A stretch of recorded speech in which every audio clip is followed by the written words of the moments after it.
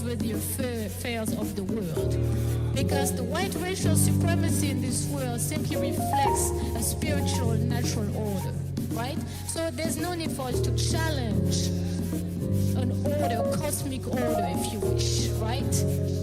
And the third implication is psychological, and that has to do simply with the fact that as a result of thinking of the white man as a god, then we have started fearing the white man as if the white man was almighty, right?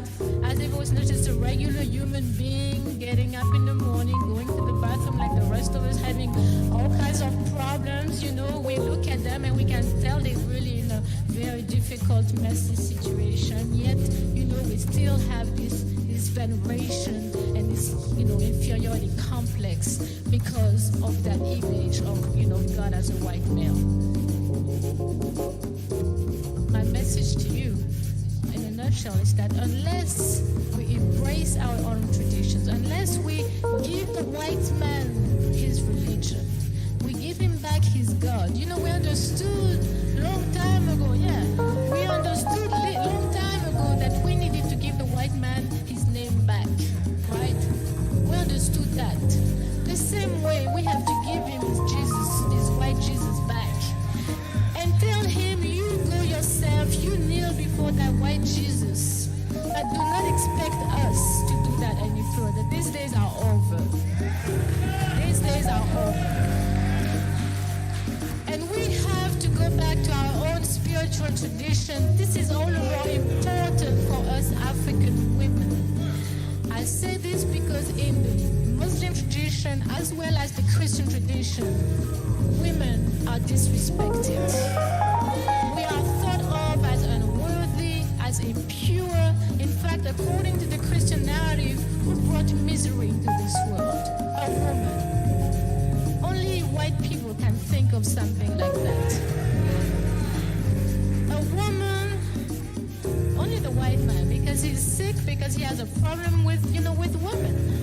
But for us African people, there is nowhere in the world that we could ever think that a woman would be impure, would be bad, simply because of the respect that our culture has for women.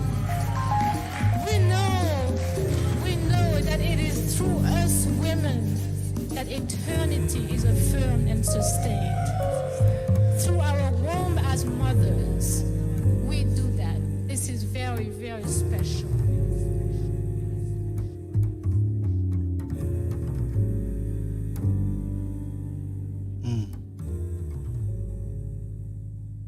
Gotta let that play all the way out.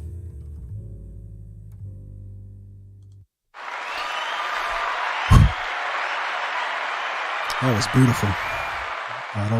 Those were words spoken by my spiritual mother, Dr. Amma Mazama. She sent that to me on what's today? Sunday. Like, I feel like my days are all running into one another. But you know what? Let me just show some love to the family before I get started. I just want to welcome everybody into the building. This is not your typical Black Div Duty Sunday. It is a Black Div Duty. You know, I'm definitely reporting live for Black Div Duty. But I'm using this space and I'm using this time to continue the Trade Mageddon lecture series.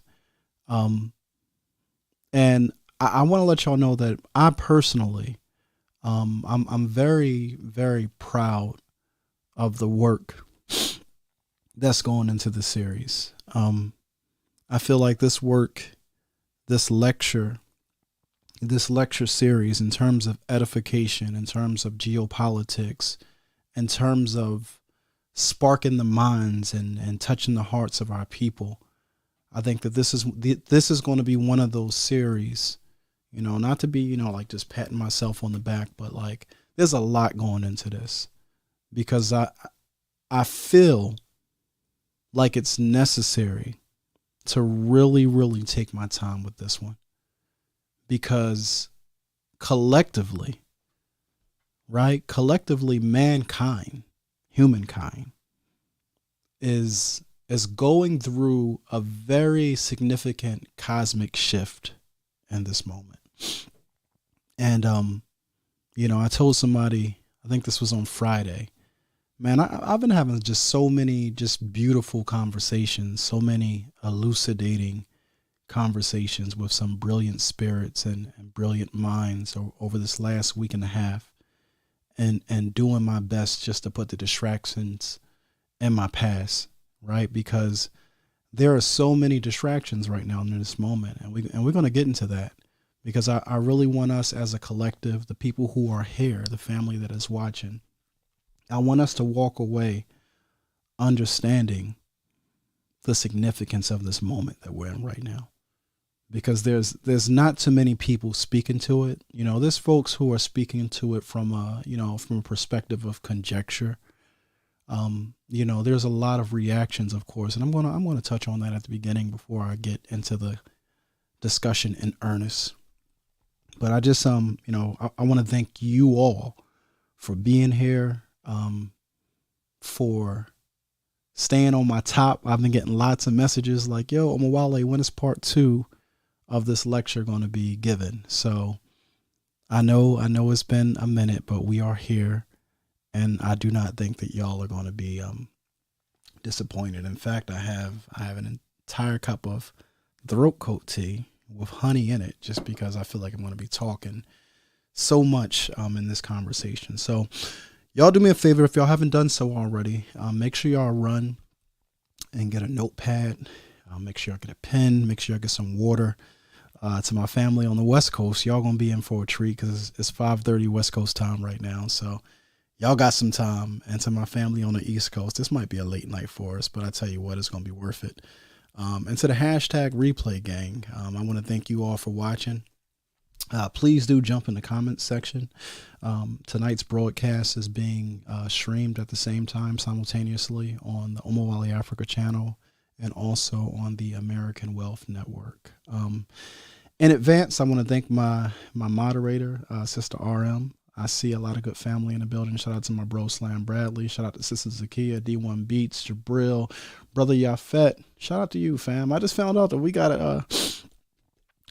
an amazing connection. Matter of fact, I owe you for this connection that I have with an amazing spirit. And I actually have her highlighted in the presentation tonight. So, you'll see that. I can't tell you that I'll be paying attention to the chat, but when this is all said and done, I'll try to go back and watch the live, and I'll watch what was happening in the chat. So, of course, to the family who's in the African War College of the Amos Wilson Collective, we will be having a private Q&A immediately following tonight's lecture. So y'all should already have the link to that. I dropped it in the Discord.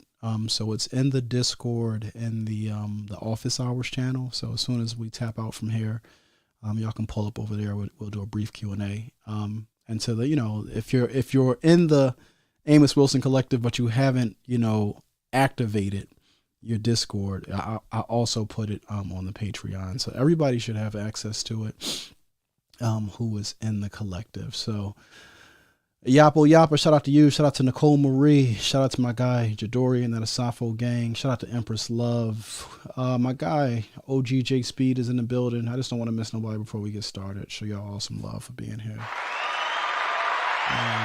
But I say shout out to Real Talk with ZSJ. Hopefully I shouted out my sis. She's always holding it down. And shout out to how do I say this? The Jaminim. I know I just messed up that name. The Jam on 'em. There we go. Jam on 'em is probably how that's pronounced. Jam on 'em 93. Shout out to you, fam. Glad to have you here. Did I show love to Wisdom Bars? Shout out to my guy Wisdom Bars as well. Wisdom Bars, by the way, I got the interview coming up with Professor Wendell that's happening later this week. So look out for that. That's going to be a going off topic. Oh, formerly the unnamed African, my guy, Brother Mujasi is in the building. I'll drop a bomb for him. All right.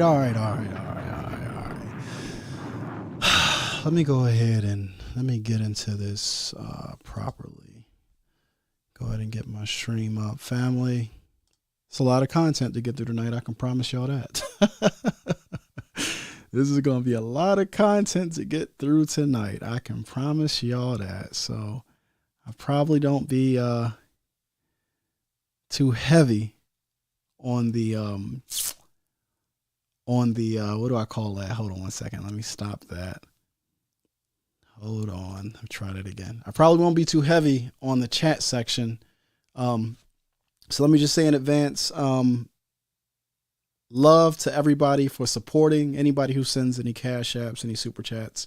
If I miss them during the stream, I apologize. I charge it to my mind and not to my heart because I'm focused on this larger screen over here. So that'll be my focus tonight. But I will try to show love to the folks who send super chats if I can get back through. If my producer is in the back, he might be able to save some of them for me as they're coming through or whatever. But I probably won't see them in real time. But I want y'all to know that I do appreciate it, and I appreciate the support. And also to my moderator, RM, we might be going for a little, this might be a late night tonight. You know what I'm saying? I don't know if y'all was in the black church, back in the day, you had them nights where, the preaching go a little bit too long. This might be one of them joints, but, it's definitely going to speak to your African spirit. So to RM, if you want to drop your Cash App early and throughout the night, family, if y'all want to bless RM for just helping to moderate the discussion, please do so. All right, so let me go ahead and let me share my screen and get started properly. All right, hold on one second. Just make sure y'all can see my screen. There we go. We working. All right. Nicole Marie says, second service get late. Listen, it's going to be what it's going to be. All right. I can promise y'all that it's going to be what it's going to be. All right. So, all right, family. So this is officially, part 2 of the Trade Mageddon lecture series. And the name of this particular chapter is, or the name of this particular segment is, America's Final Chapter. The underlying tone here being, accelerating the pace towards global war, right? Because that is the moment that we find ourselves in. You know what I mean? And there are lots of distractions. A lot of our people, don't understand the magnitude or the significance of what's coming down the road. So hopefully by the end of the night, at least the family that I have here, y'all will have a better understanding and will be a lot more serious, take this whole situation a lot more serious, because I keep telling people you better find a team because it's getting real. So since we last kind of like chopped it up during part 1 of the Trade Mageddon lecture series, there's been a lot going on across the world, right? On the global front, there has been a lot occurring, a lot happening, right? So I kind of like titled this "Building the National War Consensus at Home Amid Rapid Disintegration of the Western World Order Abroad," right? So there has been so much happening in the last 60 days on the global front that I could easily miss 1,000 things that are all significant. But just some of the highlights, related to this whole situation, related to the disintegration of this Western world order, this white supremacist world order. Like, there's been a lot happening. So of course, there were the TikTok hearings, the war budget approvals. I saw something interesting about the U.S. Admitting to staging coups in Africa under AFRICOM. The Chad, West African nation of Chad, nationalized the assets of Exxon. ECOWAS, which is the Economic Community of West African States, they put forth a 2027 proposal to have one currency for that particular block. Benjamin Netanyahu is mismanaging the hell out of the situation in Israel, and I guess that's that's to be expected. Oppressive regimes, there's no way to actually manage them well because people will always resist oppression. Wherever there is oppression, there's always going to be resistance, and eventually you get too many things happening in the environment and oppressive regimes start to lose control, or oppressive regimes push things too far and the people start to push back, so there's a lot happening in Israel right now. The political landscape in the Middle East in general is shifting rapidly. All this matters. Of course, there was the bank contagion. Of course, that was, I guess, the hallmark of that was Silicon Valley Bank went under. But the contagion, I don't know if it's necessarily been contained at this point. We do know that the U.S. government through the FDIC stepped in and bailed out a few banks, but there's a lot going on. There's been massive layoffs in the United States. Saudi Arabia is now allowing oil purchases in Chinese yuan. China brokered a peace deal between Iran and Saudi Arabia. And Egypt, I just saw this in the Wall Street Journal yesterday, is now signaling a willingness to normalize relations with Syria, right? So these are all, just headlines, significant things that speak to this current geopolitical shift that's happening, abroad on the global front, amidst rapid changes happening on the domestic front. The U.S. government is, and this is bipartisan, is working incredibly hard and moving very fast to try to build a war consensus here on the home front for the purpose of, declaring war officially. And from my perspective, I think that is going to occur prior to the 2024 election, but we'll get into that. But of all the headlines that I saw, the one that piqued my interest the most was I don't know how many of y'all saw this. As a matter of fact, I got a way that I can I can still see the chat. So let me do that because I still want to be able to engage with y'all, see what's happening in the chat, just in case I might need to. But I don't know how many of y'all saw this news right here. Hold on one second, y'all. I'm just pulling up the chat so I can make sure I can see that as I'm talking. But I don't know how many of y'all saw this, but the Vatican repudiates the doctrine of discovery. And for those of you who don't know what the doctrine of discovery is, it's essentially a papal bull that the church, allowed the church to justify massive land grabs all over this nation, not over the nation, all over the earth. It was the catalyst, the Christianizing of colonialism. So the Vatican essentially came out and said that the nation states,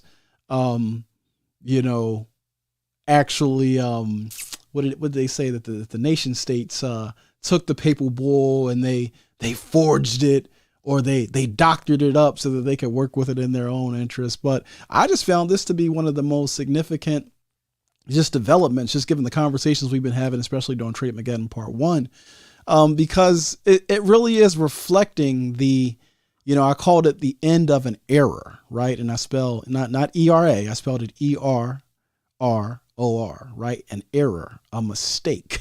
You understand what I'm saying? So I felt like when I saw that, I was like, oh, this is getting really, really interesting because things are shifting rapidly. So y'all want to hold on to your seats, but you want to stay focused. You're going to need some goggles to be able to see through and cut through the bullshit, because there's a lot happening out here. So let me just give y'all a little bit of insight, right? So when I first came up with this lecture idea, it's now, I think we got the name Trade Mageddon in December.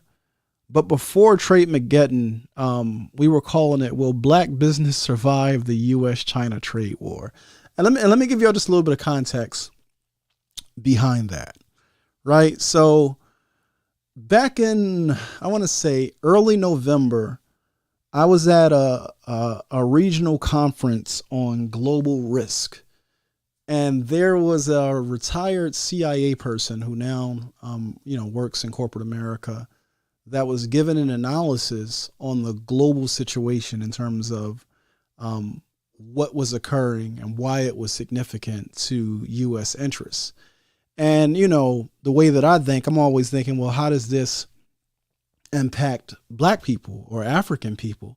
And my second concern was, why are no African or Black people or Black thinkers really beating this drum and developing an analysis to help our people understand the risk and the opportunities of this present moment, right? And what we need to be doing in order to prepare ourselves, right? So I said, you know what? This is my field of study. This is my career, my profession, right? So I saw an opportunity where I could marry or merge or leverage my professional expertise with my personal mission, right? Because as an African person, as an organizer, as a Garveyite, as someone who is committed to the redemption and the resurrection of African people, of Black people, I said, this is something that we have to get out there. We got to put this analysis out there. So initially I had reached out to EYL through my homegirl, Eve. She's the one, she actually helped me secure a couple of good interviews on Going Off Topic. But we reached out to the Earn Your Leisure Network, and we were like, hey, we have this idea. You know, oh, by the way, I'm Omuwale. You know, here are my credentials. You know, here's my expertise. Here are my, you know, bona fides as an organizer. Here's why I'm someone who should be taken serious on this particular topic, right? Put together a whole deck, and we sent it to them, and we were like, listen, we can call this a podcast. And the name, if you see the image, right? So in the upper left-hand corner, shout out to Slam Bradley. He had designed this icon for the name of the podcast at the time. It was going to be the We Outside Podcast. And you see, like, it looks like the little, the locator, right? The locator on the GPS with like the red, black and green, like folks on the inside. But the We Outside was denoting that as those of us who are focused on true, like, African liberation, those of us who are focused on true sovereignty, right? Those of us who are focused on truly building Black power globally, we exist outside of the two-party political system, right? We're not Democrat. We're not Republican. We're not conservative. We're not liberal. We are centered, right? We are operating from our African center, and we are examining all the moves that are occurring on this 5D chessboard from our own interests, right? So we reached out to them, and my concern was this, right? Because as an organizer, as an educator, as just someone who loves our people, I was looking at the financial literacy movement, and my takeaway was that, you know, it's nice and it's necessary, you know, dare I say, to give our people financial literacy. But financial literacy without political literacy or without historical literacy is a trap, because what you'll end up doing is essentially integrating global Black society into a burning transatlantic liberal capitalist house that is on fire. And I felt like that's what I saw happening within the financial literacy movement, especially here, you know, in America.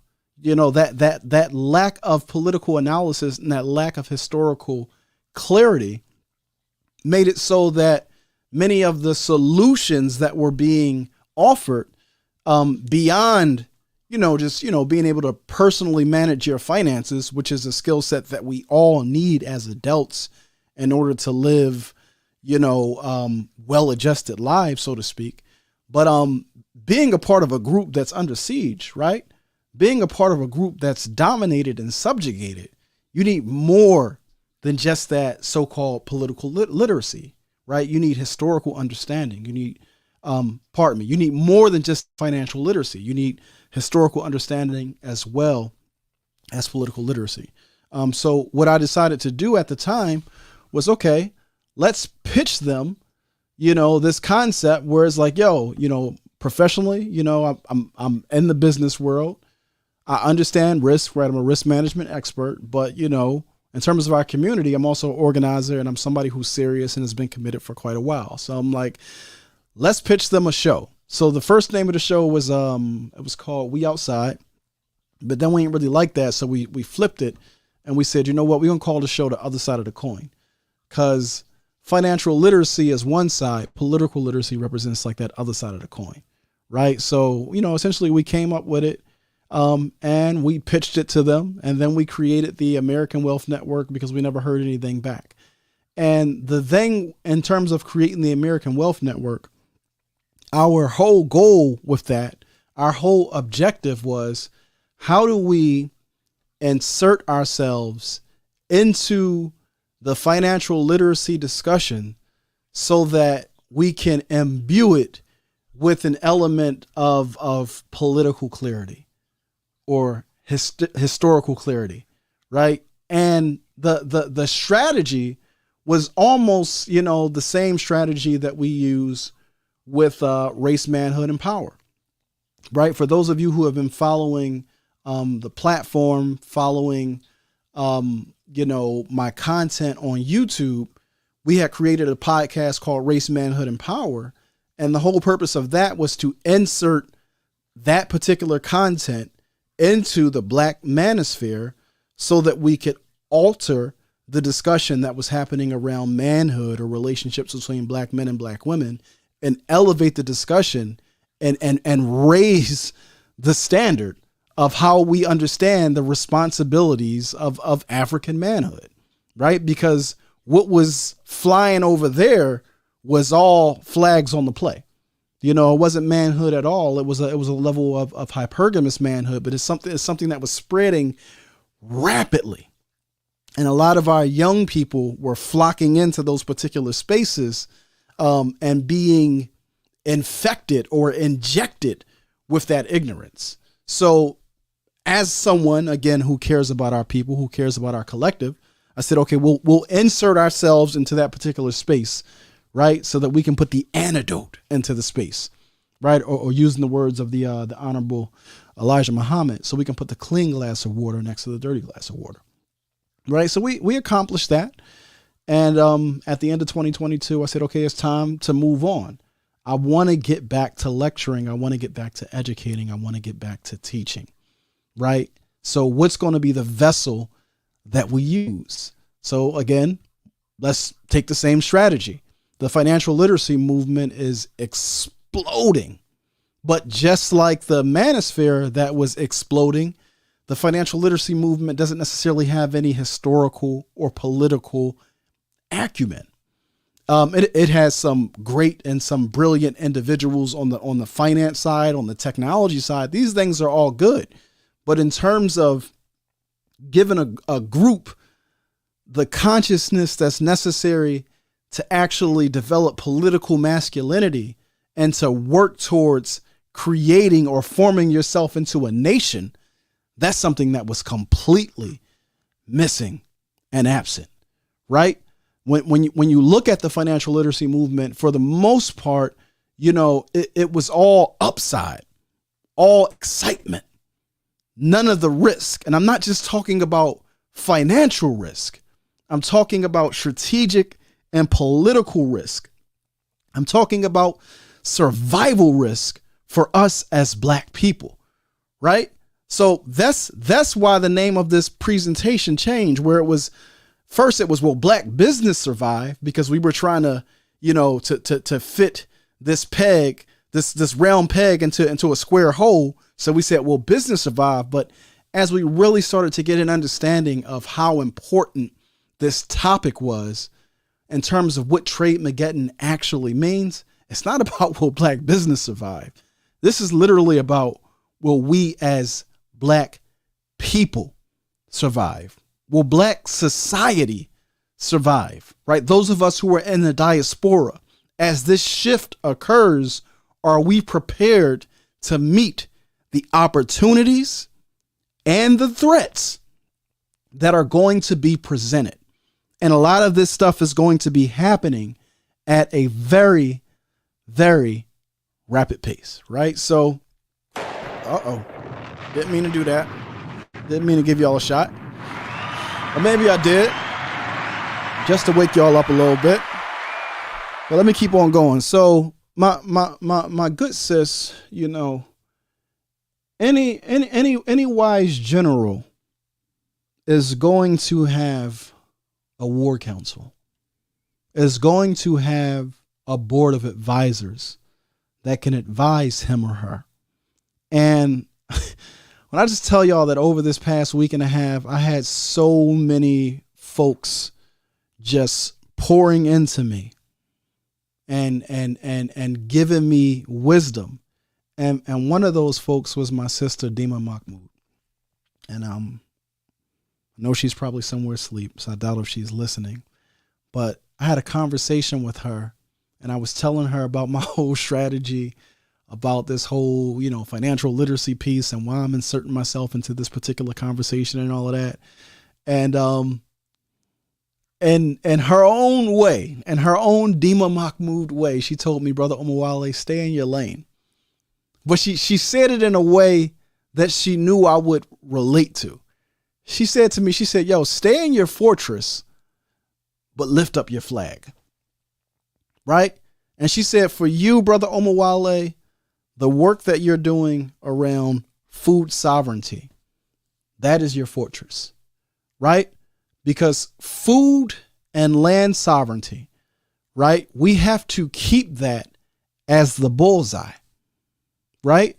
And when we start to move over into these other lanes and into these other conversations, because you're trying to reach people, some of which cannot be reached, right? You could risk losing yourself. So she said, stay in your lane, stay in your fortress, but raise your flag. Right? So that was wisdom that I'm going to take.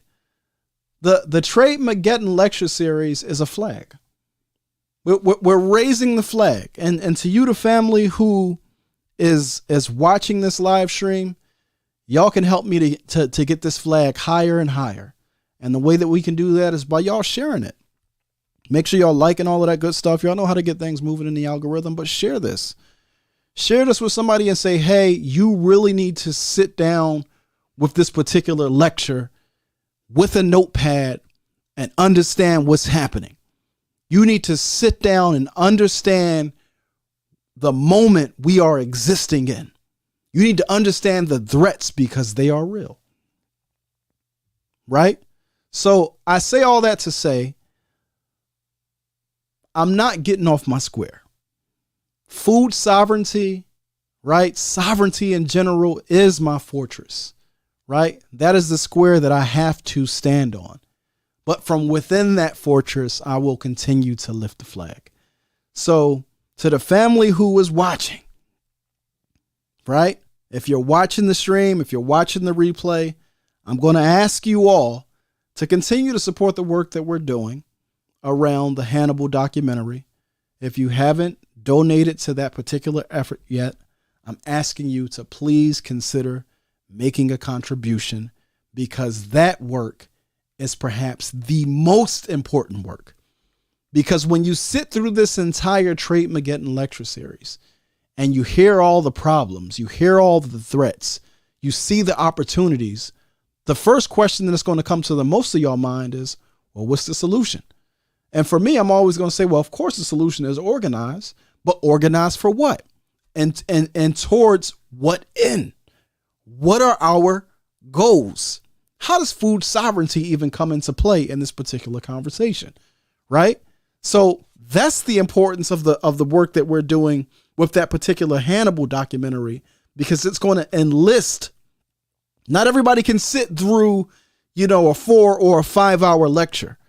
There's some people in our community who need this information, who need the inspiration and the education, right? But the lecture might not be the way to get it to them. A documentary can serve those interests, right? So Hannibal is an opportunity for us to enlist more of our people to become active participants in their own liberation. It's an opportunity for us to expose to more of our people the precarious and insecure position that we are in as a collective. And what that means as the globe is literally shifting. You know, I hear people say, oh, and I'm going to talk about this tonight. People always talk about, oh, you know, America is falling. Okay. I have a different take on it and I'll get into it, right? I can agree with you that it's coming down, but my perspective on the fall is a bit more different. You know, a lot of people have this religious perspective. You know, they have this biblical perspective, you know, conjecture. My perspective is a bit different. But either way, if America is falling, the question becomes, where are you going to be when it comes down? Are you going to be like the folks who were, in the towers, who when they came down ended up under the rubble? Where are you going to be? Where are you going to be situated when this situation comes down? You know, a lot of people are pursuing individual solutions. Oh, I'm just going to, I'm just going to just pick up and move. I'm going to, repatriate. I'm going to go here. I'm going to go there. But collectively, right? And this gets back to that nation state of mind, that racial consciousness, that group consciousness. Those of us who understand what's going on, how do we move? Right. And there's a lot of conversations that need to happen around that. Right. So to RM, I appreciate you for putting the Hannibal link in the chat. I see it there already. Family, please donate and please do support. Right. Because that is the fortress. And, collectively, we all got to build that up. All right. So let's get into it. Take a sip of my tea. Y'all going to get some work tonight, y'all. Y'all gonna get some work tonight. Oh my goodness. I just saw my Anesi pull up. My sky girl. My Anesi sister Dima has just pulled up. My sky girl. All right, let me pick up the pace because we got a lot to get through. So y'all, if y'all been to any of my lectures before, y'all already know I always lead off by letting you know that proper context prevents all confusion, right? The goal, my responsibility as an educator, my objective as an educator is to place things in their proper context so that you can understand clearly. Because if you have that clear understanding, then you can develop good strategy, right? You can build effective tactics, right? But your tactics and your strategy is only going to be as good as the level of intelligence that goes into it, right? That's the reason why, the military does reconnaissance. There's a reason why they do studies, because they need to get an understanding, because that understanding, that clarity, that information, right? That information is what drives their war strategy, right? You have to have the proper context, right? Because if you don't have that proper context, you'll be scratching where you don't itch, and you'll be itching where you don't scratch. You'll be all over the place, right? So I want to start just really quick, and this is probably the most important thing that I can share with you all. This is from these are words from Mama Frances Cress Welsing during her last public lecture that she gave at Howard University. And I want y'all to sit with this, because it's going to help y'all to see things very clearly. She says here, every single thing that we are concerned about, every single thing when you turn on the TV tomorrow morning that they will talk about, will be related to racism, white supremacy as a system.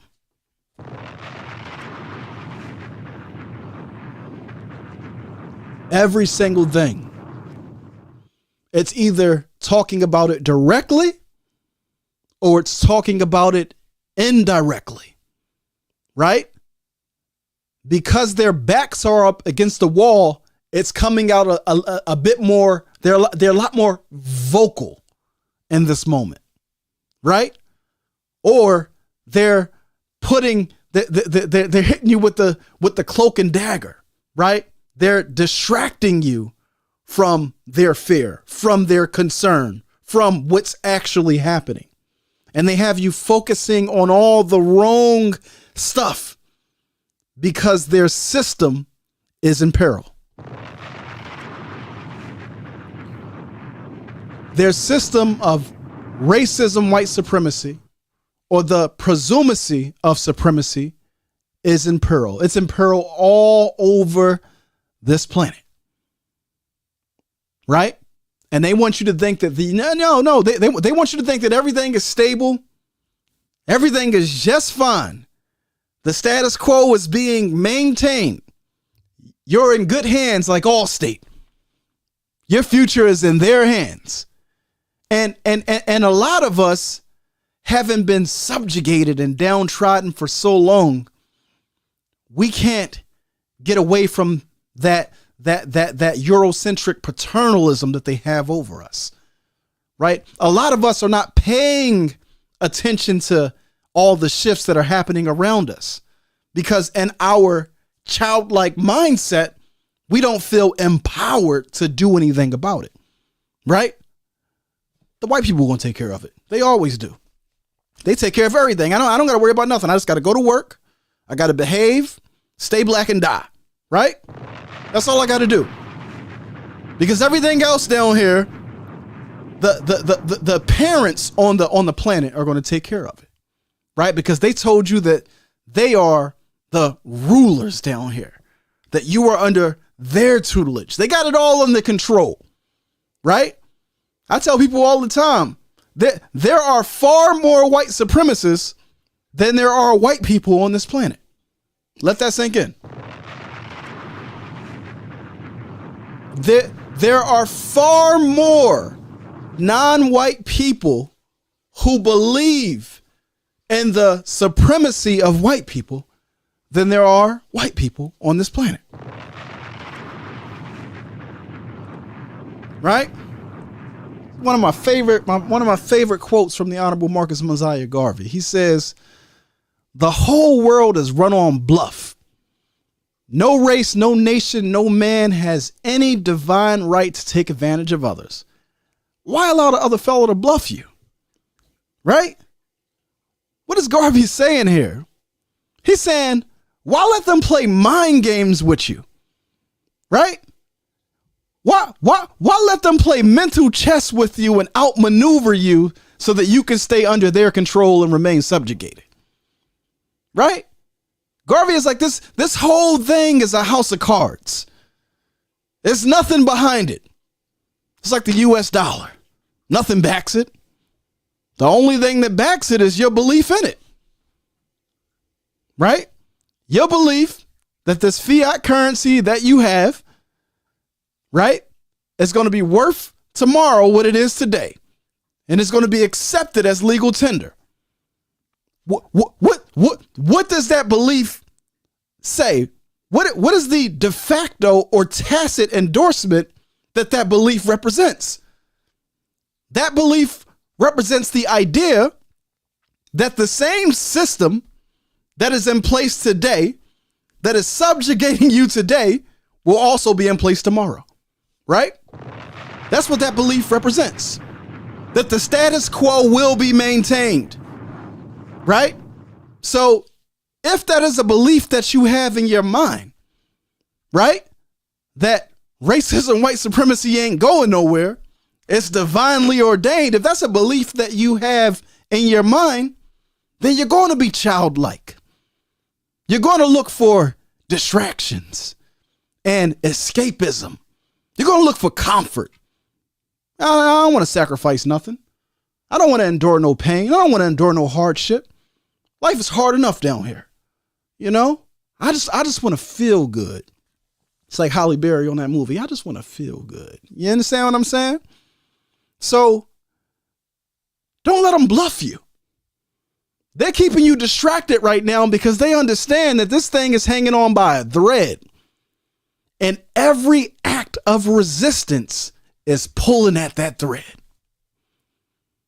When you as an African person embrace your African self, your African ancestors, your African identity is pulling at that thread, right? Because to boldly and unapologetically declare that you are an African in a world that is anti-African is a declaration of war. right? Not only is it a declaration of war, it's a definitive statement that I intend on living and not just surviving. I intend on thriving down here as my African self. I intend on erecting a system of justice, right? That's reflected by my eye. I intend on erecting a system that will serve the interests of me and my children and my children's children for generations to come. Right? That's what that is saying. Come on, y'all. We're just getting started. It's going to be a long walk tonight. It's going to be, with Dr. Clark joint, it's going to be a long and mighty walk tonight. All right? We're just getting started. I hope y'all got your notepads, because it's going to be a lot, right? So if you understand that this entire situation is run on bluff, right? That they have to attack your psychology, they have to attack your mind in order for this situation to be maintained, then family, don't bow down so easily. Don't give in so easily. Right? Be about the work of sharpening one of your greatest assets that you have as an African person. Right? Because this statement that I have on the screen is only half correct. It's half correct. It's not the greatest weapon that you have. It's one of the African mind is absolutely one of the greatest weapons that you have. But the other is that African spirit.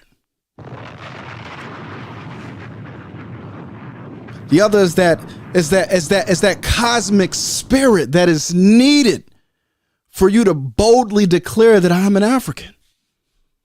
For you to live audaciously and courageously and not cower.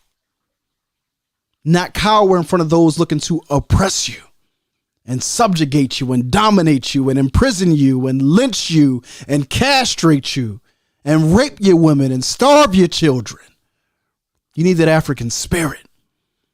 You need that African fire to be kindled in your breasts. You need it to grow. You got to feed it. But you have to understand that they are aware that African fire exists within you. They are aware that you desire to live free. Because whenever there's oppression, there's going to be resistance. So their responsibility is to make oppression feel like freedom. It's to play mind games, right? Dr. Clark said, if you start your history with slavery, everything looks like progress, right? Malcolm said, to the Negro on the plantation who said, well, what we got better than here? We got good white folks. They feed us good. They dress us good. I mean, Massa even let me keep my whole family together. Massa down the road, he sell families apart. What we got better than here? What we going to get better than what we currently have? Nah, got to burn it down. Got to burn it down. Matter of fact, you don't even got to burn it down because it's built on your back. All you got to do is stand up. All you got to do is stand up because it's already coming down. It's already coming down because they understand that this system can't be maintained. A system of injustice can't be maintained on the planet. You can't perpetually poison the planet. My sister Neff say, the earth gonna do what she do. The earth got a fever. Like when your body has something in it, a virus on it, your body heats up to purge itself of the sickness. Right? So the sickness that currently governs this planet, the sickness that currently controls your reality, you got to stand up. You got to stand up. You can't be the host for this disease. You can't let it live in your mind. You can't let it live in your thoughts. And they understand what time it is. That's why I said that situation where the Catholic Church is now repudiating the doctrine of discovery, family, they understand exactly what time it is. It's not lost on them where we are on the cosmic wheel. They understand very, very clearly. You know, during the times of the Roman Empire, when it was approaching its last days, they had a situation called bread and circuses. Bread and circuses. Put food in their belly and keep them entertained. And we can run this game forever. We can keep them slaved forever. Just keep them entertained. So before, you know, we in earnest get into this presentation, into this discussion. You know, I see y'all still got a few of y'all here rocking with me. Oh my goodness. RM, I'm gonna need you to chop this one up for me. You know what I mean? Because we 40 minutes in, RM.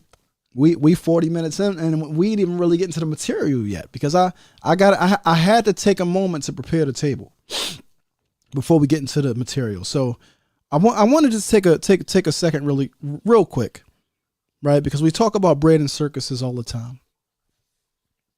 I want to take a moment to just talk about distractions, reactions, and influencers.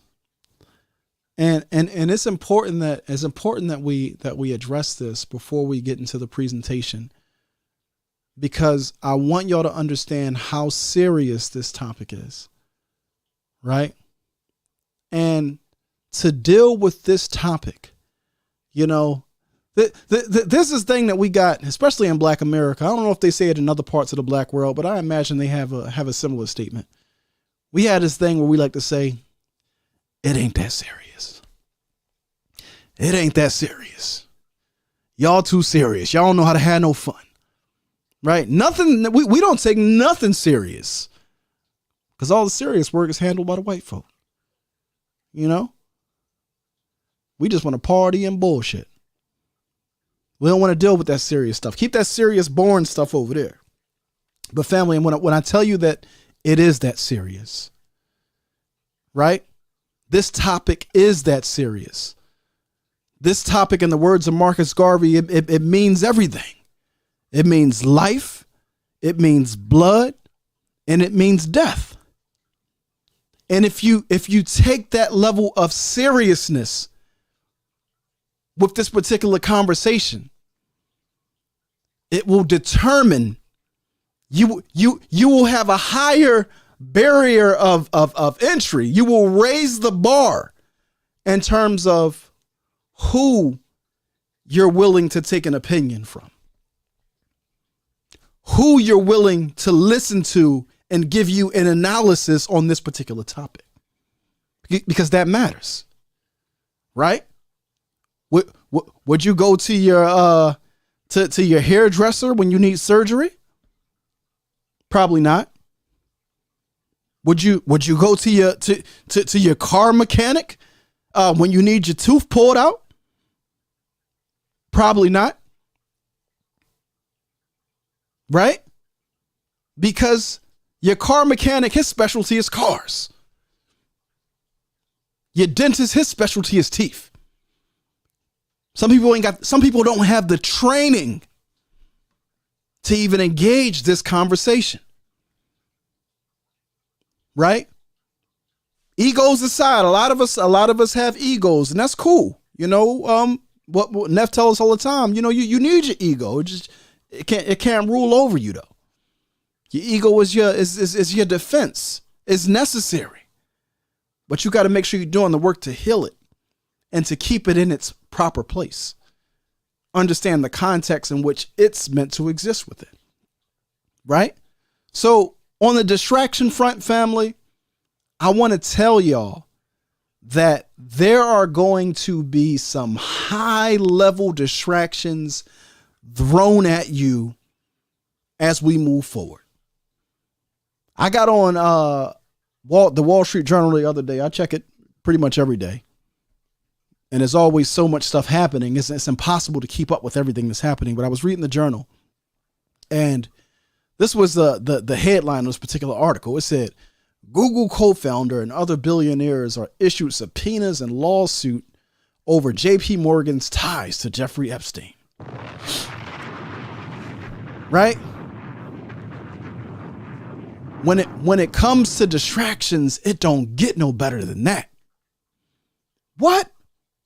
Oh, the elite are getting exposed? The people who were on Pedophile Island are getting exposed? When they going to subpoena Bill Clinton and Bill Gates and Jay-Z and Beyonce, all other people that were on Epstein's list of invitees, right? Because we love gossip. We love entertainment. We love high value distractions like this one, right? A lot of us, this is something I told y'all.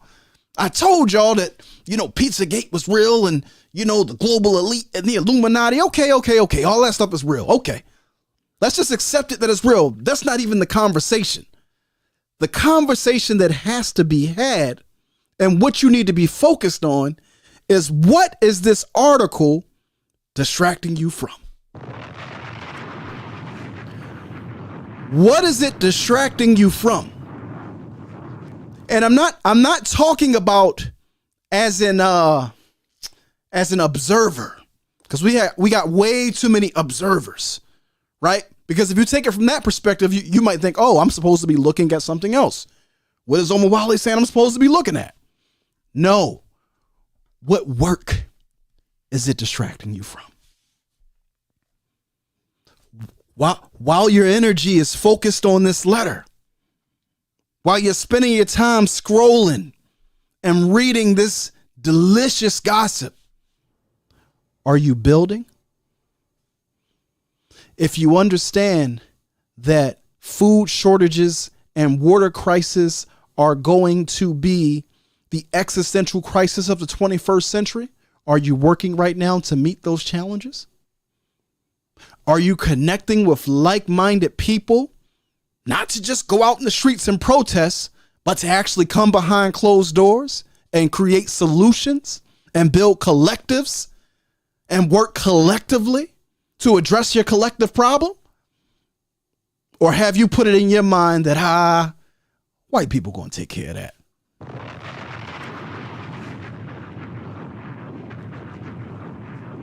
Which one is it?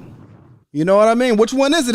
Have you put the seriousness out of your mind so that you can focus on the entertainer?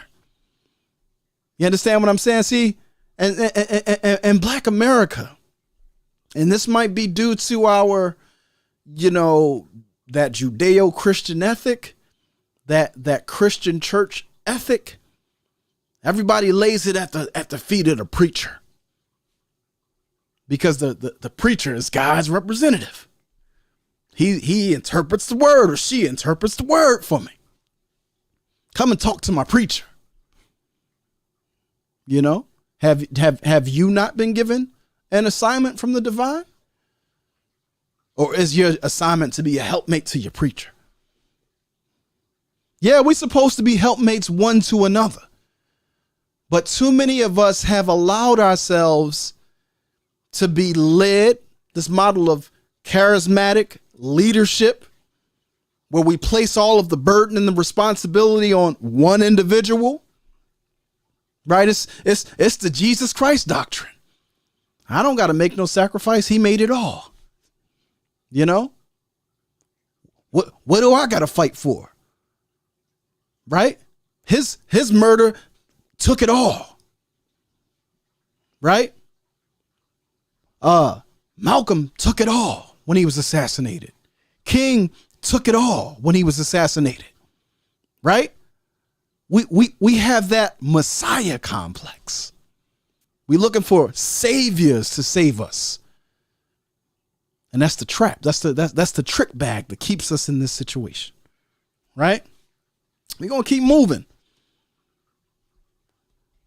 When I talk about distractions, we don't got to keep beating that drum. But I do also want to talk about reactions and influencers, Because a lot of us, many of you are taking in this content right now through a screen. And in order to even get to this particular screen that you're looking at, you had to scroll past a lot of different distractions and voices and images in order to get here. So you have to understand that in our generation, especially with all these screens and the way that we engage, influencers are a part of that reality. Right? I don't consider myself to be an influencer. I consider myself to be an educator. But there might be folks out there that consider me to be an influencer. Either way, that's not my goal.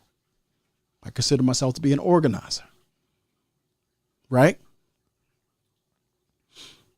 But in this environment where so-called content is king, people expect you to have a perspective on everything.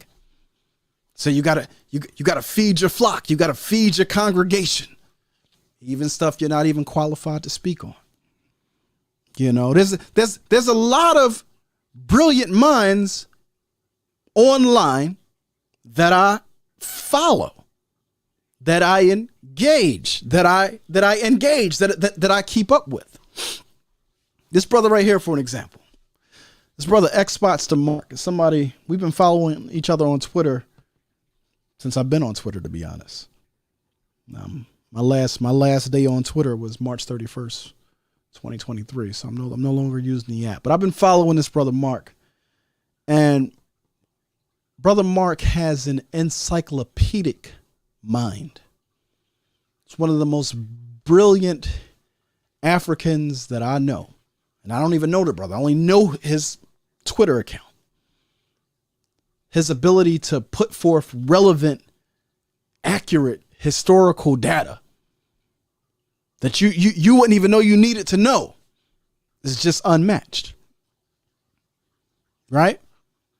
It's unmatched. But analysis it's a different thing. Analysis means that you have the ability to take these disparate pieces of information and draw insights and see a fuller picture based upon having a 3D model, right? That 3D model being, you got the historical insight, you got the political insight, you got the spiritual insight that gives you discernment, where you can tie pieces together and understand, oh, that means this. And mentally and psychologically, you know the person that you're dealing with. So they can't bluff you, because no matter what move they're making, you understand their thinking. So if you understand their thinking, their behavior will always reveal to you what their intentions are. Because you've observed, you've analyzed, right? Malcolm says of all of our studies, history is best qualified to reward all research.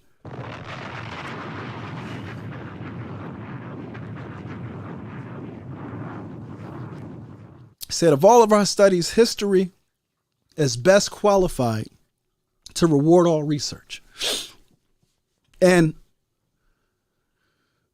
the reason why he says that is because if you want to know the truth about a thing now, learn the truth about a thing historically. Patterns and trends help you to predict, help you to triangulate, to understand where things are. But this is not a microwave practice, right? So this particular post right here on the right side of the screen, I put this in the Discord earlier in the week, and I asked the family, I said, y'all remind me to address this particular post and part 2 or part 3 of the Trade Mageddon lecture, right?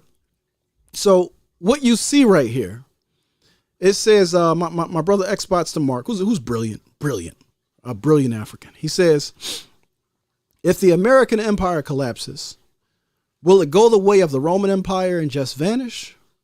Or the German Empire and reincarnate as the Third Reich? Or the Japanese Empire and just make anime and Hello Kitty? Or become a toothless nuisance like the British Empire? And my response to the brother, and I've been beating this drum for years, the American empire is not collapsing. Undergoing a controlled demolition because it has served its purpose. There's a difference. I said, what many see as collapse is actually refinement. Based upon Dr. Welson's 4 stages of racism, white supremacy, establishment, maintenance, expansion, and refinement, we're looking at another stage of refinement. Right? These things happen cyclical. You keep going through these phases: establishment, maintenance, expansion, refinement. This is how the system continues to survive and thrive. We've been through many periods of refinement, and this is just a new one. Right? And in this new one, if you are distracted by the noise, by the currency wars, and you think that, oh, that reflects a real change in power and condition, right? If you're distracted by all of the movements that you see happening and what's being blasted on the news, you won't see the ways in which, oh, this system is just refining itself. It's perfecting its control, and it's removing those who control me further and further away from me. So I can't even see them. The control is almost like invisible. Right? So no, America is not collapsing, beloved. America had a mandate, and it has effectively carried out that mandate.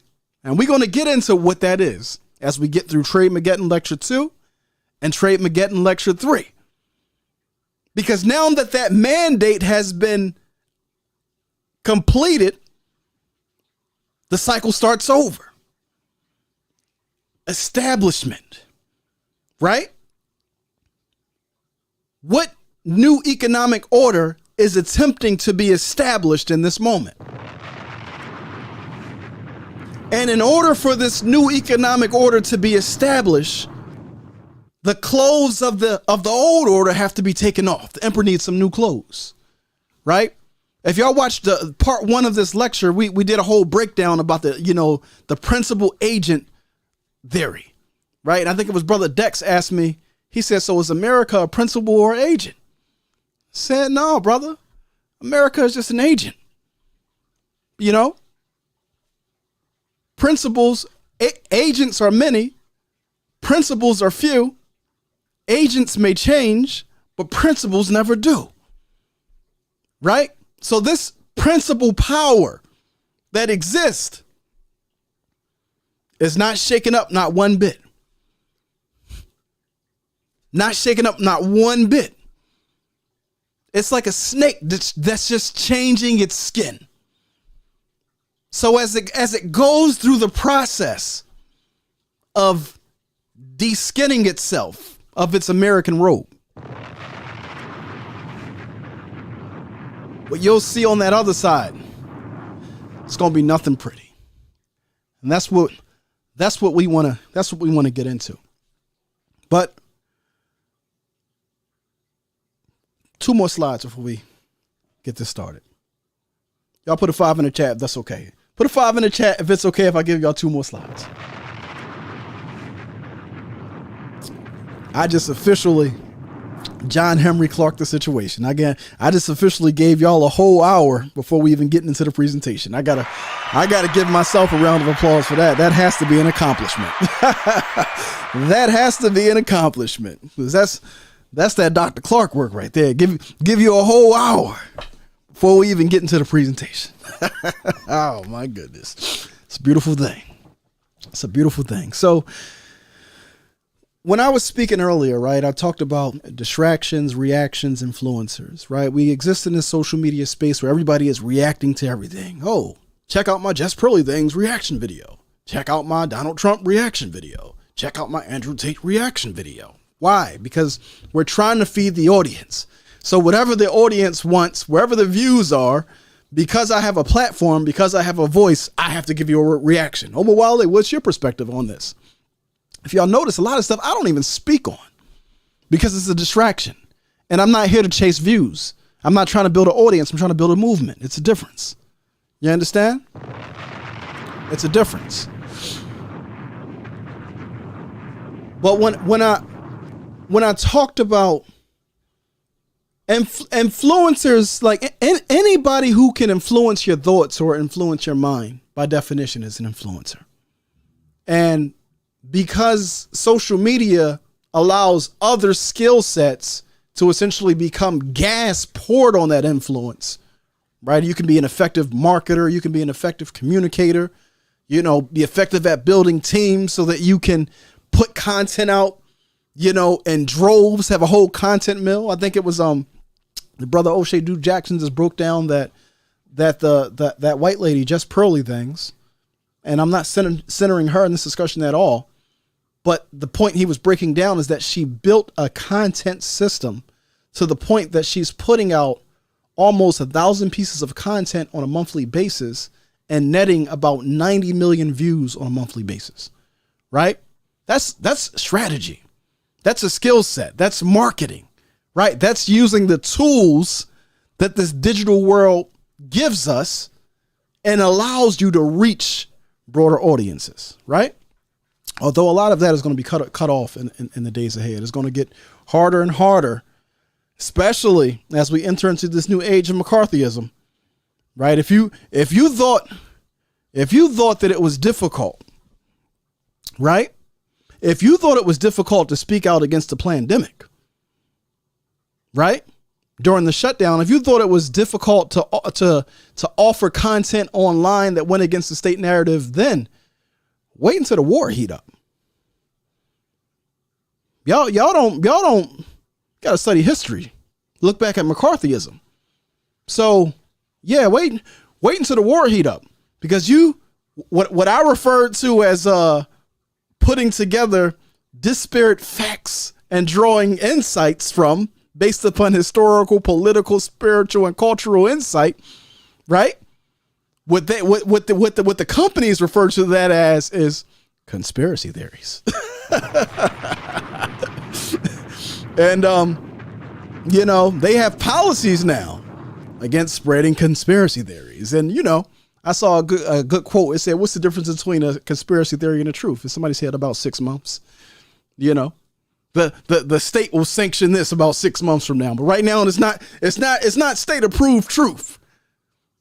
Right? So you got to understand that our microphones in this space, we cannot confine our voices, our energy, and our activity to these spaces. But while we're in these spaces and we are engaging, you just have to be mindful of, you gotta, like I said, you're not going to go to your mechanic to get your tooth pulled. I saw my sister Neff just pull up in the building back in February 19th. We had a beautiful conversation with Professor James Small.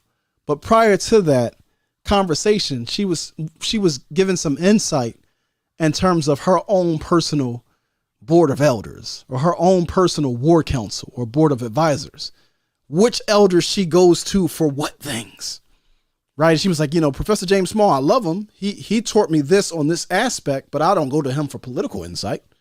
I go to my elders in the December 12th movement for political insight, right? And that level of discernment is necessary, right?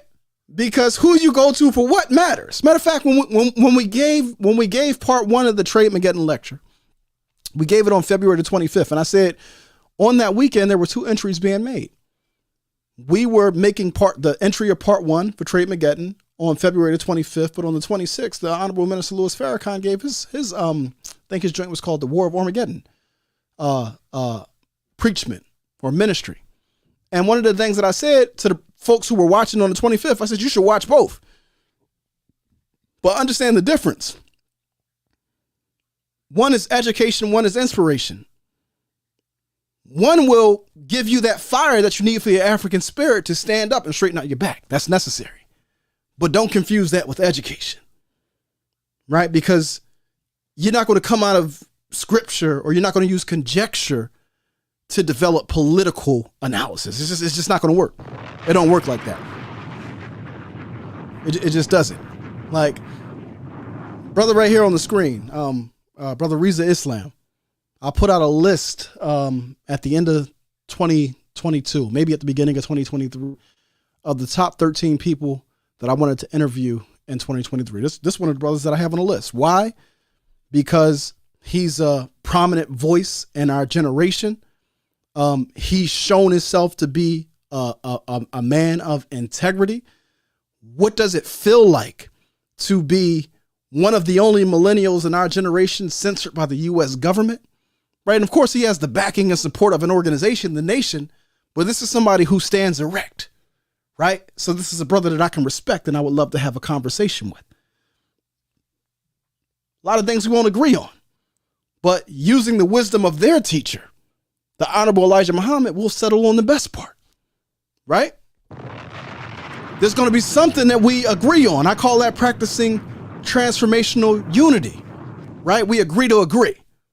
Let's focus on where we agree. Like, I'm not focused on the disagreement. However, just like my sister Neff said, there's certain voices that I tune into for certain things.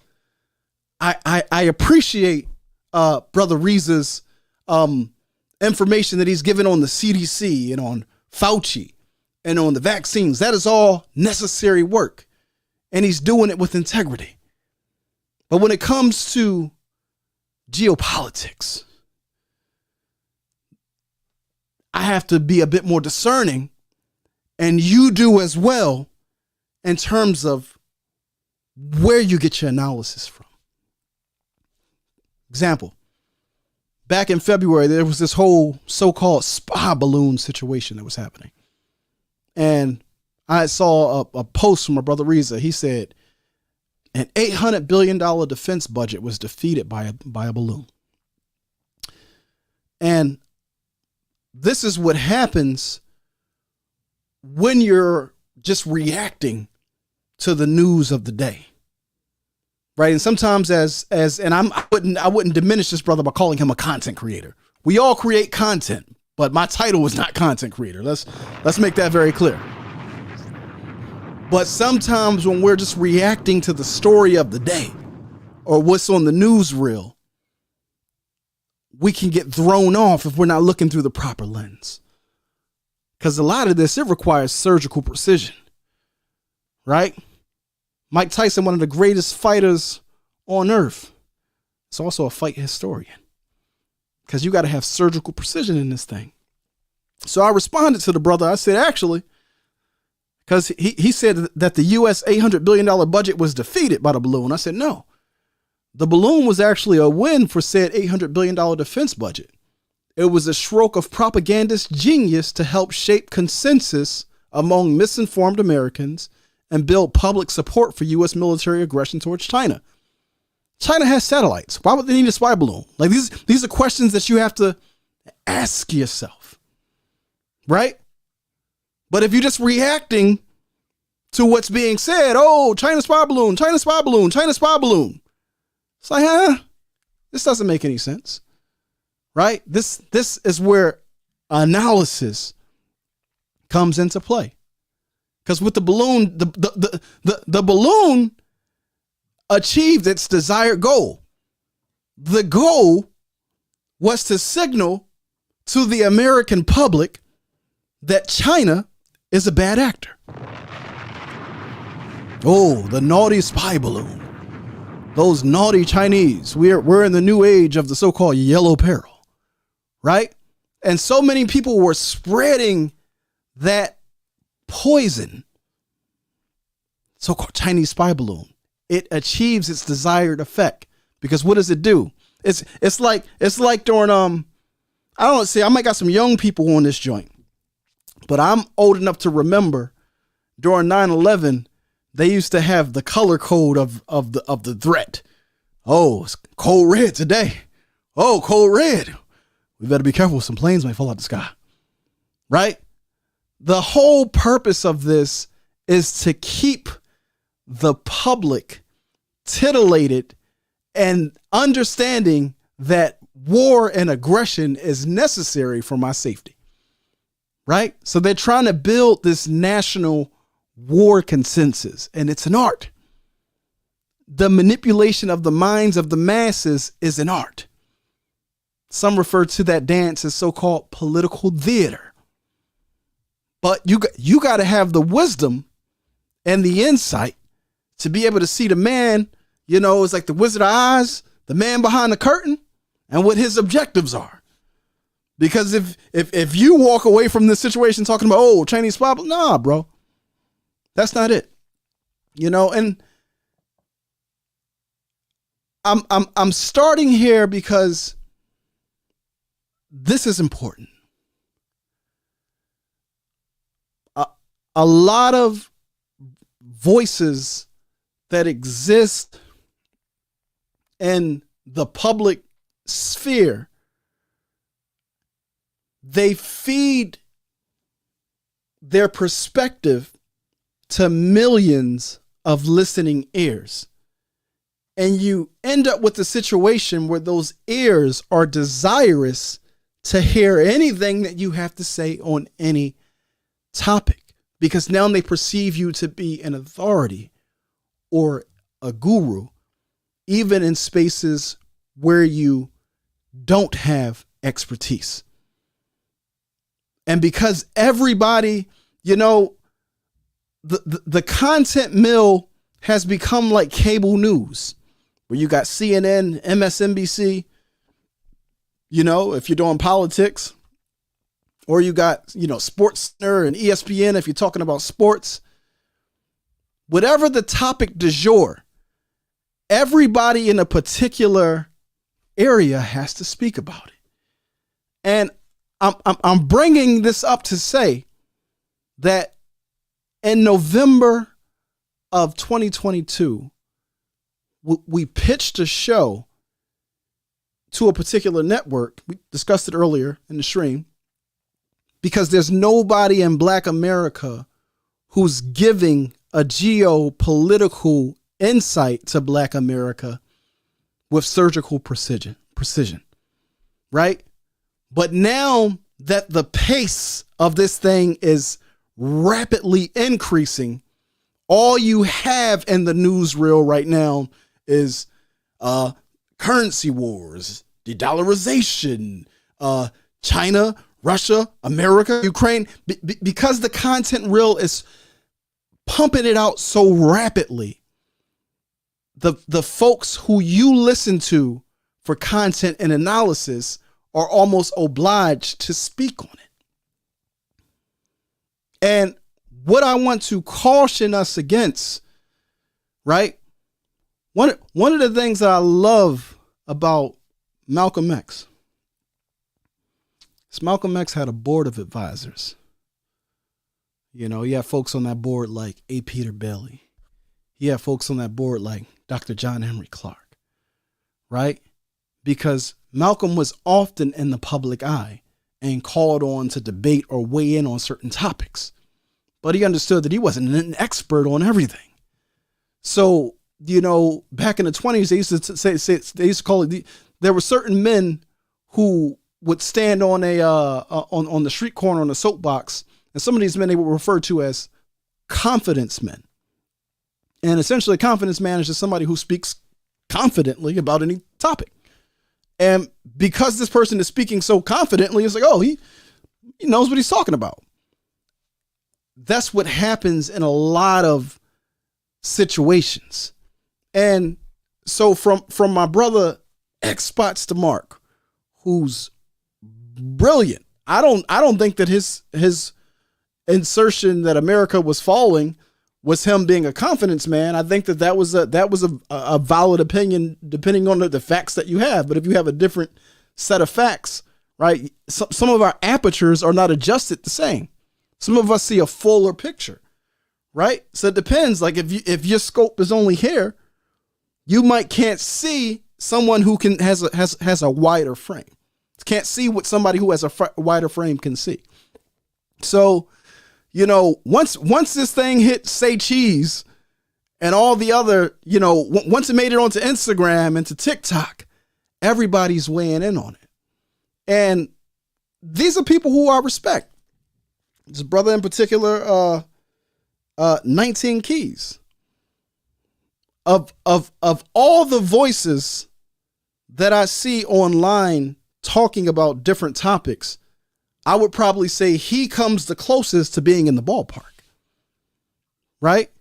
And this is no diss or no dig at all. I think the brother is brilliant. I think the brother is erudite. I've personally been influenced by the brother. Right? The end of last year, I joined the BWO, his organization, the Block World Order. You know, I love the offerings that they have over there. You know, when it comes to mental engineering, I think that the brother is unmatched. I don't think that there's anybody on his level in that particular lane. Right? That's something that I'm clear on. Right? I love the way that his mind thinks. I love the level of confidence. I love the way the brother communicates, the skill sets that he has to build teams, all valuable. You know, a good teacher will learn to be a student from anyone and everything. Right? So there's something that everybody has to offer that I can learn from. You know, if on Instagram last year in my bio, it said organizer, educator, liberator. After going through one BWO coaching session with Keys, I changed it to innovator, educator, liberator. Because I'm always going to be an organizer. But am I innovating? Am I using the tools that are at my disposal to do things more effectively? These are all things that I picked up on from Keys. But at the same time, on this particular topic, as brilliant as the brother is on most topics when it comes to AI and artificial intelligence and technology, I'm locked in with him 1,000%. But on this topic, he's only in the ballpark, but he's not on the money. And I'm not saying that to single him out. If I am singling him out in any way, I'm saying that of all the voices that I see speaking that have massive platforms, I think that he comes the closest to being in the ballpark. And I say that for a reason. I was watching, I think he was on the Breakfast Club, and he was he got a lot of great interviews, but this was a great interview on the Breakfast Club. And they got into the China question and the currency wars question. And I was rocking with him. But then he stated, like, matter of factly, that China is the largest economy and has outbeat the United States. I was like, no, that's not accurate. Right? The U.S. is still the largest economy on the globe. The BRICS nations represent the fastest growing economies, what they refer to as emerging economies. But the U.S. is still the largest economy by a long shot. But these things matter, right? Because Cabral tell no lies, claim no easy victories. So if you think that the U.S. is crumbling or falling out of favor based upon faulty information, then your analysis will be incorrect. And that's the danger. Because there's a global shift occurring. It's occurring, but in this moment, you need precision. GPS missile grade precision to hit the target in this moment.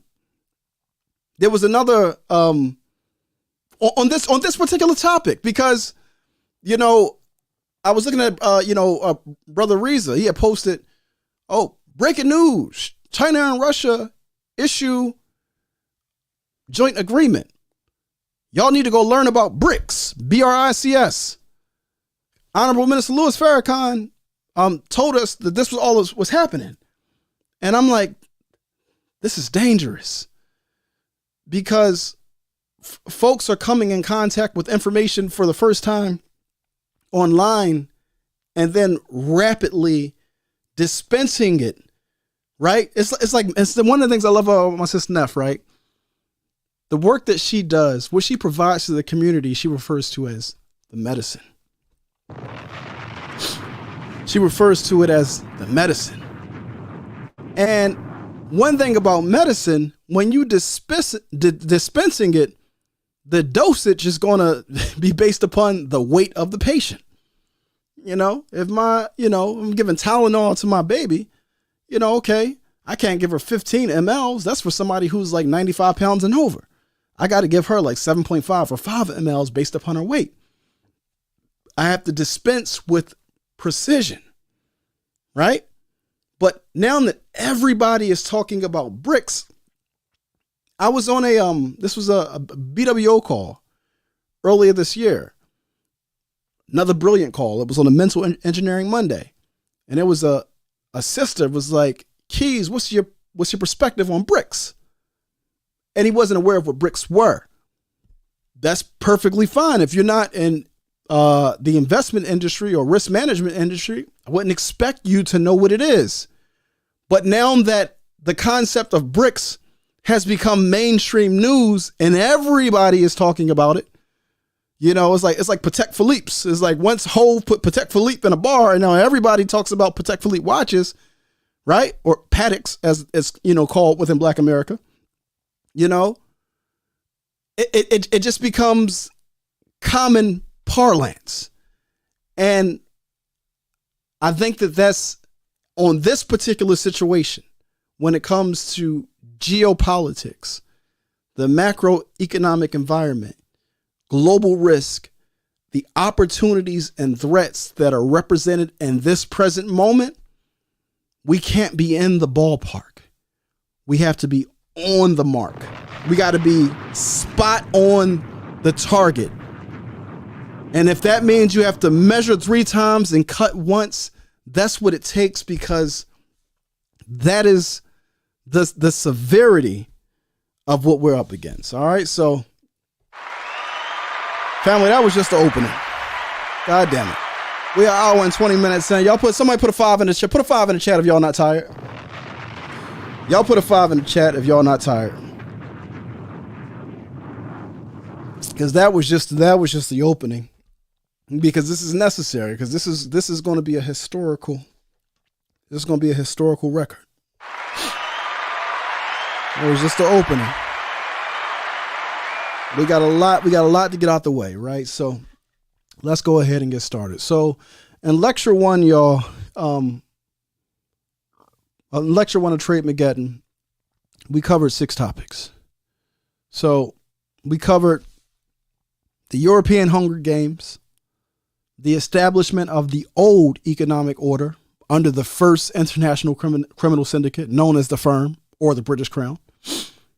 We talked about the significance of the company in economic warfare. We talked about the primary role of government. Somebody put in the chat, and I know Sister Kenya, you're going to get this answer. What is the primary role of government, right? And the last topic that we covered in lecture 1 was the emergence of America as the new global hegemon, or as the new global power.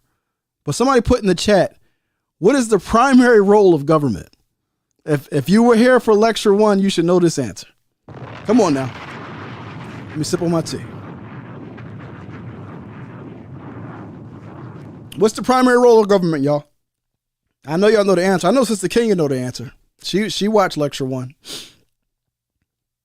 Come on now. I am not here to debate with anyone. Come on, I y'all. have devoted all of my adult life to this subject. I only debate with my equals. All others I teach. No. Wisdom Bar said to control its people. Come on, y'all. Yo, check this out. Run my Uncle Mo his lights. All right. Talk your shit, Professor Mo. Common defense. No. All right. Y'all got to go back and watch lecture 1. All right. The primary role of government is to increase revenue for the stakeholders. Right?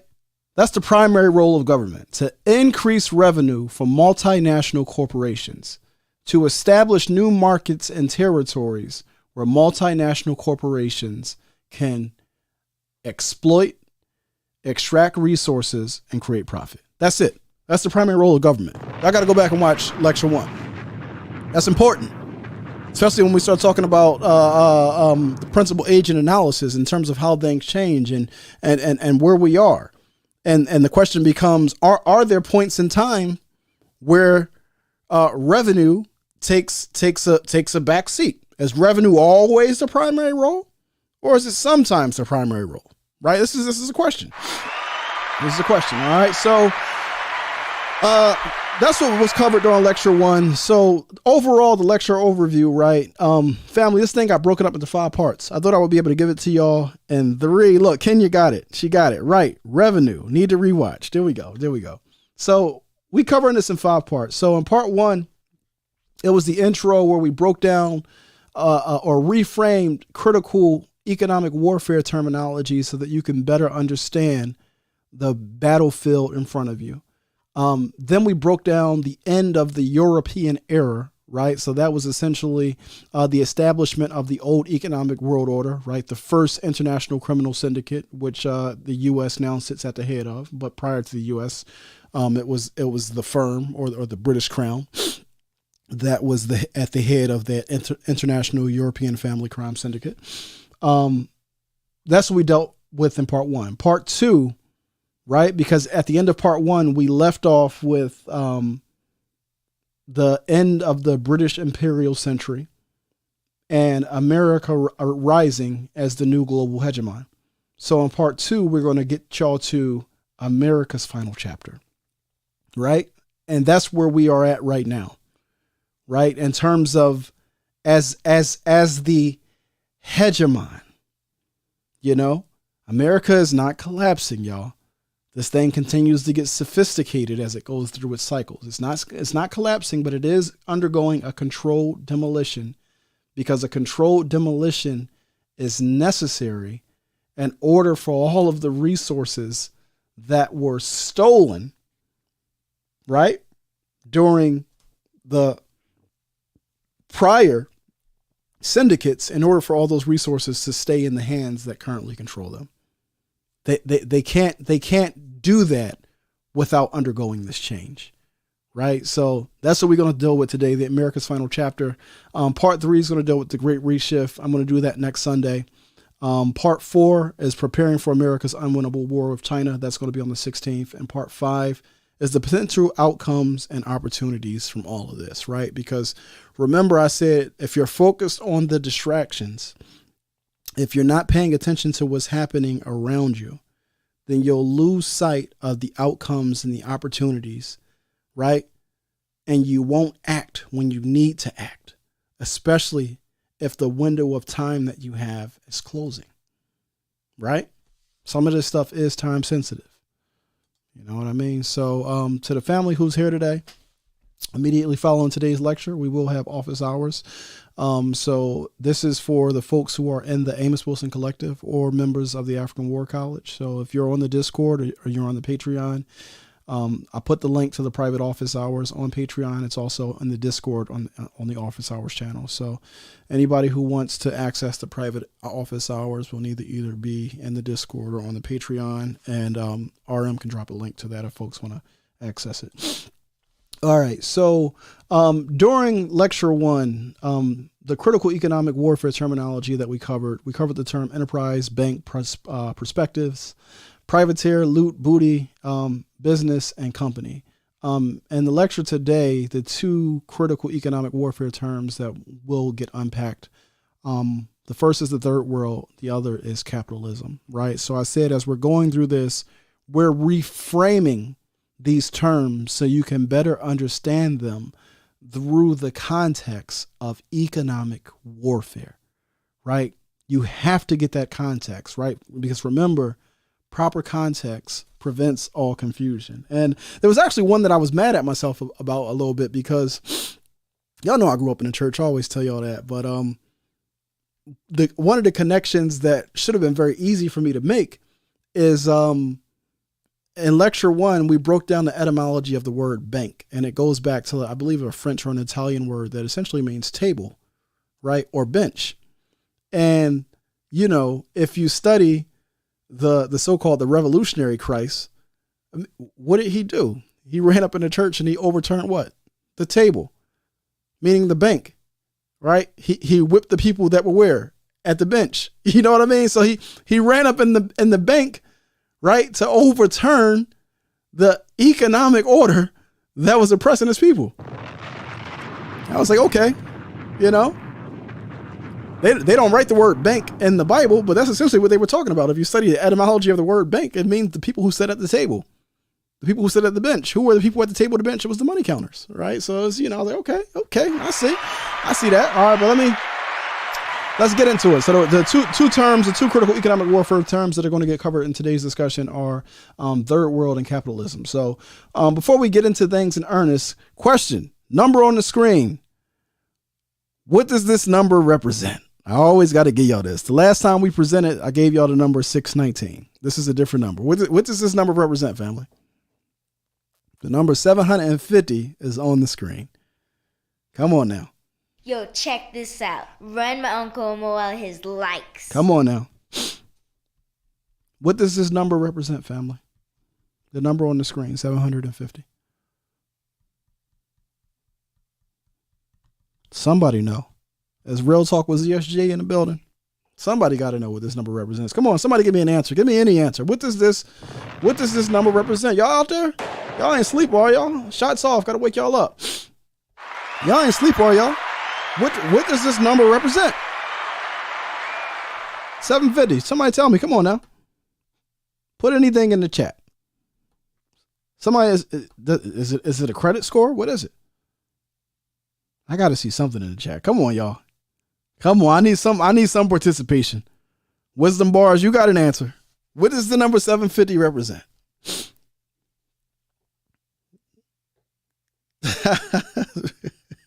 Trigger Happy 262 says the number of days from the Cold War until now. Iapo says, I don't know, but will in a minute. Jabril says number of people will get to join the Amos Wilson Collective. Zakia said she here, fam. It looks like her credit score. And Wisdom Bar said the price of gold. All right. Blockavelli said I was thinking credit score. All right. And Kenya said years of ruling. All right, so listen, family, the number 750 is the number of military bases the U.S. has outside of the United States borders. Okay?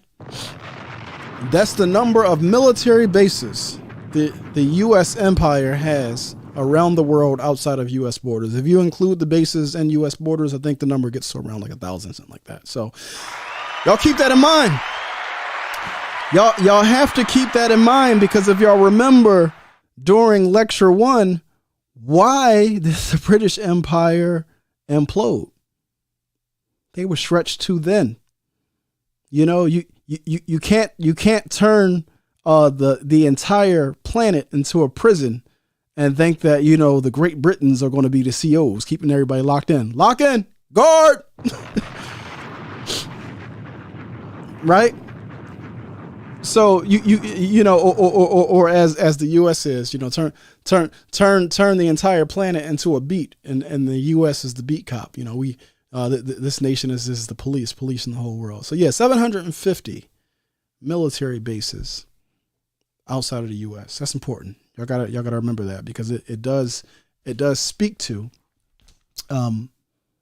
similar situation where Great Britain was. I hate that I even said Great Britain, but where Britain was when their empire started to implode, right? So the term I want to start with before we even get into any of the economic terms is this concept. It's called the American century.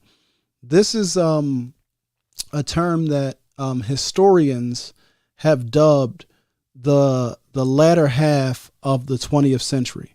It's referred to as the American century because after Britain fell and the U.S. became the global hegemon. And again, if y'all go back to watch part 1, at the end, I use the analogy from Malcolm X, where he talks about, you know, what do you do when you're on a basketball court? And, you know, if somebody gets trapped, they don't throw the ball away. They throw it to the open man, right? So Britain, France, Germany, all of the colonizers, all the European colonizers, they were all trapped, right?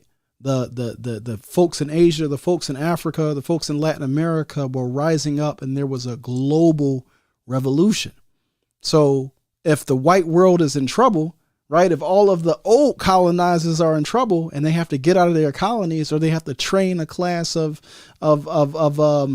subjects to manage the colony, right? Agents may change, their principles never do. If they have to train them in order to get out, well, who's going to manage this colonial order? Who's going to manage this international criminal European syndicate? And Malcolm told us that the open man on the court was the U.S. So they tossed the ball to America. Boom. And Malcolm said America picked it up, or Uncle Sam picked it up, and he's been running for a touchdown ever since. Right? So that's that touchdown, or the running on the field of America, is what's referred to as the American century. So the term was coined by the Time publisher Henry Luce. It was coined in February 17th during a Life magazine editorial. And it was coined in order to urge the U.S. to forsake isolationism for a missionary role and acting as the world's good Samaritan and spreading democracy, right? When the U.S. says spread democracy, it essentially means make the world safe for Western rule, right? It means spreading this Western international order across the globe. That's what spreading democracy means. Spreading racism, white supremacy across the globe, because that's essentially what the Western order represents. The Western order represents racism, white supremacy, right? But we're going to get into all of that. So he called upon the U.S. to enter World War II to defend democratic values. And this is a quote right here. It says, throughout the 17th century and the 18th century and the 19th century, this continent teemed with manifold projects and magnificent purposes. Above them all, and weaving them all together into the most exciting flag all the world and all of history, was the triumphal purpose of freedom. Let me pause there for a second. Notice he said 17th, 18th, and 19th century. Sound familiar to y'all? Right?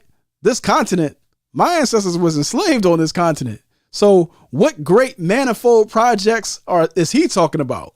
What magnificent purposes is he talking about? But again, this guy was the child of missionaries, right? So whenever you get these benevolent white liberals, right, who think that they are divinely ordained to rule over people, and you're not even a human, right? So your freedom doesn't matter. They talking about, the 17th, 18th, and 19th century, the triumphal purpose of freedom reigned supreme. I mean, I thought that slavery reigned supreme. I thought cotton reigned supreme. I thought sugar reigned supreme. I thought the plantation was the law of the land. But, white folks have a different historical memory. Their historical memory is not our historical memory.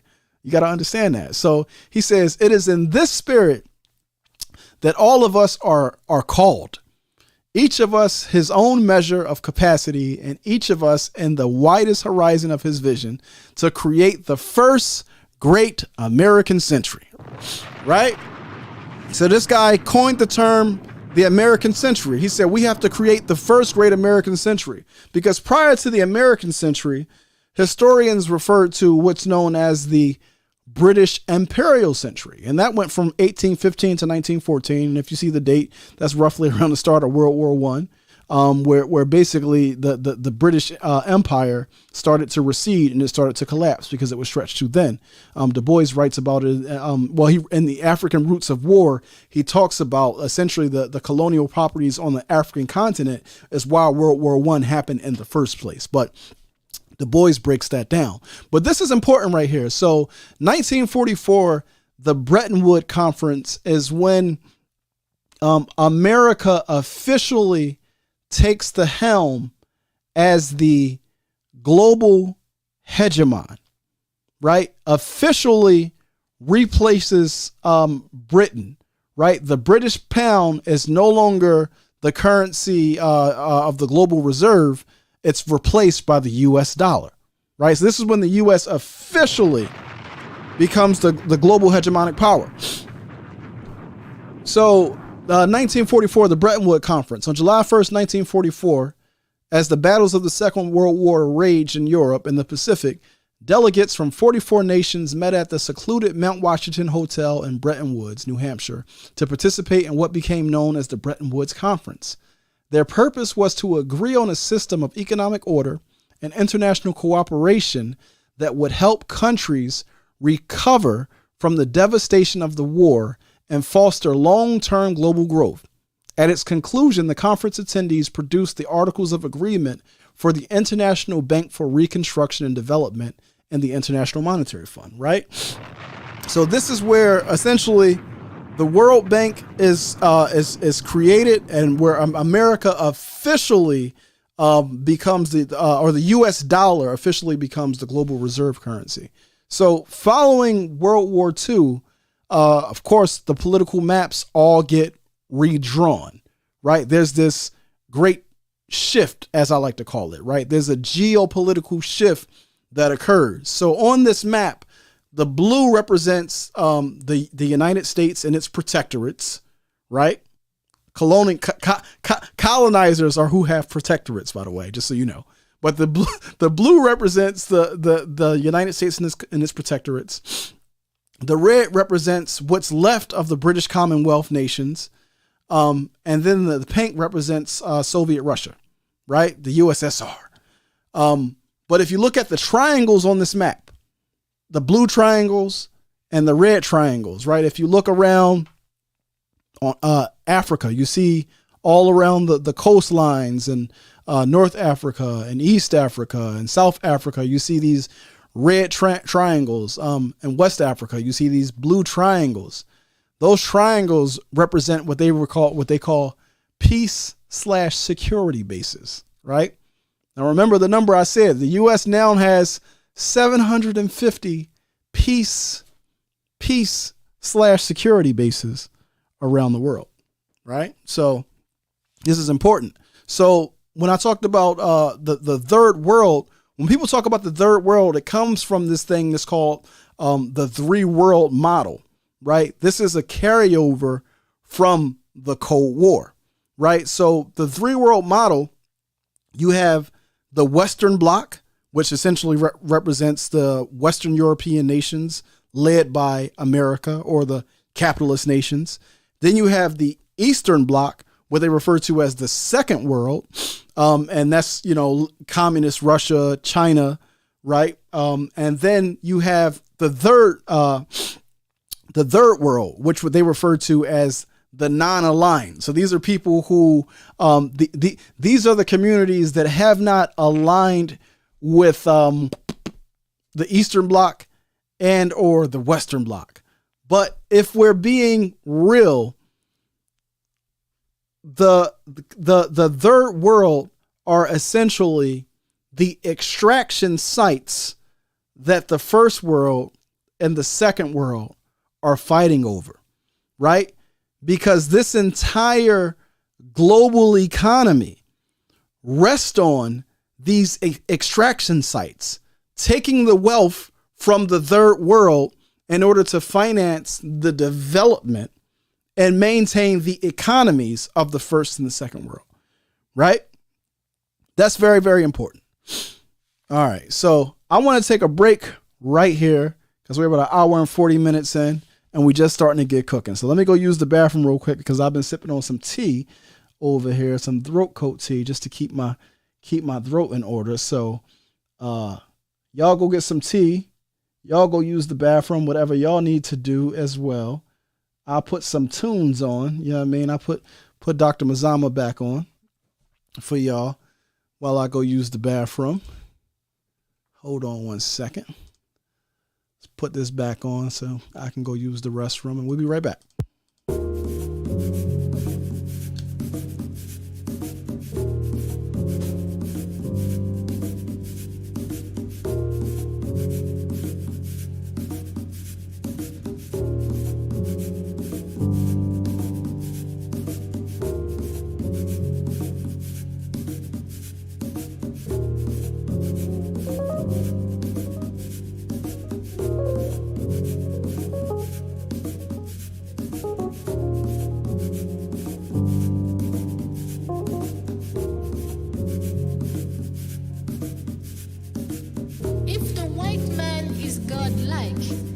is only natural that he should preside over the affairs of the world. Because the white racial supremacy in this world simply reflects a spiritual natural order, right? So there's no need for us to challenge an order, cosmic order, if you wish, right? And the third implication is psychological, and that has to do simply with the fact that as a result of thinking of the white man as a god, then we have started fearing the white man as if the white man was almighty, right? As if it was not just a regular human being getting up in the morning, going to the bathroom like the rest of us, having all kinds of problems. You know, we look at them and we can tell they're really in a very difficult, messy situation. Yet, you know, we still have this veneration and this, you know, inferiority complex because of that image of, you know, God as a white male. My message to you in a nutshell is that unless we embrace our own traditions, unless we give the white man his religion, we give him back his God. You know, we understood long time ago, we understood long time ago that we needed to give the white man his name back, right? We understood that. The same way we have to give him his Jesus, his white Jesus back. And tell him, you go yourself, you kneel before that white Jesus. But do not expect us to do that any further. These days are over. These days are over. And we have to go back to our own spiritual tradition. This is all the more important for us African women. I say this because in the Muslim tradition as well as the Christian tradition, women are disrespected. We are thought of as unworthy, as impure. In fact, according to the Christian narrative, who brought misery into this world? A woman. Only white people can think of something like that. A woman, only the white man, because he's sick, because he has a problem with, you know, with women.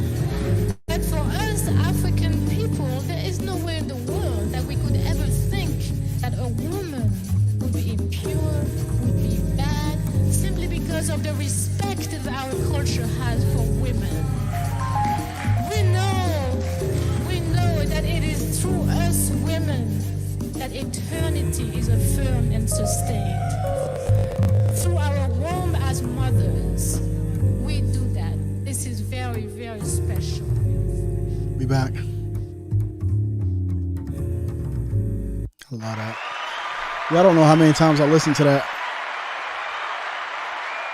Y'all don't know how many times I listened to that already. All right, but we are back. Let me make sure I get this up on the screen really quick so we can keep on going. Boom. All right, cool. So capitalism and the state. This comes from Garvey right here, Philosophies and Opinions. He has an essay in there called Capitalism and the State. And this is important because if we talk during lecture 1 about the primary role of the state being increasing revenue for its shareholders, and if you understand that essentially companies are people, or company are the citizens that the state acts on the behalf of. So when it talks about expanding freedoms or not impending on the freedom or the rights of the people, it's referring to these companies. And companies have a right divinely given to them because white people have a right divinely given to them, right? According to racism, white supremacy, to exploit the markets that it needs in order to continue to increase profit and drive revenue creation, right? So Garvey was very, very clear on this perspective in terms of capitalism and the role of the state. And he was talking about some of the checks and balances that need to be put in place over capitalism for this particular reason. So Garvey says, modern wars are generally the outgrowth of dissatisfied capitalistic interests, either among foreign or strange peoples or nations. Until a universal adjustment takes place, the state or nation should have the power to conscript and use without any obligation to repay the wealth of such individuals or corporations through whose investments or interests in foreign countries among foreign or strange peoples where wars are fomented and made, in which the nation is called upon to use its military or naval power as a protection of the rights or interests of such citizens when the conflict cannot be prevented or settled otherwise. The entire burden of the war should rest upon and be the responsibility of those whose interests brought about the difficulties, and they should be made to pay the full cost of the war. Men like Morgan, like J.P. Morgan, Rockefeller, Firestone, Mahoney, Sinclair, and Gary should not be allowed to entangle the nation in foreign disputes leading to war for the sake of satisfying their personal, individual, or corporate selfishness and greed for wealth at the expense of the innocent masses of both nations, right? So Garvey is making it clear that the way that this Western capitalist state operates is that wars are made in order for revenue and earnings to be produced for the companies. And he's saying, well, shoot, if the government is, going to finance the bill for the war, if the nation, if the people are going to spill their blood, then those companies and the wealth should be the property of the people. It shouldn't be the property of these individuals. Like, it shouldn't be the property of Morgan or Rockefeller if we are all going to war for these individuals. But if you recall from Trade-Mageddon Lecture 1, the colony is the property of these stakeholders, right? Who give a charter to a company to manage the assets of the stakeholders. And the company creates a governing body to manage the administration of the colony, right? So when it all comes down to it, it's still this handful, what they call the so-called the 1%, that own and control all the resources, right? It is a global criminal syndicate. It operates outside of the law, right? The law is only for the subject. The law is not for the ruler. The law is for those who are ruled. There's only one law for the ruler. Might makes right, right? He doesn't follow any laws. This is why Garvey said, well, let this man bluff you. He doesn't have any divine right to rule over you, right? And you trying to make sense of his intentions when they don't make sense. They're not meant to make sense, right? This is warfare. He's stolen all the resources for you, and he's put the flag of Christianity on it. He's put the flag of whiteness on it. He has a right, a divine right given to him by God to rule over you, to kill you, to do with you what he desires to do based upon the doctrine of discovery, which, by the way, the Catholic Church just repudiated yesterday. It's getting hot. It's getting hot. So if you understand, I keep trying to tell y'all, I'm trying to get y'all to understand these terms in the context of economic warfare. You have to understand all of these terms within the context of economic warfare. So capitalism, properly understood, capitalism is a system of economic warfare. It requires war to function. Capitalism cannot function without war. Full stop. Why can't capitalism function without war? Because you have to take other people's stuff. You have to take other people's land. You have to subjugate other people so you can steal their wealth. You have to extract their resources. Even them, their resources, meaning us as people, right? So it's impossible.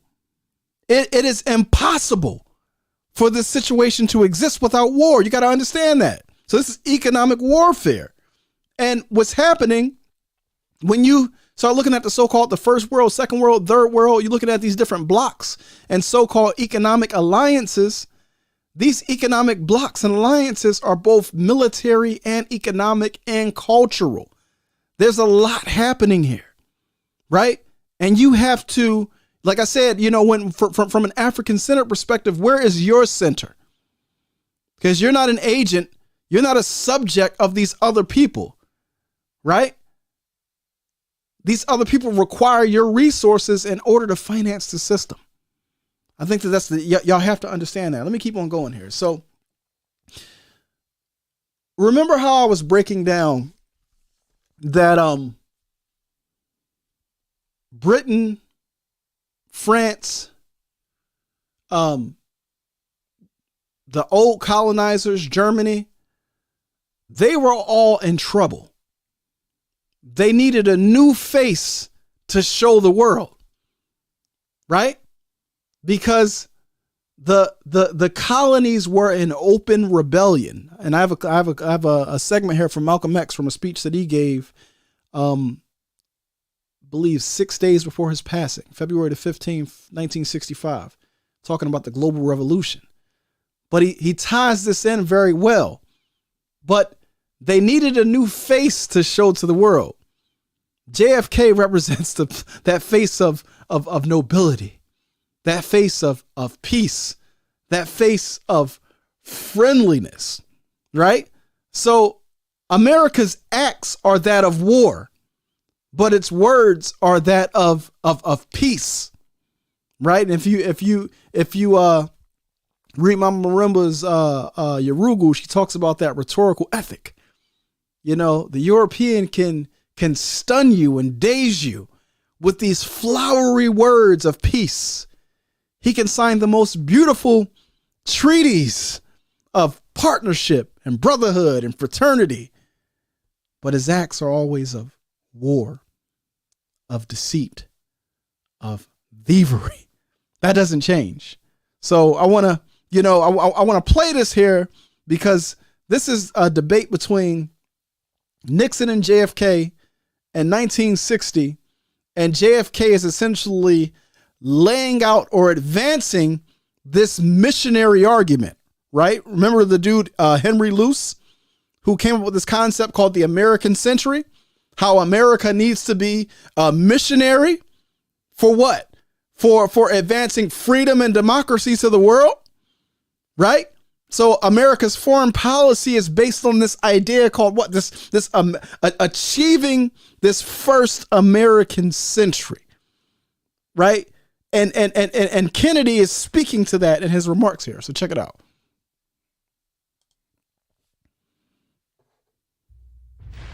Good evening. The television and radio. Hold on. I'm going to start it at the 53-second mark, and I'm only going to let it go for about 2 minutes. Now for the first opening statement by Senator John F. Kennedy.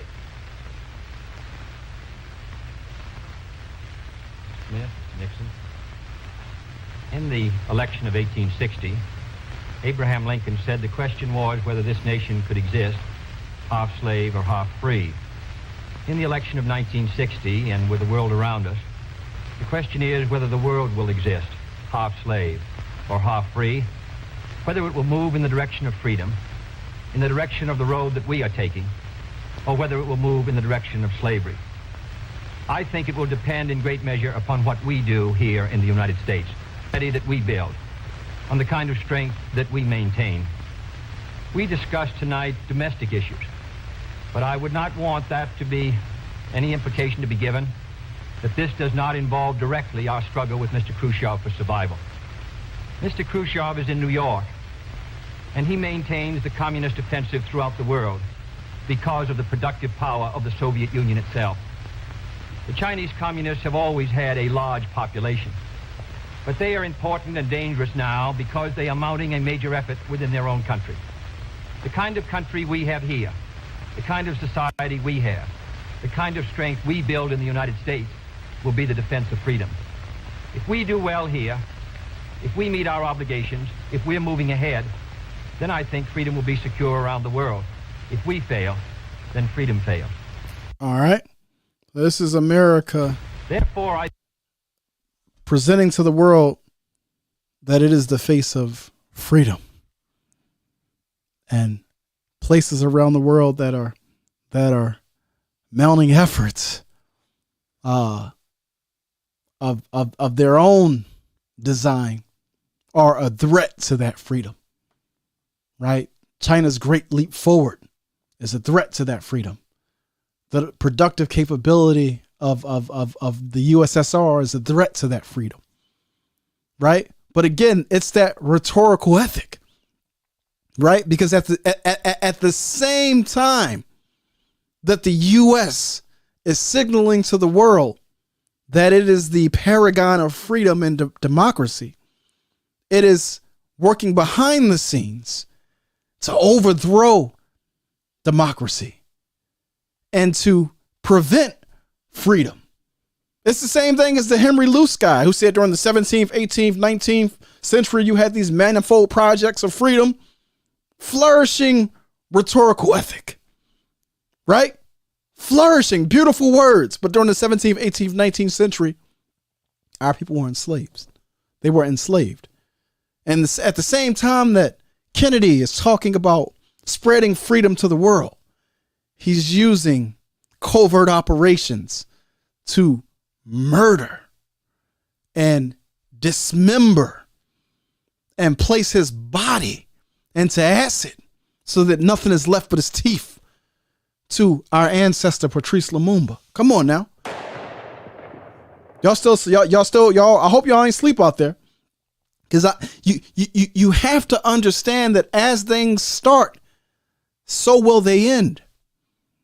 So while we're in this period of this shift, and I'm going to say this slowly, right? We looked at a period of great assassinations in the 60s. U.S. government assassinations all around the world. Assassinations in America. King, Malcolm. Assassinations on the African continent. Patrice Lumumba. Right? Now that their back is up against the wall, you should expect the claws to be out and to be just as dangerous. This isn't to inspire fear. It's not to inspire fear, but it's for you to understand that economic warfare is the reality that we are faced with. They fully intend to maintain this global international order under the system of racism, white supremacy. I saw when Dr. Francis Cress Welsing said, when you turn on the TV tomorrow, everything that they're talking about is the system of racism, white supremacy. They're trying to sustain it. They're trying to protect it. Because when you are a global minority, you need a system such as this one to preserve your own life. Right? This isn't a system rooted in fairness, because if fairness ruled, they wouldn't win. It can't be a fair system. It has to be cloak and dagger. It has to be behind the scenes, because that's the only way that they can operate. Right? Malcolm was breaking this down to us.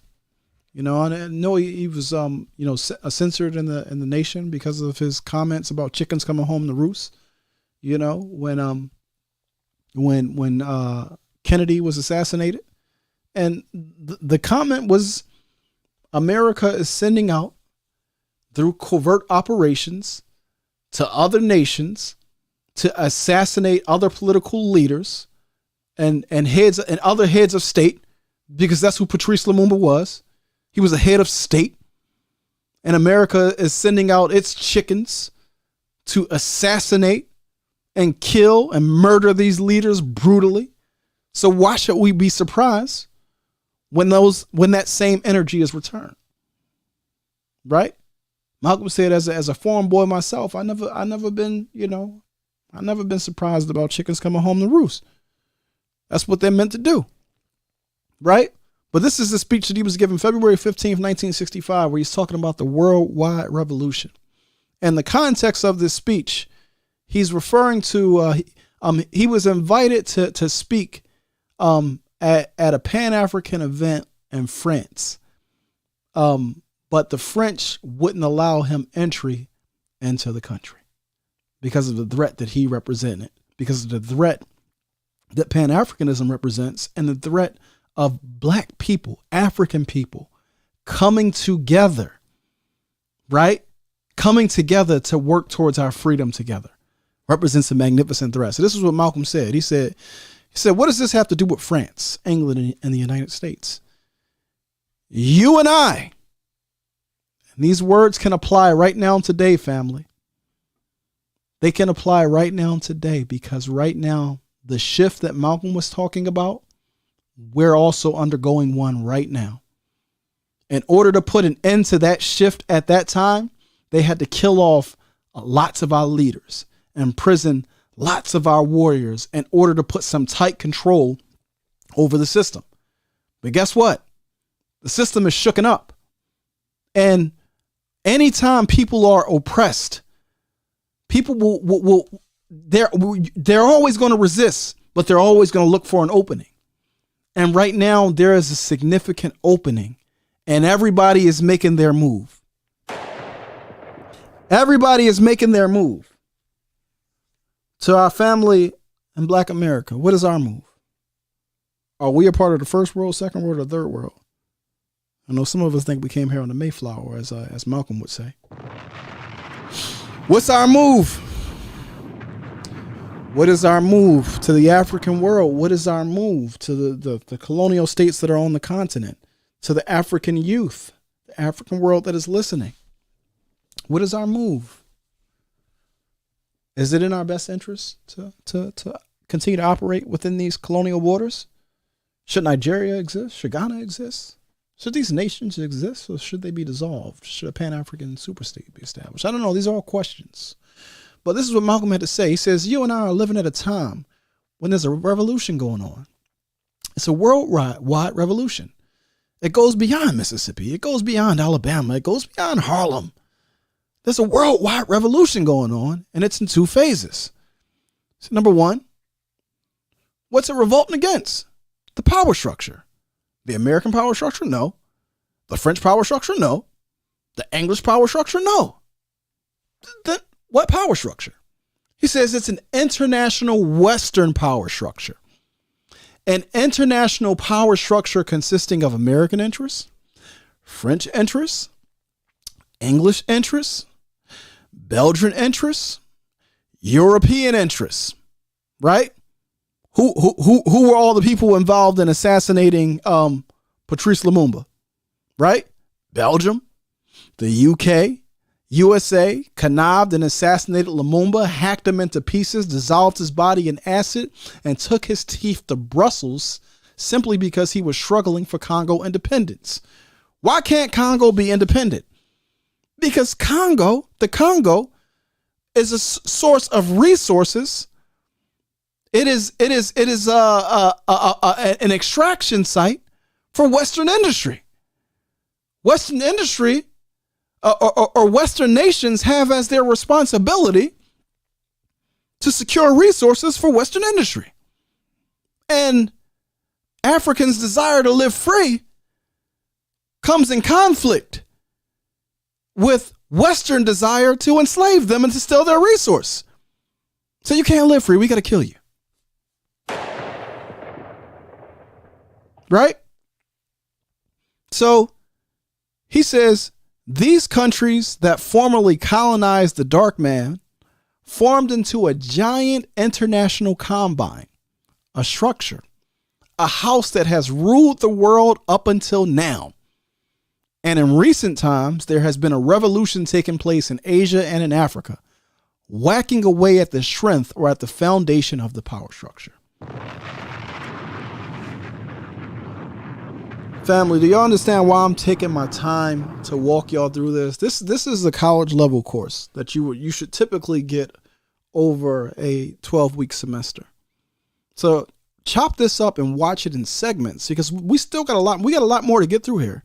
We ain't nowhere near done. We're gonna be going for a while. I told you this is gonna be a doc, but I'm taking my time here because if y'all remember from lecture 1, we talked about that international criminal syndicate, right? And as I said, with the whole financial literacy movement, the reason why it's so dangerous, because the reason why it not having political or historical literacy is an issue is because without that, you'll be working to integrate Black society into this burning and crumbling house that's coming down.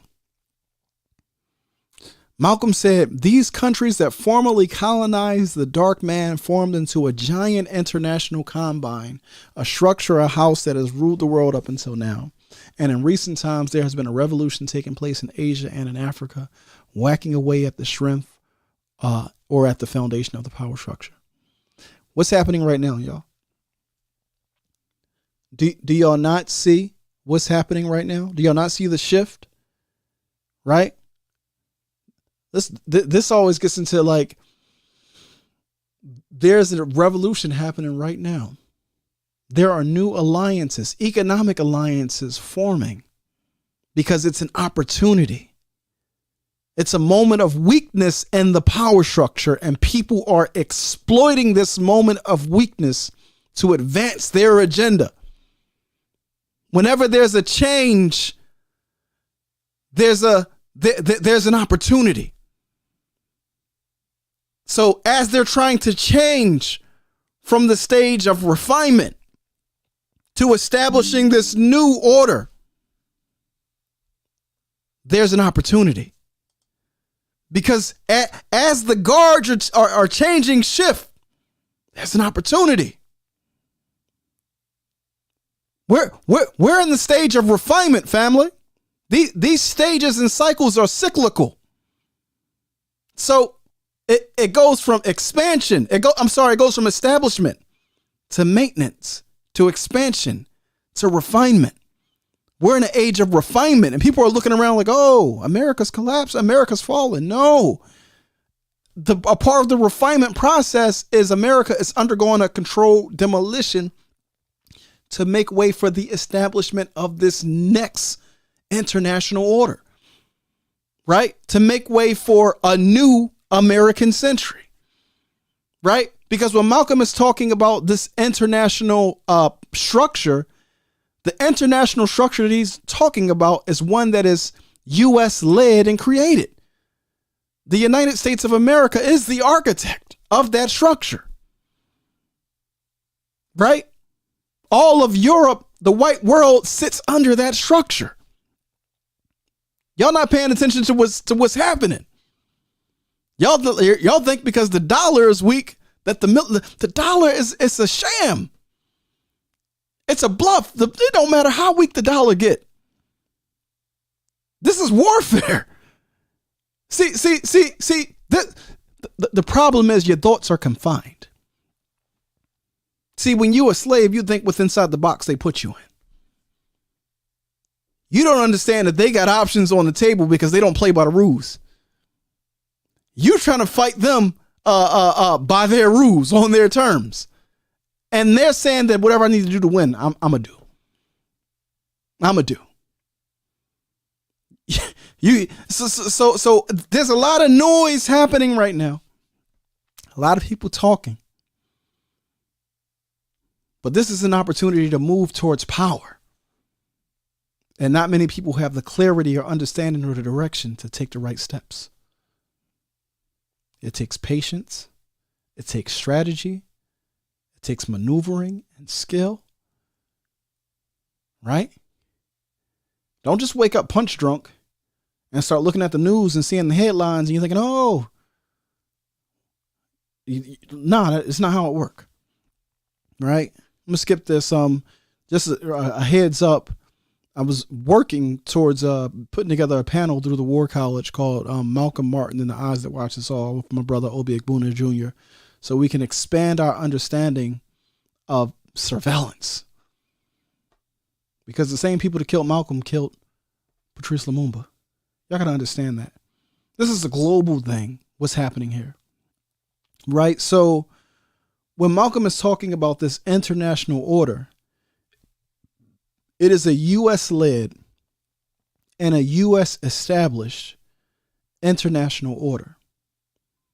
when the snake changed skin and the British skin was taken off and the U.S. skin was put on and the U.S. dollar became the global reserve currency.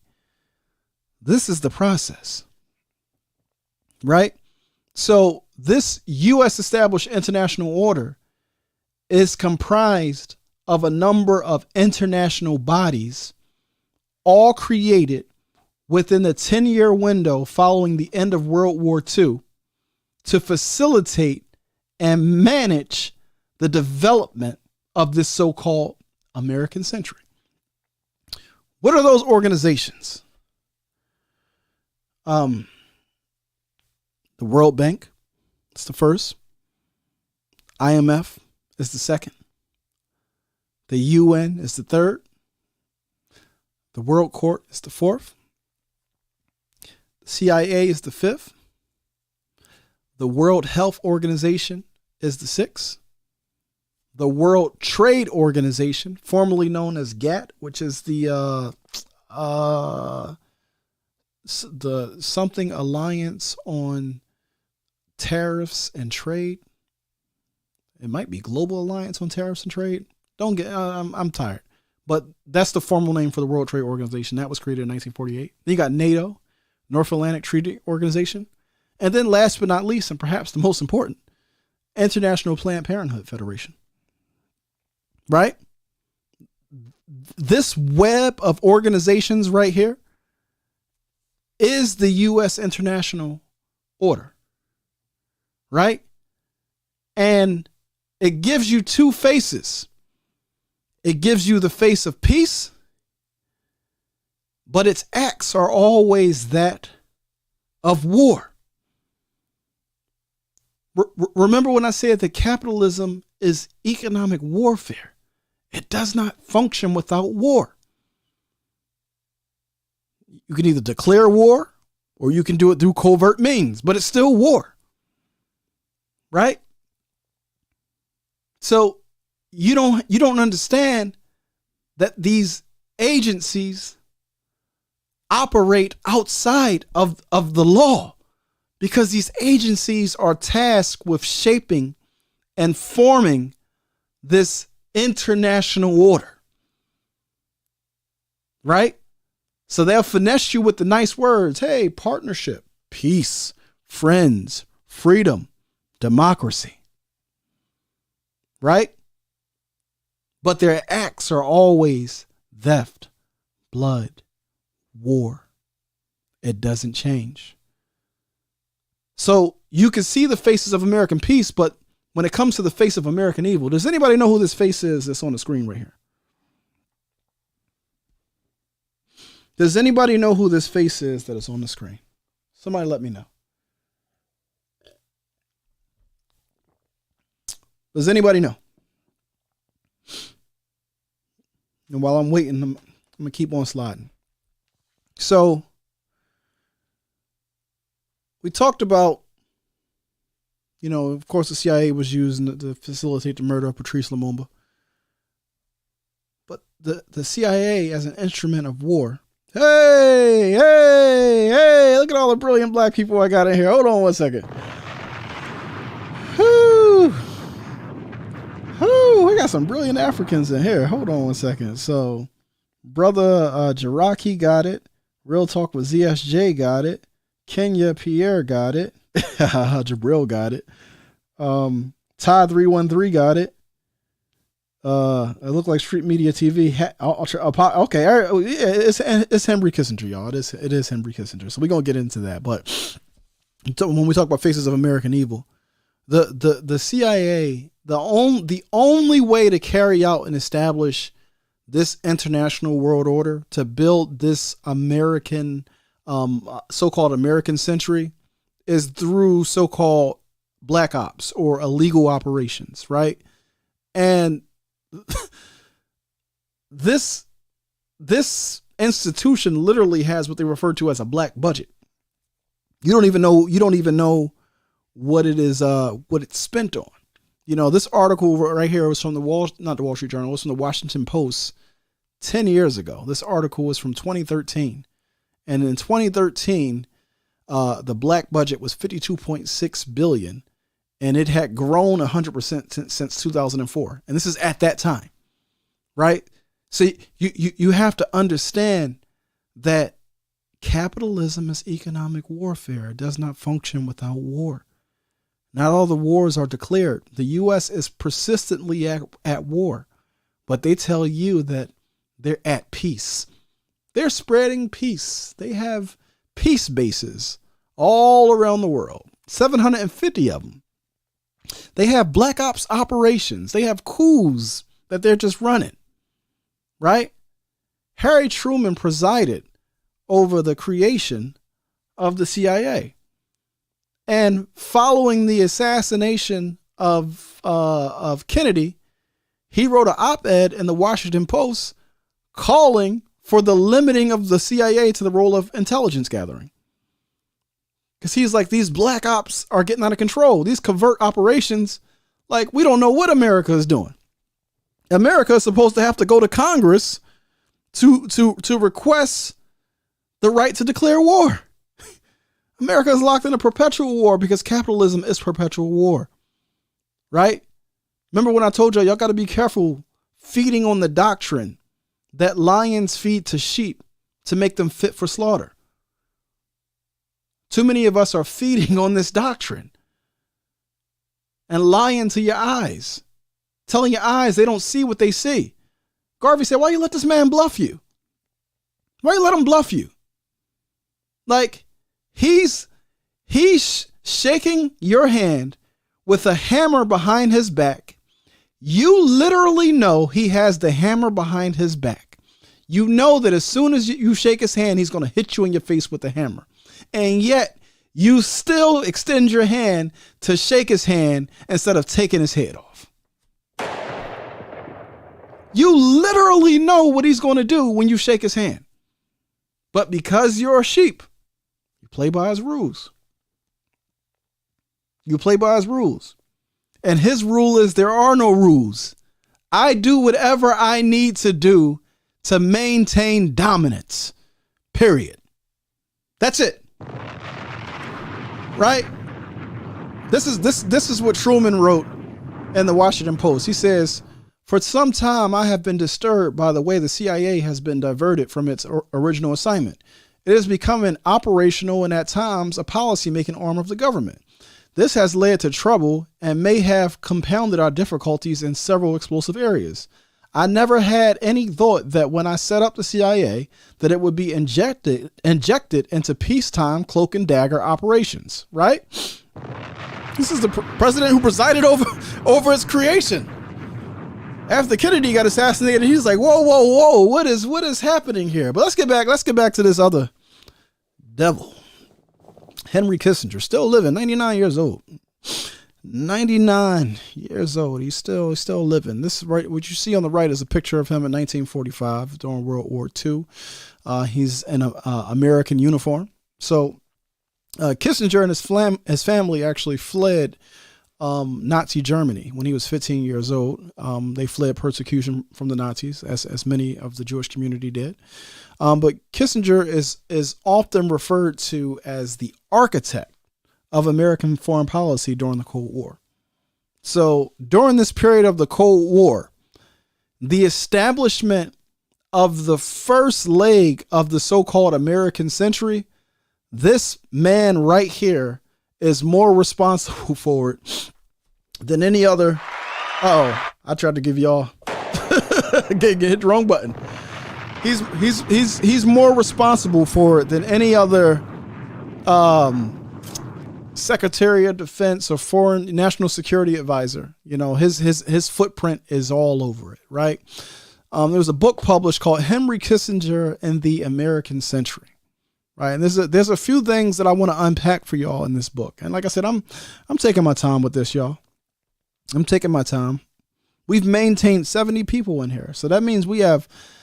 Listen, if we were in person, this would be a beautiful thing. I got 70 serious Africans, and of course, you know. What Malcolm used to always say, he used to always start his presentations with, you know, some friends, enemies. You know, we got some enemies out there. But you know, you also got some of them people, you know, the eyes that watch us all. They out there too. But To the Africans who are in here, if we were all in a space together right now, like man, y'all would have me fired up.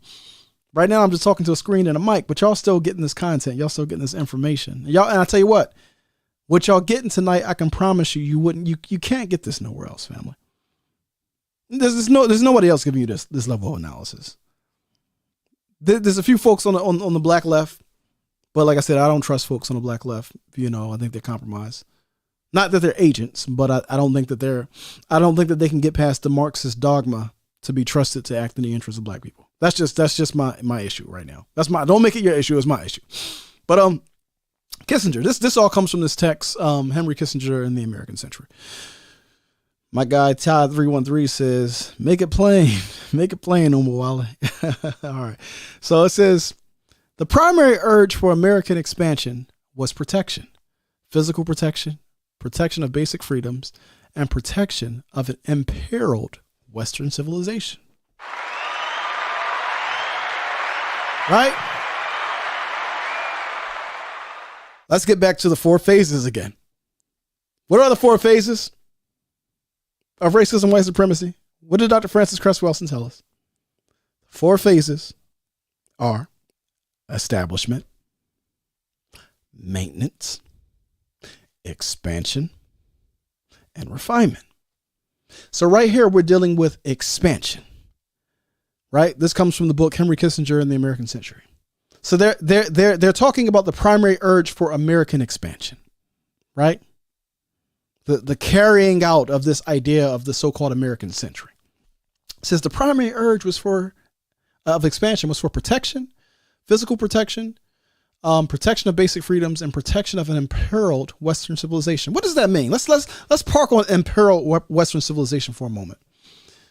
What they're saying is that white rule, or the system of racism, white supremacy, because that's what Western civilization is code for.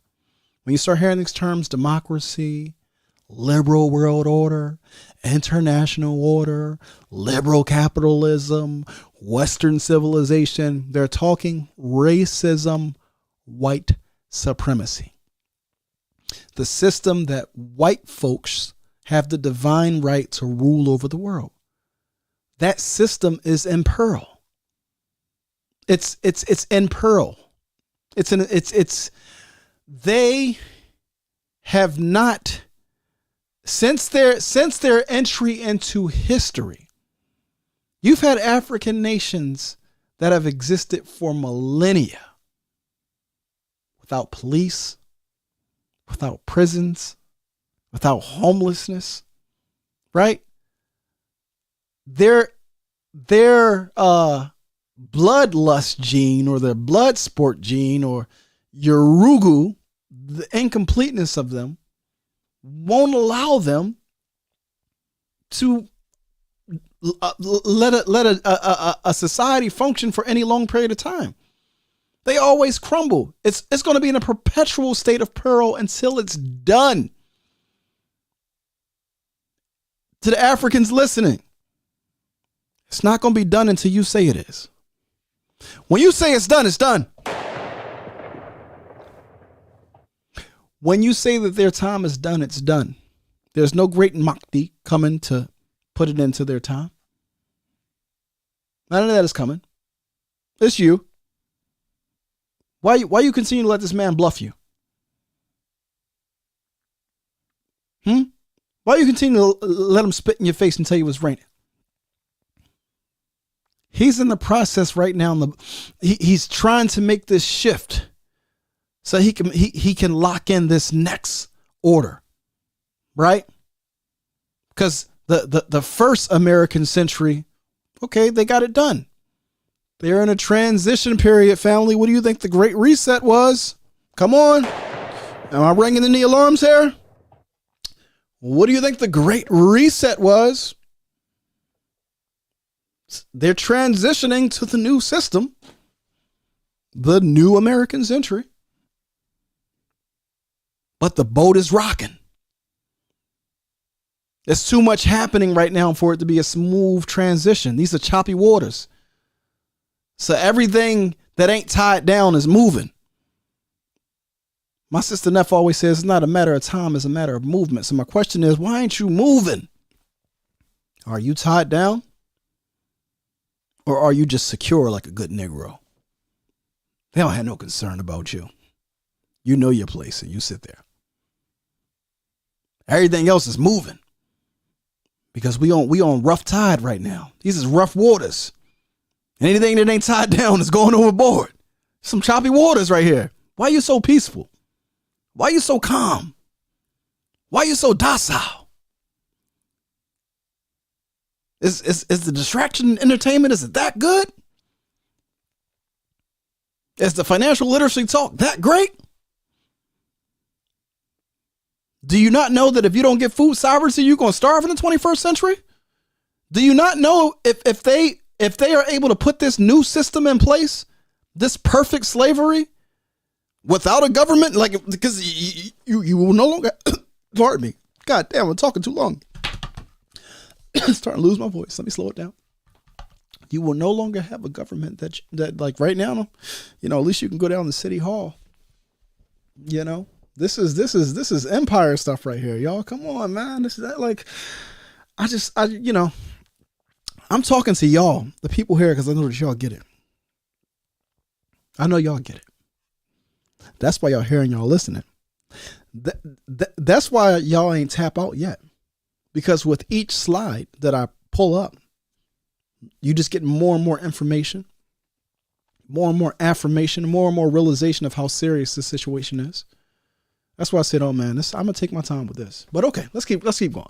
Because Western civilization has been perpetually in peril, which is why they have to keep refining and reforming, because this thing can never set it and forget it. You can't close your eyes when you are subjugating 99% of the world. How are you going to close your eyes? You think they felt comfortable sleeping on a plantation? Ask yourself that. You think they felt comfortable? No, that's part of the reason why they are afraid in freedom. Like, whoo, what if they do to us what we did to them? That's their mindset. That's how they think. But let me keep reading. It says the years after 1941 epitomized the transatlantic contours of the American experience.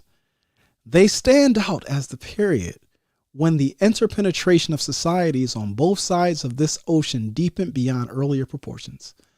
President Franklin Roosevelt anticipated this development when he spoke in December 1940 of the European resistance to Nazi invasion as the front lines of democracy's fight against world conquest. Let me pause for a second. Y'all don't understand what's happening here. Y'all don't understand what's happening. When Roosevelt is talking about the front lines, what is he saying? He's saying that Eastern Europe or Central Eurasia is the barricade between the non-white Eastern world and the white Western world. And he's saying that if they allow Hitler to run through all of the defenses of Europe and weaken Europe, there's nothing to stop the Eastern world from overflowing and completely making Europe non-white.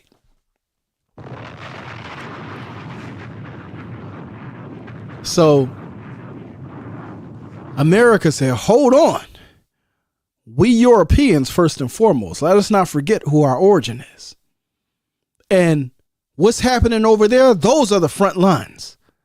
So he said, calling for a mobilization of American resources to support Europe's defense, Roosevelt announced that we must be the great arsenal of democracy and defense of our civilization. What civilization? White civilization, or Western civilization, or racism, white supremacy. Right? It says the latter phrase denoted a political, economic, and cultural connection between the United States and Europe that extended beyond defeating Nazi brutality. Listen to this, y'all. You gotta understand this, because they are so committed to the project of whiteness that Even with the Nazis, it's all forgiven. Y'all white like we white. We need y'all to hold up the line. Right? We need y'all to hold the line. Y'all white like we white. Which is why they ain't trying to let Trump get in the White House. Trump is threatening this. Trump said, man, I ain't paying no money to NATO. The U.S. said, whoa, buddy. It doesn't matter. We're going to fund it because we're going to make sure that Europe is defended. Because as Europe goes, so do we. Trump is like, man, I'm a white nationalist. And they're like, yeah, so are we. We're pan-Europeans. Right? We talking about this transatlantic community of white people. What are you talking about? You about to defund NATO. Oh, no, you ain't. We're not about to let Europe get weak. Because if Europe get weak, oh no, once they go, we go. We the last bastion of whiteness. So they going through this refinement process, you know? And so what they do is when the borders of whiteness start to get eroded, what they do is they start to impart whiteness onto other communities. Shout out to what is it, Governor Rick DeSantis. They trying their best, man, down there. Some of them Cubans, some of them folks in Latin, man, they're like, woo, we right at the door. We the reinforcements. Just let us on in. You know? Because if you go back to this period of the Cold War, right? Not only when World War II was over, not only did they bring the Nazis back in. I mean, y'all look right now, like we all think it's happening in the Ukraine. A lot of this stuff, I'm not like, once wartime heats up and the level of censorship increases, I won't be able to say stuff like this online. But to be clear, go back and read the articles from 2012, 2014, and 2016 of the Nazi presence in Ukraine. That's all I'm going to say. Because when that funding is going over there, it's going over there because they consider that to be, they're trying to expand the borders of NATO. They're trying to secure the front lines of the Western civilization. So y'all wondering why are they sending all this money over there? It don't make no sense. It makes a lot of sense if you understand what Dr. Frances Cress Welsing told us at the very beginning. She said, when you turn on your TV tomorrow, everything that you see is about the system of racism, white supremacy. You just got to have the eyes to see it. Y'all like, man, they can give us reparations. They can give billions of dollars to Ukraine. Yeah, they're going to keep giving billions of dollars. And if necessary, they're going to put U.S. Boots on the ground over there. If necessary. Let me keep reading this. Because this is still coming from the same text. This is coming from the text, Henry Kissinger in the American Century. This is talking about the process of creating this so-called Judeo-Christian identity, right? This Judeo-Christian identity was created coming out of World War II in order to strengthen the bond of the white world. And the only way they could do it is they had to actually bestow whiteness onto the Jewish community. I mean, which is why Israel is a white settler colony. Let's be clear about that. But it says here, Americans now define their security synonymously with the security of Western Europe. They thought explicitly in terms of a common Western Judeo-Christian civilization.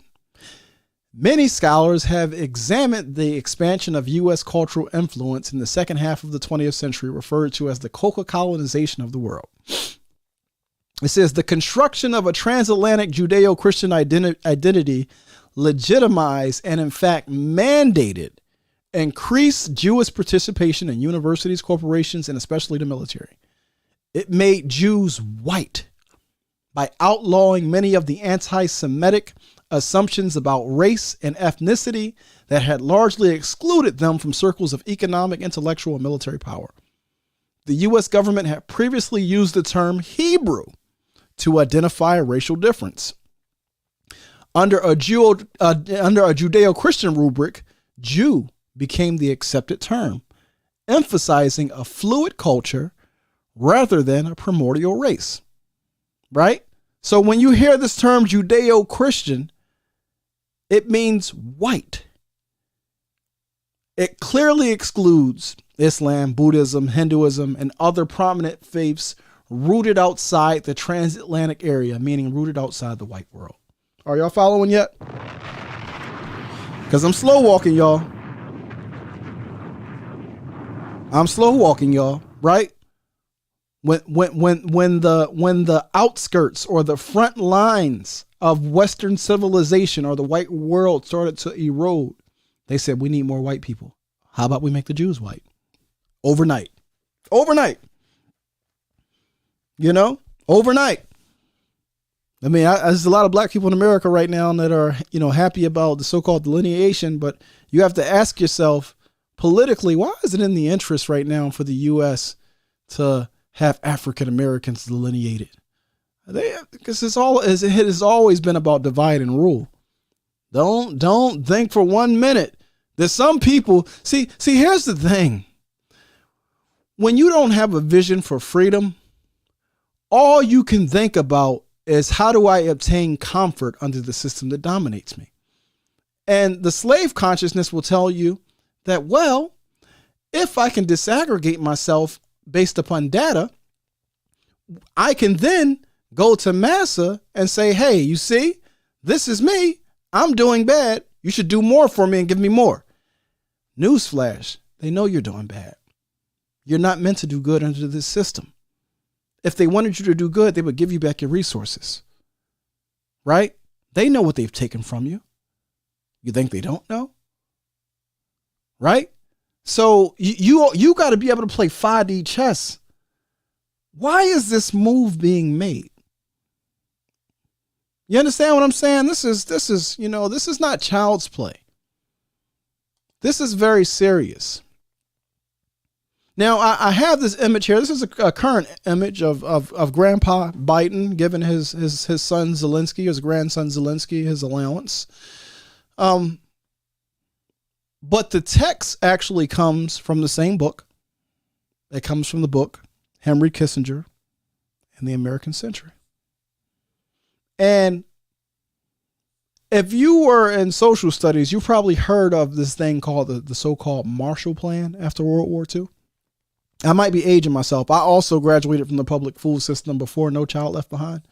See, I graduated from high school in 2001, the same year that No Child Left Behind was established. So, you know, we now have what? If 2001 is 2023, so I guess that's what, 22 years? So we have 22 years we have a full set of people who've gone through the public school system in the era of No Child Left Behind. So I don't know what y'all got, but I know when we did social studies, when they were actually required to teach you at least something that looked a little bit about, resembled history somewhat, we had to learn about the Marshall Plan, right? So the Marshall Plan is the plan that comes in place during World War II because the Nazis had tore Europe to shreds. Hitler and his crew ran through Europe like a wrecking ball. So the Marshall Plan, its formal name was called the European Recovery Program.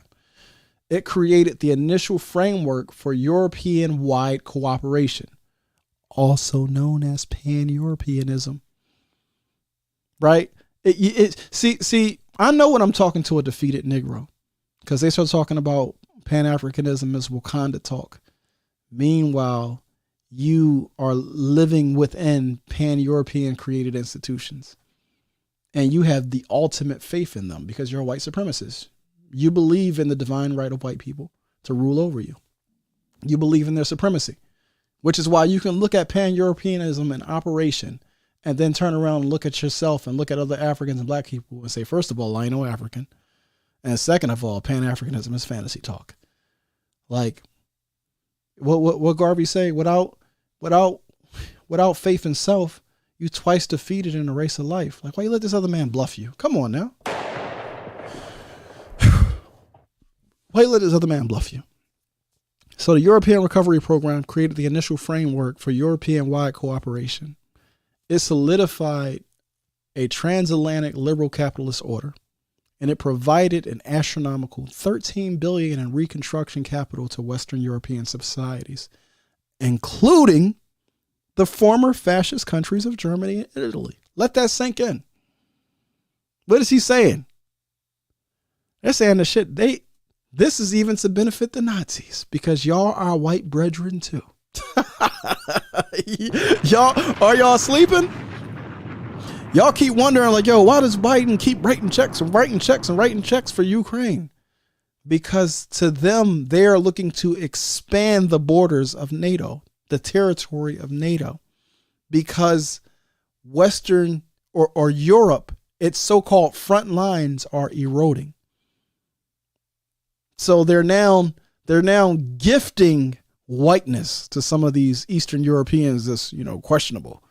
They're looking at Zelensky like, you look a little Asian to me, but we'll take him. We'll take him. But listen, let me keep reading. It says here, this was the largest single foreign aid commitment that the United States has ever made. For a people still reeling from combined deprivations of depression and war, a transfer of treasure on this scale reflected much more than cold calculation. Listen to this, y'all. Americans across the political spectrum felt that they were contributing to the sustenance of their own values, their own culture, their own civilization, including the Nazis. Do y'all understand what's happening here? When y'all keep seeing all these checks keep getting written for Ukraine, they're not going to stop funding that. And when it's necessary, there will be boots on the ground over there, because that is the front lines. As the maps are being redrawn, I showed y'all the post-World War II political map. I gave you the breakdown of First World, Second World, and the Third or non-aligned world. These blocks are shifting. And this is why it's important. Listen, man. When I talked about the 19 Keys being on the Breakfast Club and saying that China has already defeated the U.S. economically, China's already the biggest economy, I'm like, no, that's a big mistake to make. You don't make that kind of mistake. That's actually significant, because that is a dangerous assumption to make. Cabral, tell no lies, claim no easy victories. No, America is still the largest economy in the world. That matters. That means there's still leverage. It still has the largest military in the world too. That matters. Its political alliances still stretch deep. That matters. And it has techniques of control and domination that were not available in the past. That also matters. All this matters. So if you're looking at the battlefield, and you're not taking into it, if you're not measuring correctly, boy, this is dangerous. This is not for play. This is just not like commentary just to talk about, this is on the news, so let me give my opinion. So to the family, I'm always saying, y'all got to be really, really careful who you allow to give you political analysis, especially macroeconomic or geopolitical, because a lot of folks are just trying to integrate. We're in this space right now where it almost feels like the emergence of another, how like after Barack Obama got elected, there was like this drunkenness in Black America where we felt like we were collectively moving up, like blowing money fast, it feels like that same kind of energy right now. Like when I look at spaces like the financial literacy movement, like the level of exuberance and excitement feels similar to that. And that's dangerous. And I think it represents a bad read of the reality. You shouldn't be excited unless you have desires or aspirations to be free and to build a nation of your own, to protect your own, and you see a window to get there. Oh yeah, you should be very excited about that. Like, oh, this is a great time. What a time to be alive. Look at the opportunity. Things are shifting. But if you think, oh, I'm about to be a global citizen and get this money and get to this bag, you got to be careful. You got to be careful. Malcolm said, of all of our studies, history is best qualified to reward all research. Let me keep going here. Right? So we're dealing with Kissinger. Talk about these faces of evil. Fam, how many of y'all are familiar with National Security Study Memo 200, formerly known as the Kissinger Report? How many of y'all are familiar with this? Put a 1 in the chat if y'all familiar with this. Let me tell y'all, I love y'all because this stream, we going. I don't even know how long we've been going so far, but we going. Where we at? We got 3 hours, y'all? Okay, y'all still rocking with me too. Put a 2 in the chat if you've learned something. If you learned anything so far, because like we're going to complete a full thought tonight. We're going to complete a full thought in this conversation. When you walk away from this will be a tool that you have that you can go back through, right? At your own pace. That's why I asked y'all, please have a notepad so you can take notes. It's important because I want you to be able to, because this is a lot of content to be going through at one time, right? This is something you would get over a semester, right? I'm giving you a semester's worth of content and readings, right? I went to college. I know what a college semester is like. Read pages 63 to 66. Come to class on Tuesday prepared to discuss. I'm giving y'all that 10 times over in one lecture. This is a lot. So I want to give y'all a round of applause for just being able to sit through this, because this is a heavy load. All right, so the Kissinger Report, it's important because remember when we talked about the American century and Kissinger essentially being the architect of America's foreign policy strategy during the Cold War era? One of the defining documents or strategic reports or studies to advance America's creation of this so-called American century is known as the Kissinger Report. So I'm going to read y'all a quick summary of the report. It says here that the U.S. economy will require large and increasing amounts of minerals from abroad, especially from less developed countries. In many reports, they refer to these as LDCs, less developed countries. Let's stop there on the first sentence. The U.S. economy, what did I say is Kissinger is giving this report to who?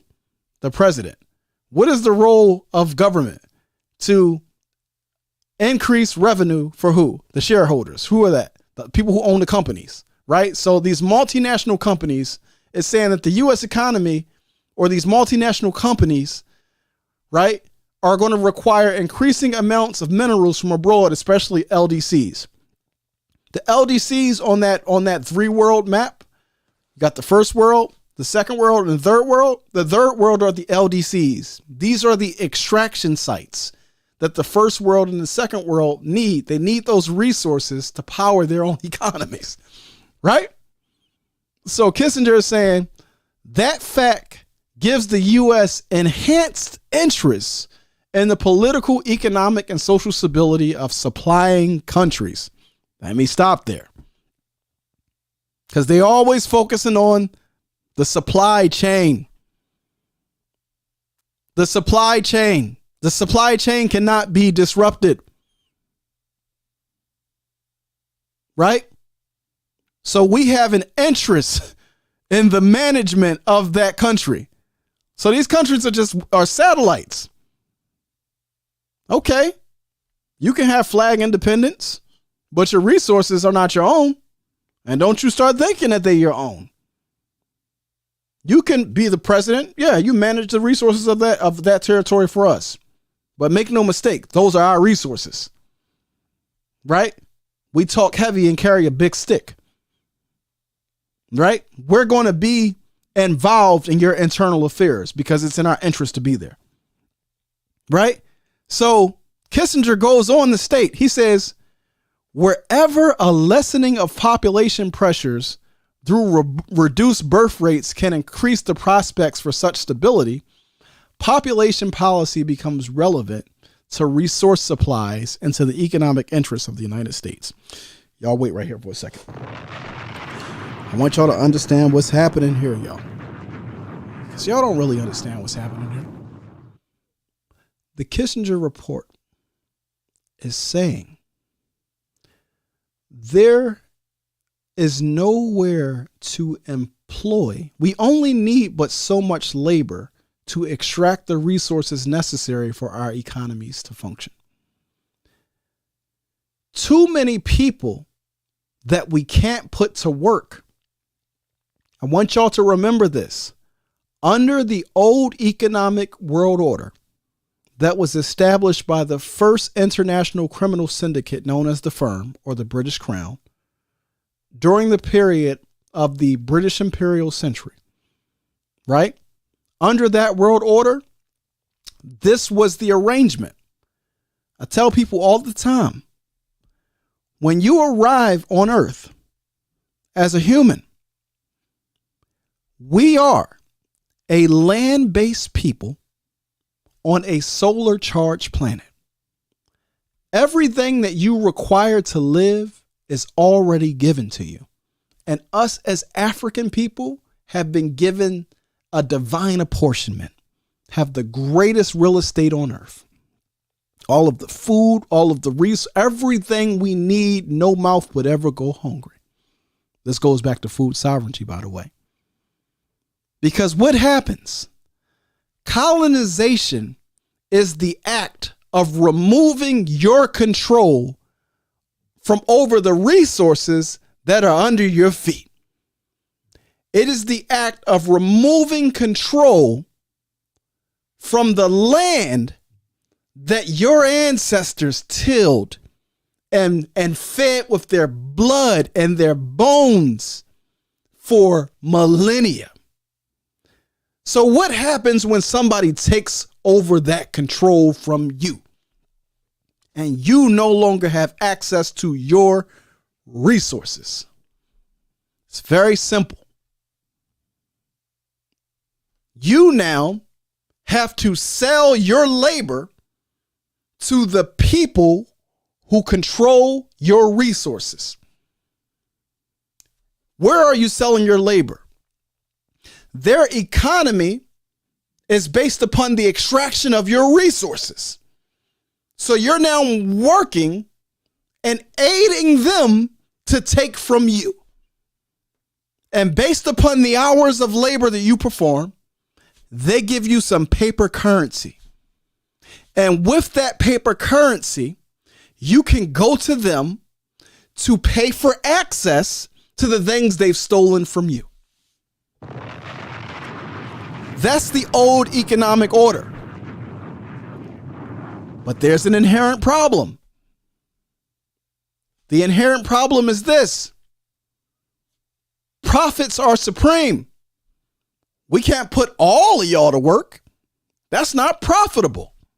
That's why I always say, first of all, don't never reduce me to a worker. I'm not fighting a workers' revolution. I'm fighting an African revolution. Because to reduce me to a worker is to reduce me to a slave. I want my land back. You understand me? A workers' revolution is, let me get better wages. Let me get an increased share in the profits that y'all taking from me. Let me get a better share in this economy. Nah, that whole economy is built on my dispossession. I want to be a sovereign African. I want to have control over my food, over my culture, over my ability to determine my future. But my desire to be free runs into conflict with your desire to profit from stealing my resources. Now we have a problem. We have a problem. Because, yeah, you can miseducate us. You can give us a public food system in the colonies and miseducate us. But you can't put all of us to work. So that means you can't feed all of us. So that means the number of us is now in your interest because you have an interest in managing our day-to-day activities. And if you got too many hungry people, that's dangerous because it creates an environment for unrest. Because if people can't feed themselves, they start looking around like, man, the system don't work for me. And they start to foment revolution. So Kissinger here in this Kissinger report is saying, we as a nation have a direct interest in making sure that the populations of these communities remain low as necessary to facilitate profit. No more than that. Anything more than that is dangerous. Right? So following that, keep on going in the Kissinger report. I'm still reading in the summary here. It says the World Population Plan of Action and the resolutions adopted by consensus by 137 nations at the August 1974 UN World Population Conference, though not ideal, provide an excellent framework for developing a worldwide system of population family planning programs. We should use them to generate UN agency and national leadership for an all-out effort towards lower growth rates. Are y'all hearing this? Are y'all hearing this? Let me make it very clear for you what's being said. The economic order that has been established cannot sustain itself and sustain life on the planet.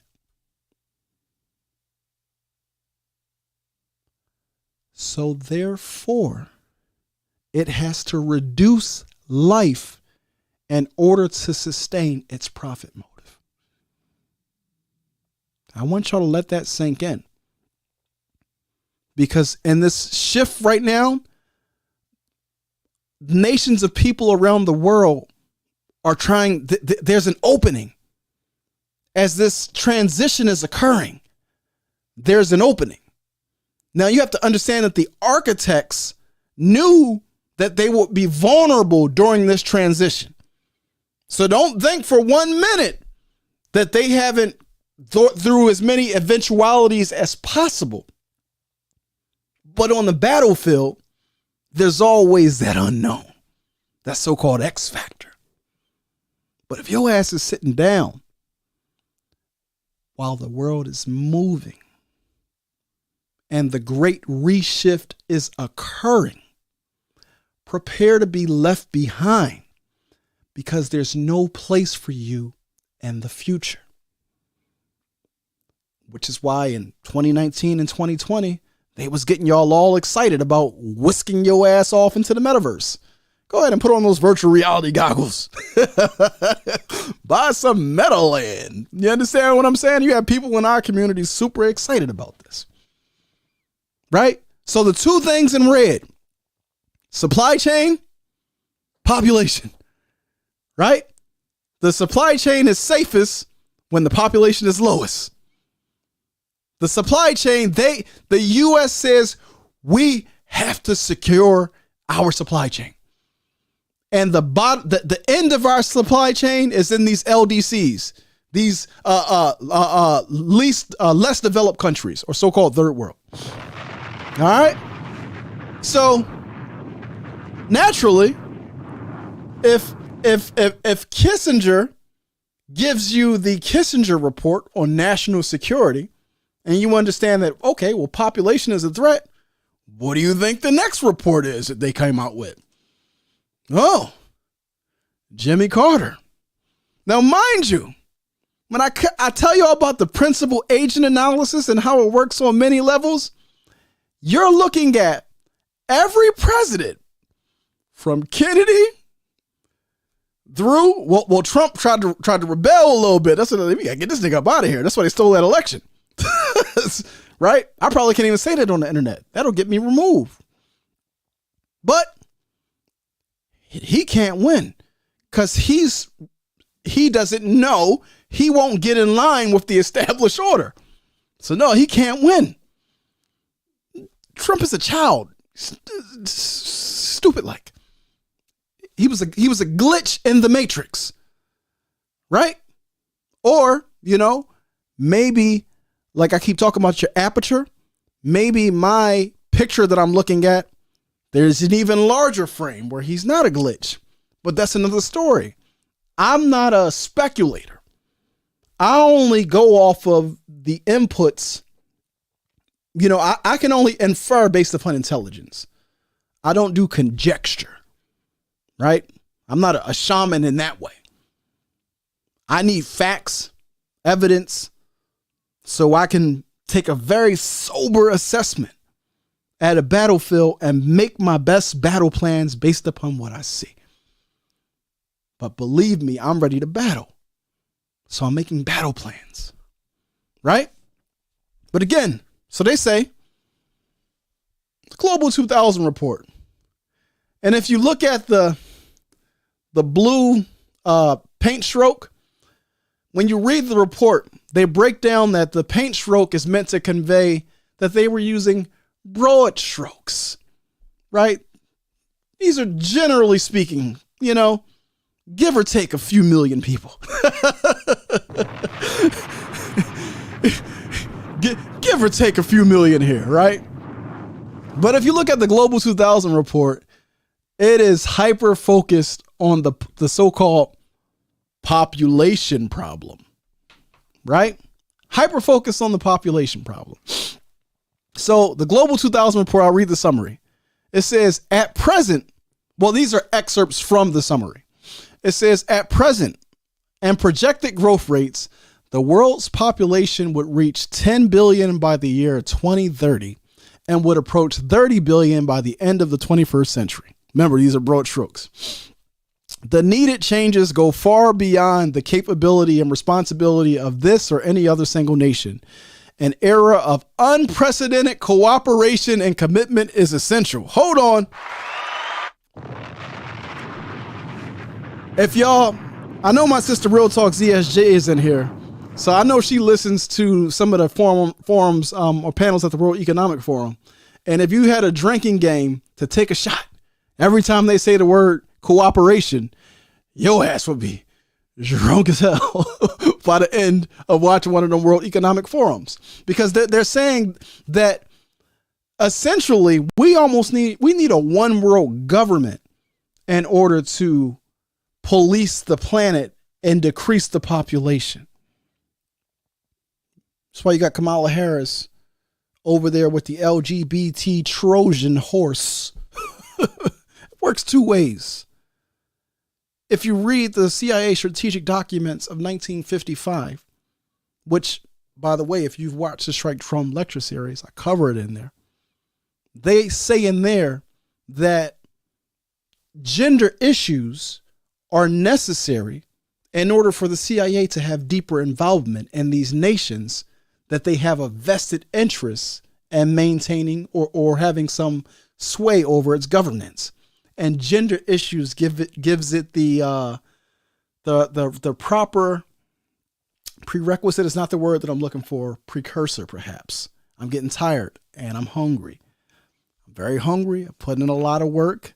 If anybody has sent a super chat or a cash app, I will say that I appreciate it because I have labored greatly. I do believe in reciprocity.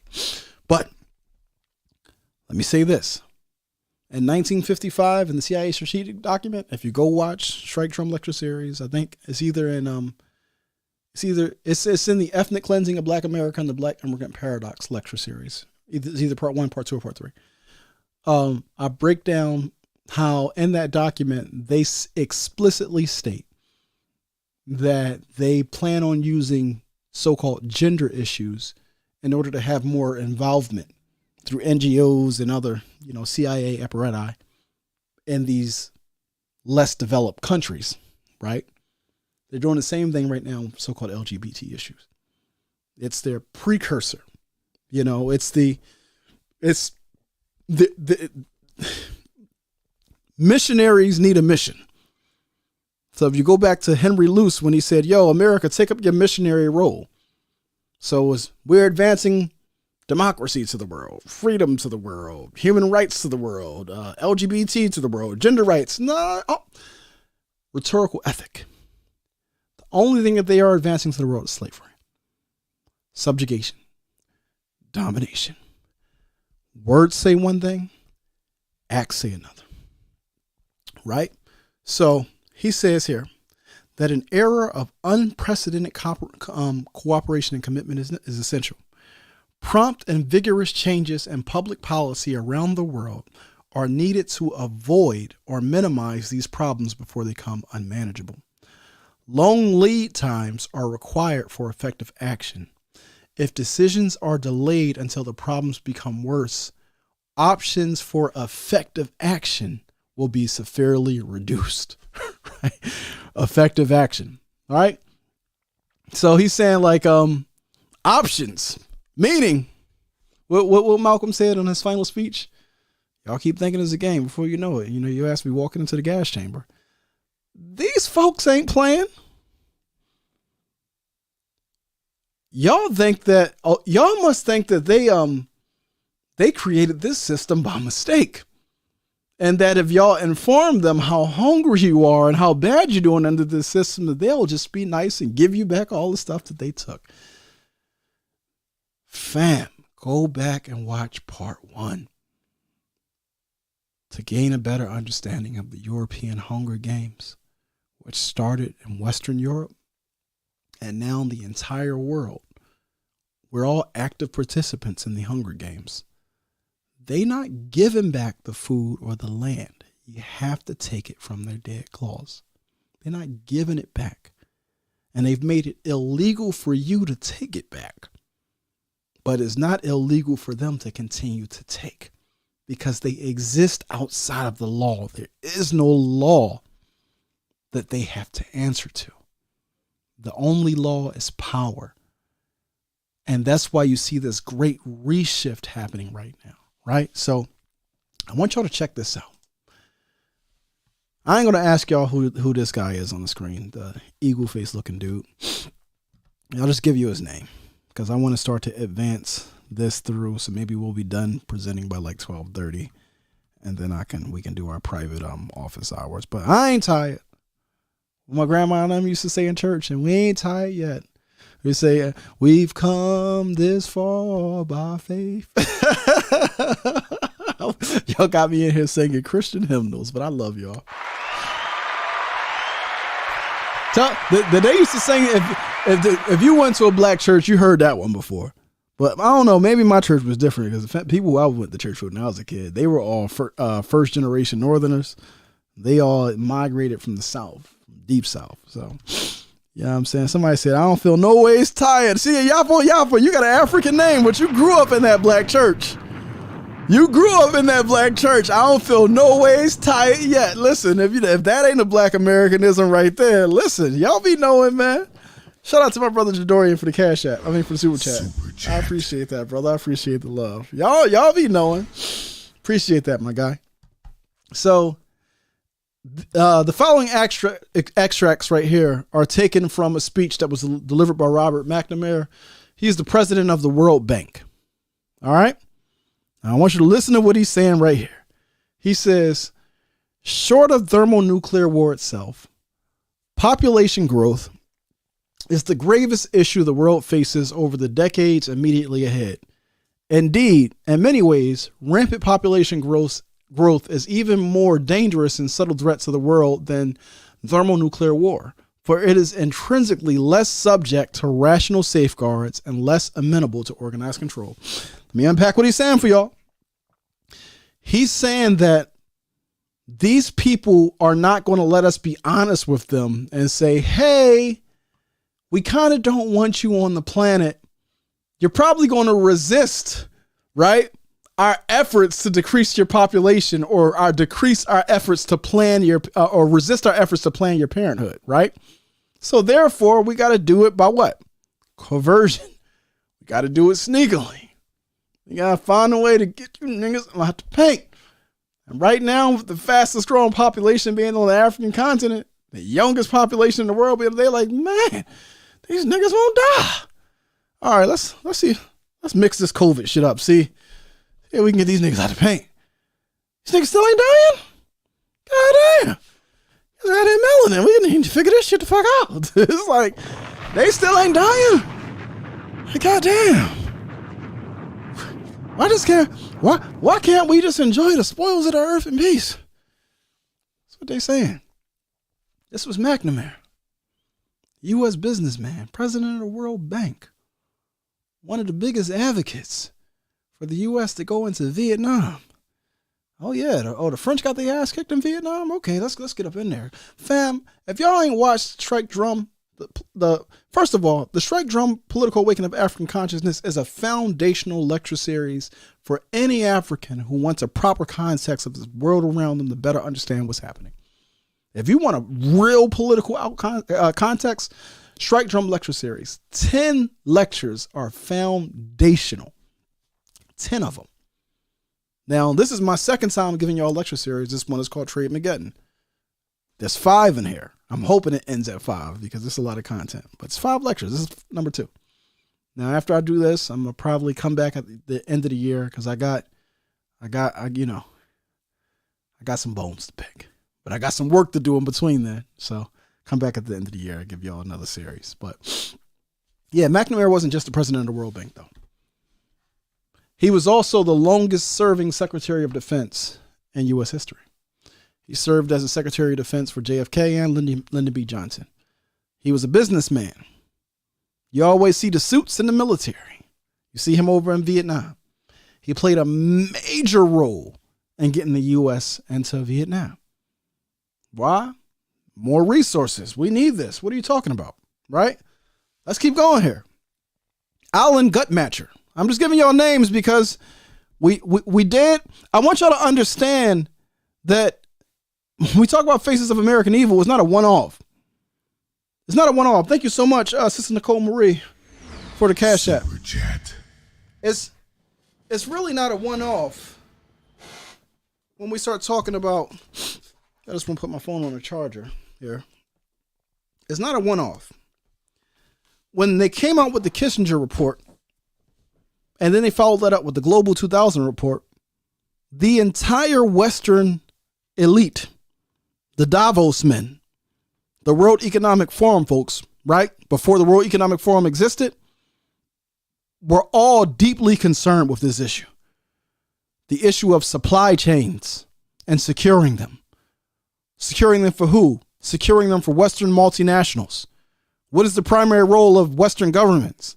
To open up territories for their companies, to exploit and gain profit. For who? For the shareholders, the owners, the Rockefellers, the JP Morgans, the Sinclairs, right? What Garvey called it at the beginning. But this guy right here, Alan Gutmacher, he has first of all, if this guy was an obstetrician and a gynecologist, but his name is Gutmacher. Ladies, I don't know, but if your gynecologist's name is Gutmacher, probably find another gynecologist. But anyway, this dude was also the vice president of the American Eugenics Society, and he served as the president for Planned Parenthood. Shout out to my guy Blockavelli. I appreciate the $10 super chat. Super chat. But this is this guy, right? So when we talk about the U.S. international order, he says my own feelings is that we've got to pull out all the stops and involve the United Nations. If you're going to curb population, it's extremely important not to have it done by the damn Yankee, but by the UN. Because the thing is, then it's not considered genocide. If the United States goes to the black man or the yellow man and says, slow down your reproductive rate, we're immediately suspected of having ulterior motives to keep the white man dominant in the world, right? They're telling you what their motives are, right? Meaning that if we go and say it, the other races will look like, nigga, you trying to kill me off? Right? But he's like, no, let's send in the UN. He said, if you can send in a colorful UN force, you've got much better leverage. Send in Kamala Harris, you know what I mean? Send in, black faces of white power. Like, hey, we need y'all to decrease your population, niggas. You understand what I'm saying? You understand? Listen. Sis, this is the key. I'm making all the slides available. So I think the price per lecture, they're $25 per lecture for the slides. Y'all don't understand how many hours it takes me to make one deck. But for the people in the War College, they're discounted. So if you look at whatever tier you signed up at on Patreon, it tells you what the discount is for the slides. But they're definitely, I'm gonna make them available for sure. So yeah, this is Alan Gutmacher. But yeah, so all these reports, right? These were all secret reports until when? They were declassified on January the 3rd, 1989 is when these reports were declassified, right? So the Kissinger memo, for example, was written in 1974. 1974, 15 years after it was written, it was declassified. How far y'all think they advanced this mission in the 15 years? Now, there's a Catholic organization that is essentially a watchdog of global population control. The name of the organization is the Human Life International. The current president is Father Shannon Bouquet. And I was reading one of his essays, and this is an excerpt directly from his essay. The name of the essay is "By Their Fruits You Shall Know Them," right? It says the population control industry went through what might now be called a rebranding in the 1990s. There was a series of conferences hosted by the United Nations and its partners in Rio de Janeiro in 92, Vienna in 93, Cairo in 94, and Beijing in 95 that recast population control in terms of sustainable development, Rio, human rights, Vienna, reproductive health, Cairo, and woman and girl child equality, Beijing. Right?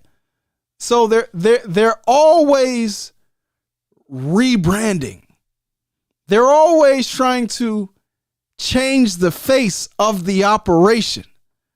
But no matter how hard they work to change the face, the objective remains the same. Family, what is the objective? What's the objective? Put it in the chat if y'all know what the objective is.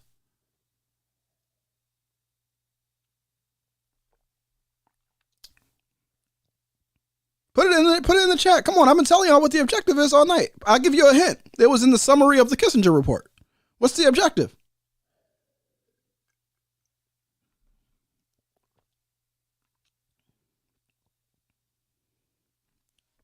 That's the primary objective of governments. But what's the objective from the Kissinger report? So Jadorian, revenue for the owners. Yes, that is the primary role of government. But for within the Kissinger report, okay, so Nicole Marie, what was the second one, Nicole Marie? The lower population was the second one. What was the first one?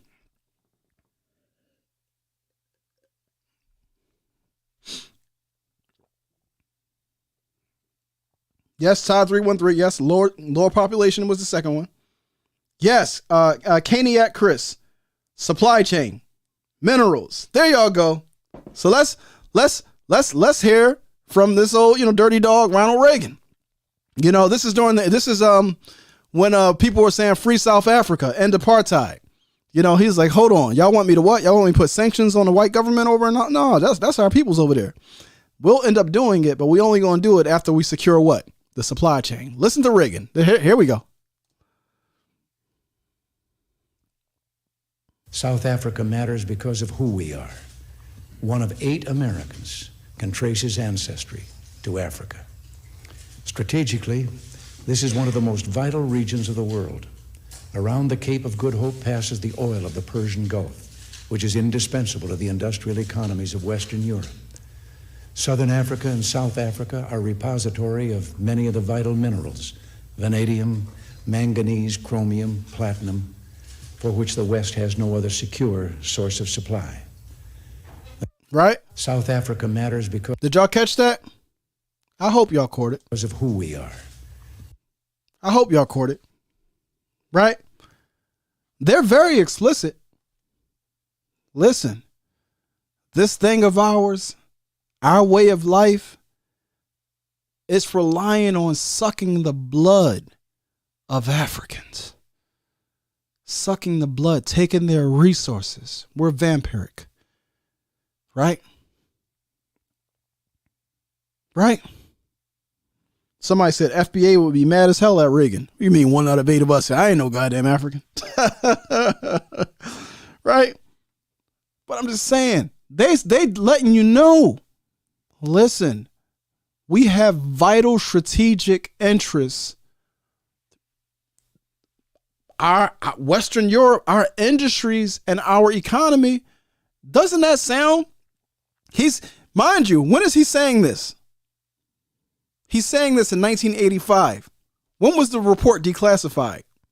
It was declassified in 1989. What was in the first paragraph of the report? That these places are of vital strategic interest to our economy. So when Reagan is going before the public, right, he's only speaking what his national security people were telling him. Yo, our way of life, American hegemony, cannot survive without the global plantation system. It cannot survive without the global subjugation system. We have to keep these Negroes enslaved. But we have to make them feel the freest when they are the most enslaved. We got to get in their head. Garvey said, man, why you let this dude bluff you? You don't know who you are? Oh, you don't know who he is. Which one is it? You either don't know who you are or you don't know who he is. Mama Marimba, she said, yo, in order to teach Pan-African studies well, you got to teach European studies and Pan-African studies simultaneously. Why? Because I can't just teach you about you and your past and your situation. I have to help you to understand your enemy so you know how he thinks. You know his behavior, his thought. So when you see an action, you see it clear. Right? You're not blinded. You're not stupid. Right? He's telling you what he's doing, and he's doing it. She's telling you what she's doing, and she's doing it. Because this enterprise is not a patriarchal one, unlike folks like to say. It is gender unified. White woman, white men working collectively to subjugate all non-white people. And y'all got to understand that. Y'all keep letting them play with y'all heads. Let's keep going. Oh, no. Let's go back. Let's go back. Let's walk it on back. All right. Let's walk it on back. Right? This is important. So in 1944, you have the Bretton Woods Conference, where the World Bank is established. The the European redevelopment plan is created, and the U.S. replaces the U.S. dollar replaces the British pound as a global reserve currency. This happens in 1944. Fast forward to 1971. The American economy is all out of whack. Right? Vietnam is over.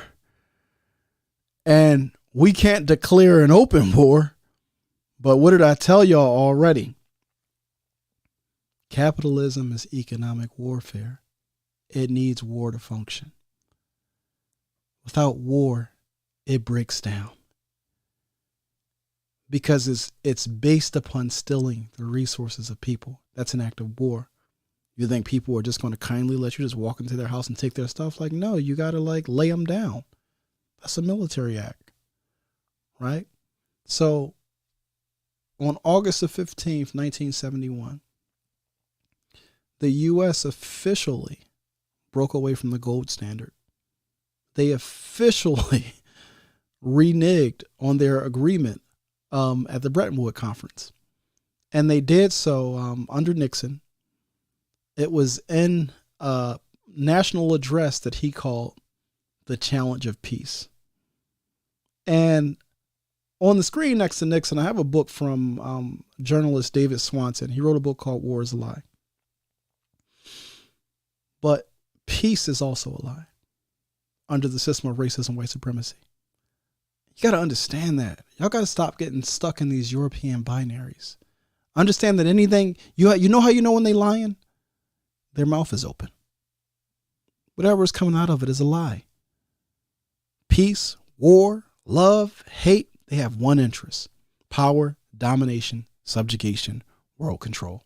That's all they're concerned with. Nothing else. Nothing else. So, as my young brother Todd 313 states, that Nixon took the dollar off the gold standard. This is correct. This is what happens on August 15th, 1971, in a national address called The Challenge of Peace. Nixon outlines the United States' new economic policy. So here it goes. I'm just giving y'all some excerpts. Y'all could go find it on his website, on the Nixon website, if you want to read the whole thing. I gave y'all the name of it and the date. But just some excerpts. It says, prosperity without war requires actions on 3 fronts. We must create more and better jobs. We must stop the rise in the cost of living, meaning inflation. We must protect the dollar from the attacks of international money speculators. Right? We're going to take that action. Not timidly, not half-heartedly, and not in piecemeal fashion. We're going to move forward to the new prosperity without war, as befits a great people all together, and along a broad front. It's a joke when they say without war. Like, man, so many covert wars going on at this time that he's even speaking these words. They already at war. It says, the time has come for a new economic policy for the United States. It targets our unemployment, inflation, and international speculation, and this is how we are going to attack those targets. Family, hold everything that's being said right now in mind. And do me a favor. Don't listen to nobody in the financial literacy movement, because they're going to be talking about what's happening right now in our environment like it's something new. When literally in that one excerpt that I just read you is showing you that this is perpetual. The very same thing that we're faced with right now, where he says, unemployment, inflation, international speculation. This is the same exact challenges the U.S. economy is faced with right now, and it's in far worse shape. Let me keep going, though.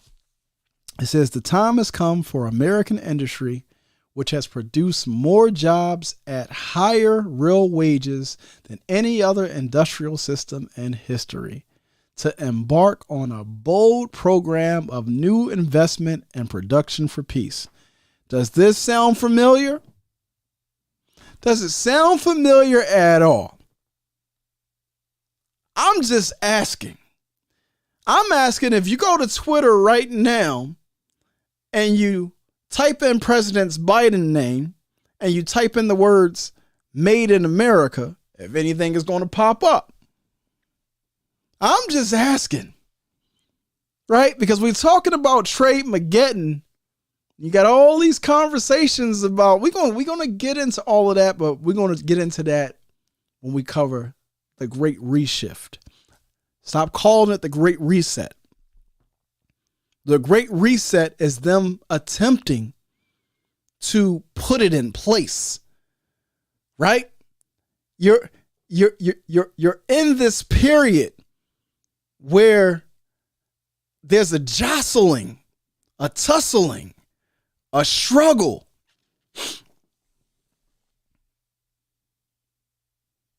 They are working incredibly hard to put the final nail on this new economic order. And it ain't going to be nothing nice. If you flip back to the 19th century, Christianity is to the old economic order what postmodernism, queer theory, transhumanism, and all this other trans stuff is to the new economic order. In order for this new joint that they try and put on you to work, they have to atomize you at the biological level. They got to have you flip 20 different ways from Sunday in order for this new thing to work. Which is why they're going after your kids with the LGB emphasis on T stuff. Listen, I don't really like to talk. I don't want to get into conjecture because we're going to end the year off on that topic. Y'all know if I come and bring a topic, it's going to be well researched. I don't talk from a place of hate. I pay attention to their behavior, to their actions, to their thoughts. So when they do something, when they're advancing something, the whole, Zaya Wade thing that they're advancing, I can better understand why. Now, what they'll do is they'll try to gaslight you and say, oh, you're homophobic, you're Eurocentric, you're backwards. And it's like, no, my survival instinct hasn't been turned off. I know when somebody's trying to kill me. And what you're doing is you're telling me that me resisting my death is homophobic. It's just like on the plantation, you told me that if I run away, I'm a drapetomaniac. It means that I'm insane to run away from the plantation. Something must be wrong with me to resist slavery. Right? Family, there's not many. You have to understand that y'all that are here, y'all represent a very small percentage of people who are curious enough to even want to learn, to ask the questions, to try to find a way out. Most of us have had our survival chip and our African mind completely turned off. Right? I refer to those people as cows, COWs, casualties of war. A lot of them people you're not going to be able to save. So it's about getting quiet. It's about finding cover, finding darkness, finding a group of like-minded people, not to just weather the storm, but to plot, plan, strategize. What's our move? What is our move? There's a global reshift happening right now. What are we doing? We talking about crypto. We talking about finances. We talking about getting to the bag. What? Are you serious? It sounds like you're talking about slavery to me. Let's talk about getting free. Because there's no freedom under this system. It's no freedom. Yo, everything on the planet is resisting this system. The water, the air, you got tornadoes. The planet is heating up. This is a death system. It's a virus. Everything that has life and that's operating within its original design is resisting this system. Why aren't you? Right? Let me keep reading here. It says, the time has come for American industry, which has produced more jobs at higher real wages than any other industrial system in history, to embark on a bold program of new investment and production for peace. To give that system a powerful new stimulus, I shall ask the Congress, when it reconvenes after its summer recess, to consider as its first priority the enactment of the Job Development Act of 1971. Sounds like the Infrastructure Act that Biden just passed. Y'all don't see what's happening. Y'all don't see these economic tremors. Y'all don't see this banking, this financial contagion. Oh, y'all sitting down like everything's good. Everything's hunky-dory. The roof is on fire. And you like, let's run up in that joint. King said I might have integrated my people into a burning house. Y'all like, nah, let's run back out. We're going to go back in, but we're going to do it fly. We're going to go in with Gucci on. Yeah, I mean, we're going to walk into this burning house with the Rolex on. You know what I'm saying? Like, let's get it. Let's get to this bag. It's black. It's our time to shine. Meanwhile, this whole shit is coming down. It's not sustainable. It can't sustain life. It can only sustain death. Y'all don't get that? Y'all don't see that? Have you been so desensitized? Have you been so desacralized, de-Africanized that you don't get that? Does your African heart not beat? Do you not look at your young children and get concerned about what their future will be? Are you not frustrated at all? Is there no gnawing at your spirit at all? Are you really a contented slave? Is there nothing that can be done that can discontent your spirit? Nothing at all? You really a happy slave? Listen, man. First of all, Todd 313 Todd 313, brother, for you to be a young man, you on it. Because you bringing up stuff that I ain't even got to yet. That's not covered in this lecture, but it's covered. I'm covering that part in the great reshift. Listen, let me keep on going. He says here, I have directed Secretary Connolly to suspend temporarily the convertibility of the dollar into gold or other reserve assets, except in amounts and conditions determined to be in the interest of monetary stability and in the best interest of the United States. The effect of this action, in other words, will be to stabilize the dollar. Now, this action will not win us any friends among the international money traders, but our primary concern is with the American workers and with fair competition around the world. Family, does this sound familiar? Right? Have y'all been watching the budget hearings for the war? Strategic competition with China? Fair competition? America doesn't do fair competition. There's only one top dog, and that's the only thing that's fair. Anything where America is not the top dog is not fair. And this nation ain't having it. So, y'all, listen, man. I don't know what to tell y'all. I hope y'all paying attention. Now, I'm not going to read this slide, but this is the fellow right here that you see is John Maynard Keynes.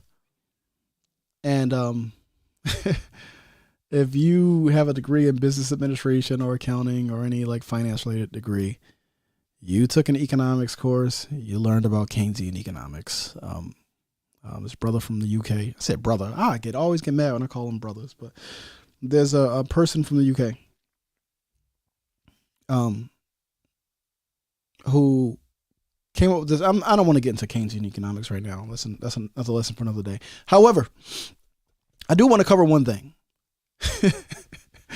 John Maynard Keynes, when the World Bank and the IMF was being set up, attempted to have what they referred to as an ICU, an International Clearing Union, created instead of this global monetary system being pegged to the U.S. dollar. And why? Why was that? His concern was that he said that the moment the United States became a deficit country, the system would collapse. Meaning that the moment the U.S. government revenues were below its government receipts, the system would go under. Why would it go under? Because the U.S. would just essentially print more dollars in order to make up that deficit or take on more debt. And if the debt is the currency of the debt is U.S. dollars, it's like, what are you going to do? It's going to eventually destroy that system. So he was correct. He was actually correct, but he was frustrated because he said essentially the IMF and the World Bank were downgraded. Right. So he said the IMF was downgraded to a bailout fund and the World Bank was limited to lending from its own reserves. And crucially, any possibility of the IMF leveraging the World Bank investments was jettisoned. Right. So let me go back one piece here. This last point, because when the U.S. did when Nixon did announce on August 15th, 1971, that the U.S. was getting out of the Bretton Woods system, this last bullet point, it says, immediately the private banks, which the Bretton Woods system had been keeping under a lid, sprang up and the world was taken over by financialization.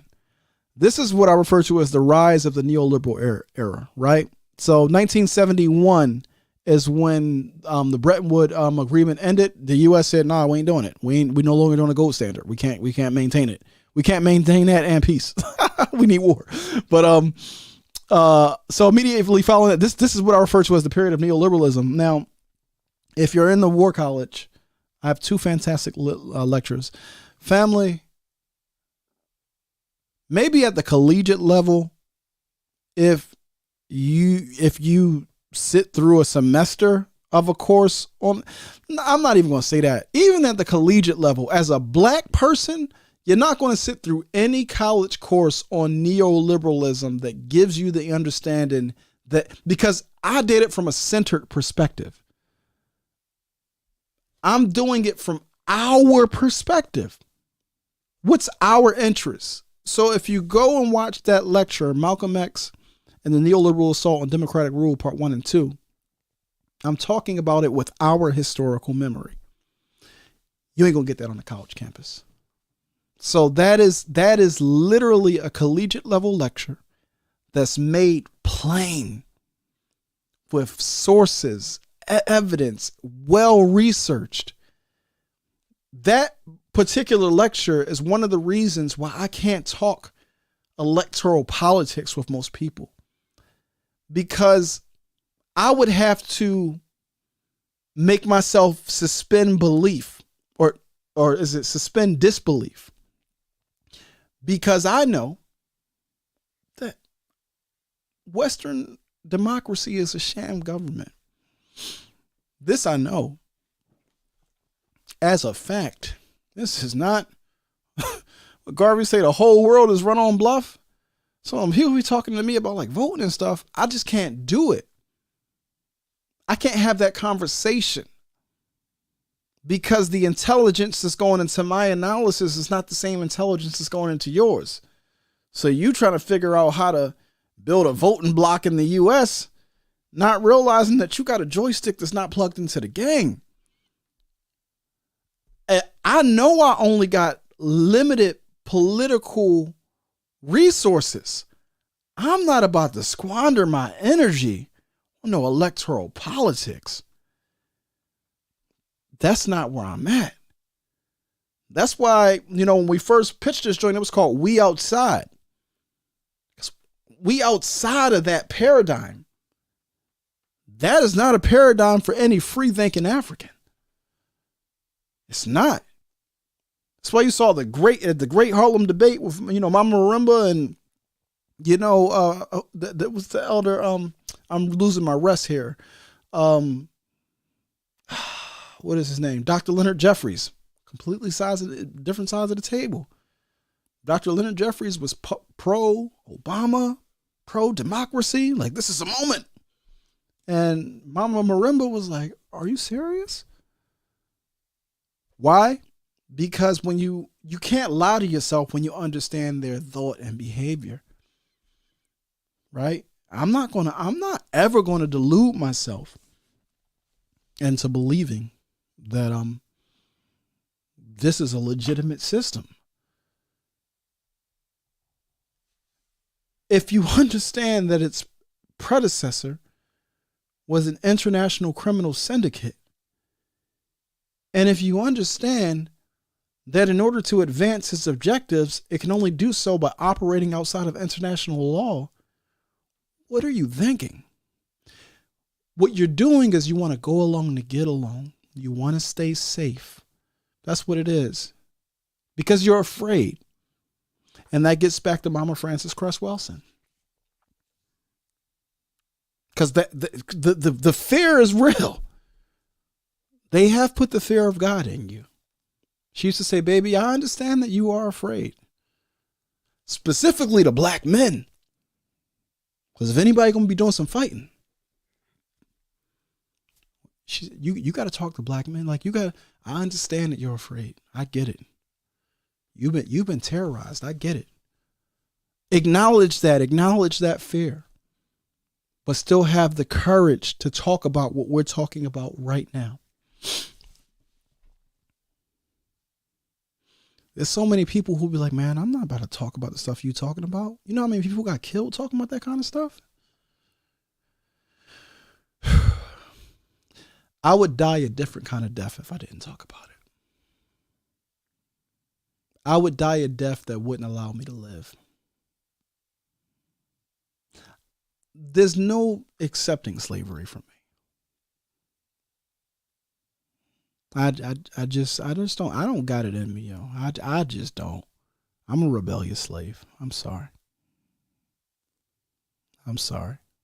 But oh my goodness, let me keep on moving here. We moving, y'all. Now, what a difference 10 years make. Because the U.S. comes off of the gold standard in 1971. 10 years later, here go your boy, your dirty dog Reagan. America, I got something to tell y'all. So this is Reagan in 81. I want y'all to listen.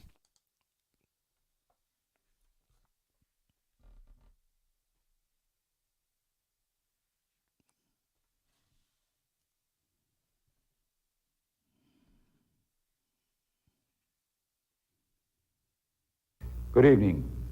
I'm speaking to you tonight to give you a report on the state of our nation's economy. I regret to say that we're in the worst economic mess since the Great Depression.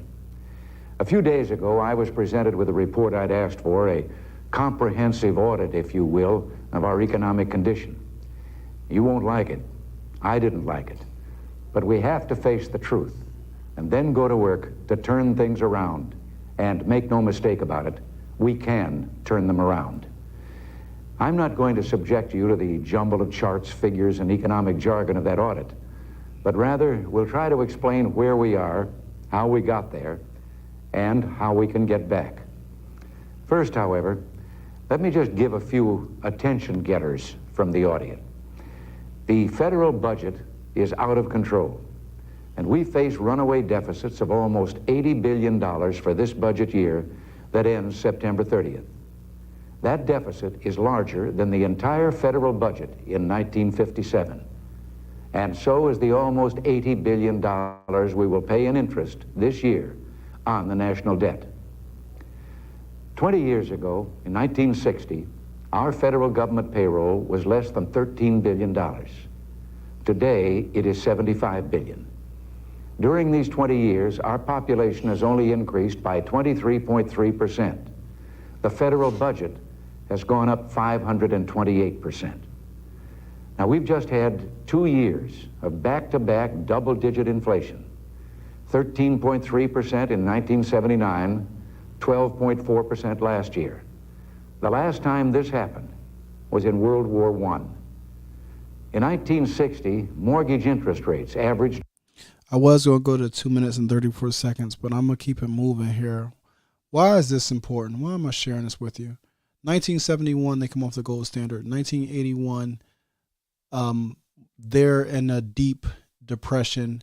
1980 and 1979, highest interest rates ever. Inflation. The inflation that we just had in this country in 2022 was the highest inflation that we've had since 1980. Since this period of time. The increase in interest rates that we've just had in order to try to get inflation back under control has been the most rapid increase in interest rates since 1980. Since Paul Volcker had to drive interest rates through the roof in order to kill the economy and throw it into recession in order to bring value back to the US dollar. Family. Inflation right now is still at about 6%, which is 3 times higher than what it should be. Right? That's the cost of living. That's the measure of cost of living, right? Your cost of living index, inflation. Unemployment is still not great. Interest rates just went up by another 1/4 point in the midst of banks a financial contagion happening, and because you have this rise in interest rates, banks that were overexposed are going under. All of this is happening where at a time when Biden is talking about made in America, we gotta do an infrastructure plan. What is that? More spending, which means what? More inflation, right? And we got to do a war budget plan, which is what? More spending, which means more. Like, this shit is, the bottom is falling out. The bottom is falling out. And as we get through this Trade Mageddon lecture series, when we get to the other side of the month of April, you are going to have a clear picture of what is occurring. And as an African person, if it doesn't put the flame under you to intelligently lock in with some serious-minded folks who are working on serious projects like food sovereignty, right? Lock in with a group like the Amos Wilson Collective, who's committed towards what? Transforming ourselves so that we can rise to meet the severity of this moment. Because if we don't meet it, if we can't meet this moment head on, we may not get another moment. And it's like, I don't think a lot of people are just understanding the severity of what's happening. But this is really funny. Not funny at all. I'm tired, so I use the word funny. Maybe the word I was looking for was irony. Either way, I've been lecturing now since 8:30. It's about 12:30, and I'm going to finish this lecture tonight. I got some more slides for us to get through, and we're going to get through them, right? We're going to get through them. I saw a flyer from my Marimba Ani. She's giving a lecture in Atlanta on the 16th. The lecture is from 2 to 7. So this is one of those Amos Wilson, John Henry Clark lectures. But why am I sharing this here? I'm sharing this because in order for capitalism to work, in order for America's project, this so-called American Century Project, to achieve, covert wars have to be funded. How else does the U.S. get access to these minerals and these resources, and how does it shape the world in its own interests without covert wars? How do you fund a war in the middle of a recession when you have inflation? How do you do it? How do you fund a war when there's no money for it in the government spending budget? How do you do it? Well, Reagan had a great idea. Reagan said, I know what? We'll sell crack. Right? We'll sell crack cocaine. So what you see, so first of all, the guy that you see on the screen is Gary Webb. He was the journalist that broke the story that the CIA was selling crack to finance covert wars in Contra, the Contra wars, covert wars with the Contras in Nicaragua. And Gary Webb committed suicide by shooting himself twice in the face with a shotgun. All right? I want you to let that sit in. He committed suicide by shooting himself twice in the face with a shotgun. I want you to let that sit in. Now, the bottom website, this comes, the bottom right, what you see on the bottom right side of the paper. Let me try to shake it off, because I'm getting a little tired over here. But I need to keep my acuity and my sharpness, because there's still a lot that I gotta, a lot of material I gotta give to y'all. We're gonna get through this tonight. So let me just back up. The bottom right comes from the CIA. No. The bottom right comes from the Department of Justice website.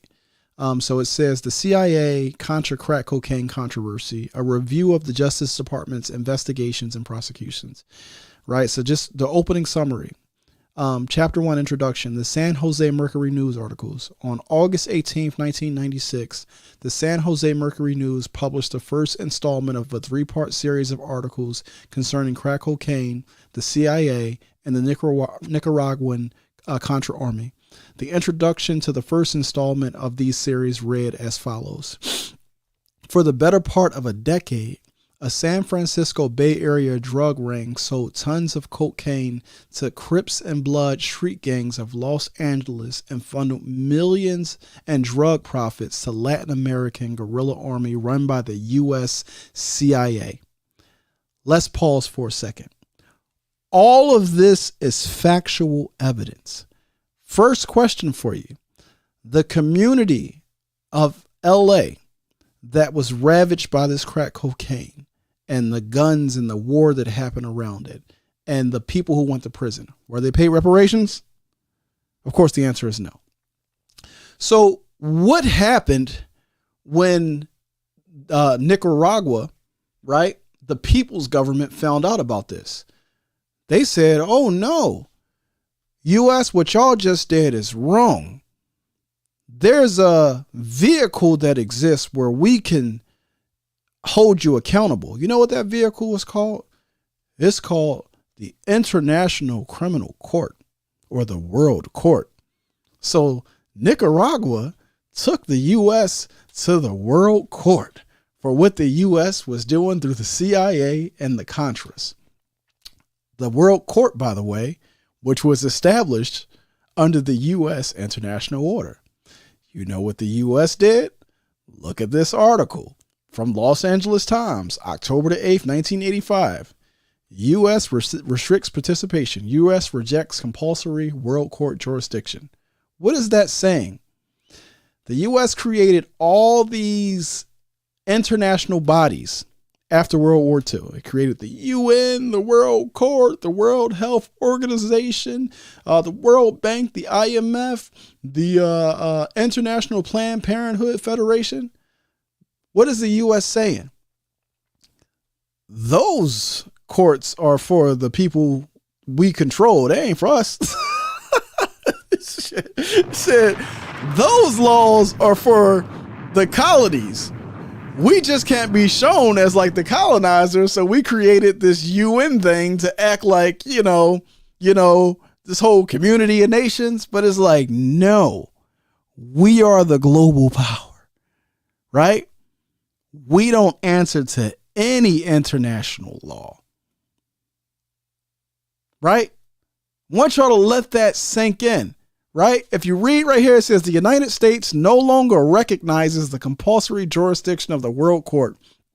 President Reagan said Monday, ending what State Department's top lawyer called a noble but unsuccessful 39-year experiment in international law. What are they saying?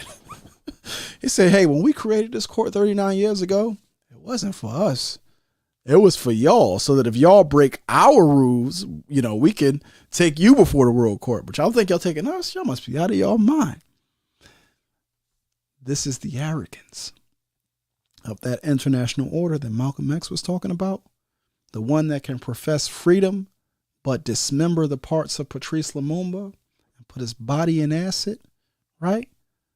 This is, you know, the two faces, the face of peace and the real face, right? And I just love, you know, this American arrogance. You know, this was back in 2020. I don't know if y'all caught this, but after the Bolivian coup, another coup that was funded by the CIA, black budget, on Twitter, Elon Musk wrote, another government stimulus package is not in the best interest of the people, in my opinion. Somebody came under him and said, you know what wasn't in the best interest of the people? The U.S. government organizing a coup against Evo Morales in Bolivia so you could obtain the lithium there. You know what Elon wrote back? We'll coup whoever we want. Deal with it. Right? Deal with it. Unapologetic. This is a CEO of 3 American corporations, SpaceX, Tesla, and Twitter. $3 billion American corporations went on Twitter and said, we'll coup whoever we want, because that's the role of government anyway. The role of government is to make it so that I, you know, So in order for us to achieve our, what is it called, zero carbon or whatever they're trying to achieve, we need these lithium batteries. In order to get these lithium batteries, we're going to have you Negroes slaving in mines, dying. We're going to be killing y'all. We're going to be taking over your government. Why? Because we need these minerals. Make it make sense. Make it make sense. This is the arrogance to establish a global system where 99% of the wealth is hoarded, and to tell the rest of the world, get it how you live, go find a job, right? Did anybody catch this dude? Is his name Mr. Wonderful? I forget his name. He used to be on Shark Tank. But this clip right here, this clip epitomizes, and when I tell you about the old economic order, this is the epitome of it right here. Check this out.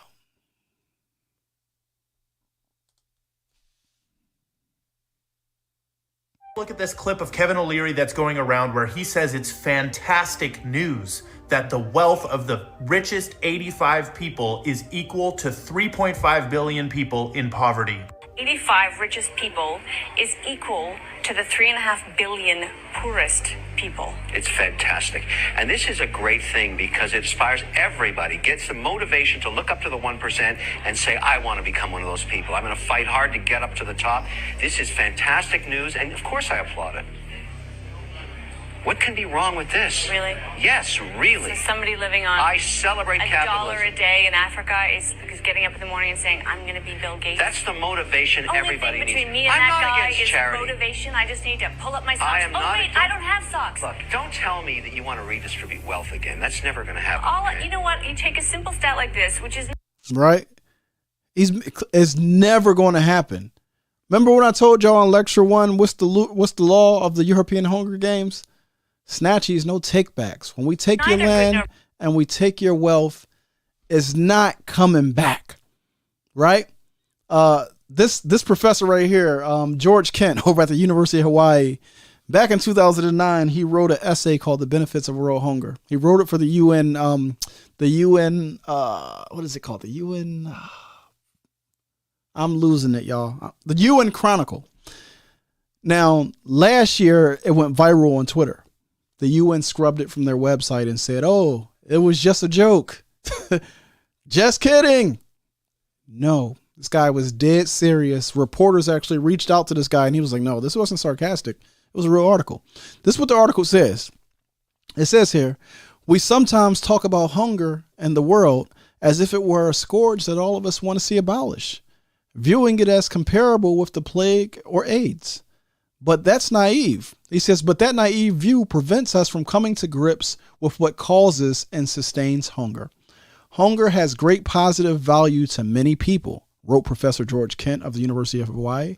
Indeed, it is fundamental to the working of the world's economy. Hungry people are the most productive people, especially where there is a need for manual labor. Pause. Let me stop right here. What is he saying? This international economic order, this Western liberal capitalist order that the financial literacy movement wants us all to be a part of, starvation is necessary for it to work. It can't work if why would you work if you have access to all your resources? Why would you go work? You have to till the land. You eat by the sweat of your brow. So even if you have access to all your resources, you still have to erect governments and communities and societies in order to have a functioning community. So yeah, you still have to work, right?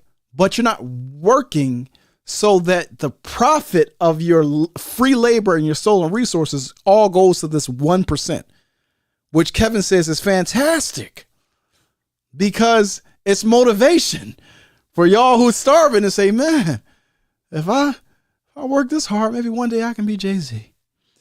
Maybe one day I can be DeVito. Maybe one day I can be LeBron. Maybe one day I can be Burna Boy. Because I ain't trying to be Cabral. I'm not trying to be D. Dan Kamathi. I'm not trying to be Malcolm X. Them Negroes died broke. I'm trying to be Barack Obama. He's a billionaire. Right? So he goes on to say, Kent goes on to say that without the threat of hunger, the global economy would cease to exist.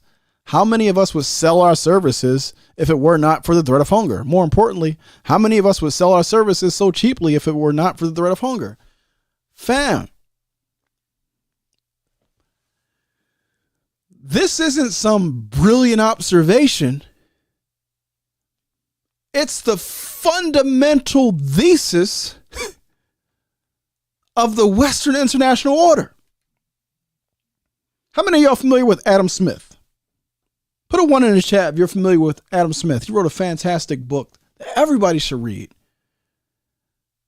Marxists get up in y'all head and is like, you know who I quoted a lot of Adam Smith in that lecture, neoliberalism and the you know how they say when you get tired, it's like you've been drinking. You shouldn't, like, if you don't get a certain many hours of sleep, it almost start being like you drinking. Like, I'm noticing that my brain retrieval ain't firing on the cylinders like it's meant to be firing. But I'm seeing the ones in the chat, so y'all do know who Adam Smith is. But and the lecture, Malcolm X and the Neoliberal Assault on Democratic Rule, I have a lot of quotes in there from Adam Smith. But Adam Smith wrote a fantastic book. It's called The Wealth of Nations. They refer to this guy as the father of capitalism. But here's what he had to say. He said, as men, like all other animals, naturally multiply in proportion to the means of their subsistence, food is always more or less in demand. Pause. He's saying that populations increase based upon the availability of food. Oh, so starvation not only serves one benefit, meaning it gives you labor. The other benefit of starvation is what? It keeps the population down.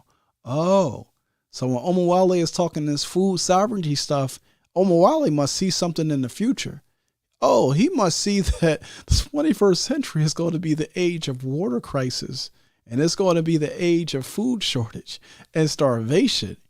And bodies of water are going to be militarized. And it's impossible to survive as individuals. You have to survive as collectives. And you have to be a thoroughly organized collective.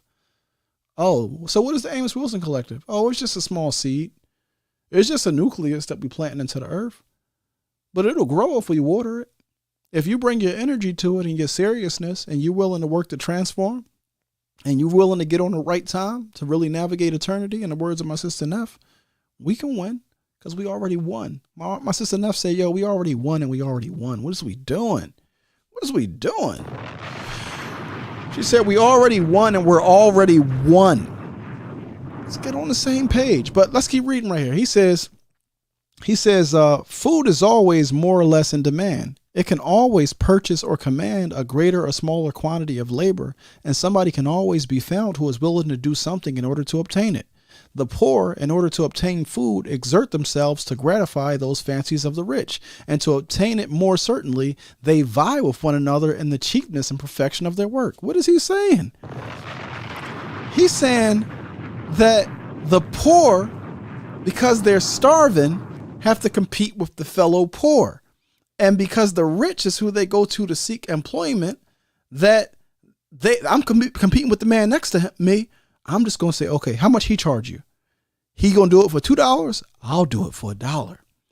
Starvation wages, right? Right? That's why you can't have no union or nothing like that.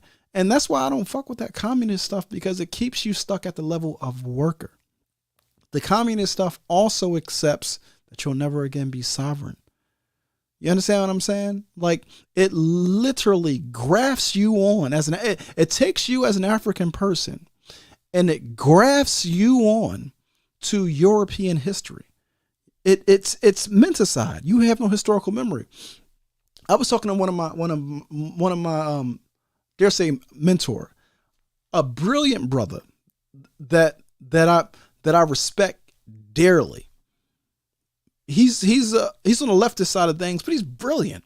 You understand what I'm saying? Like, when it comes to the real world, like, and operating, there's lots of diplomacy, because when you're an organizer, right, you have to work with other people, and sometimes you're working across ideological lines. That's a part of this work if you're trying to get liberated.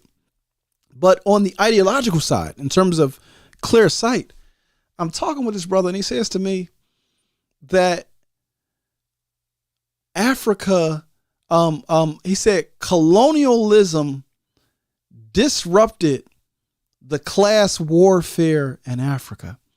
He said, because if colonialism had not happened, the African proletariat was in the process of rising up to overthrow their bourgeoisie.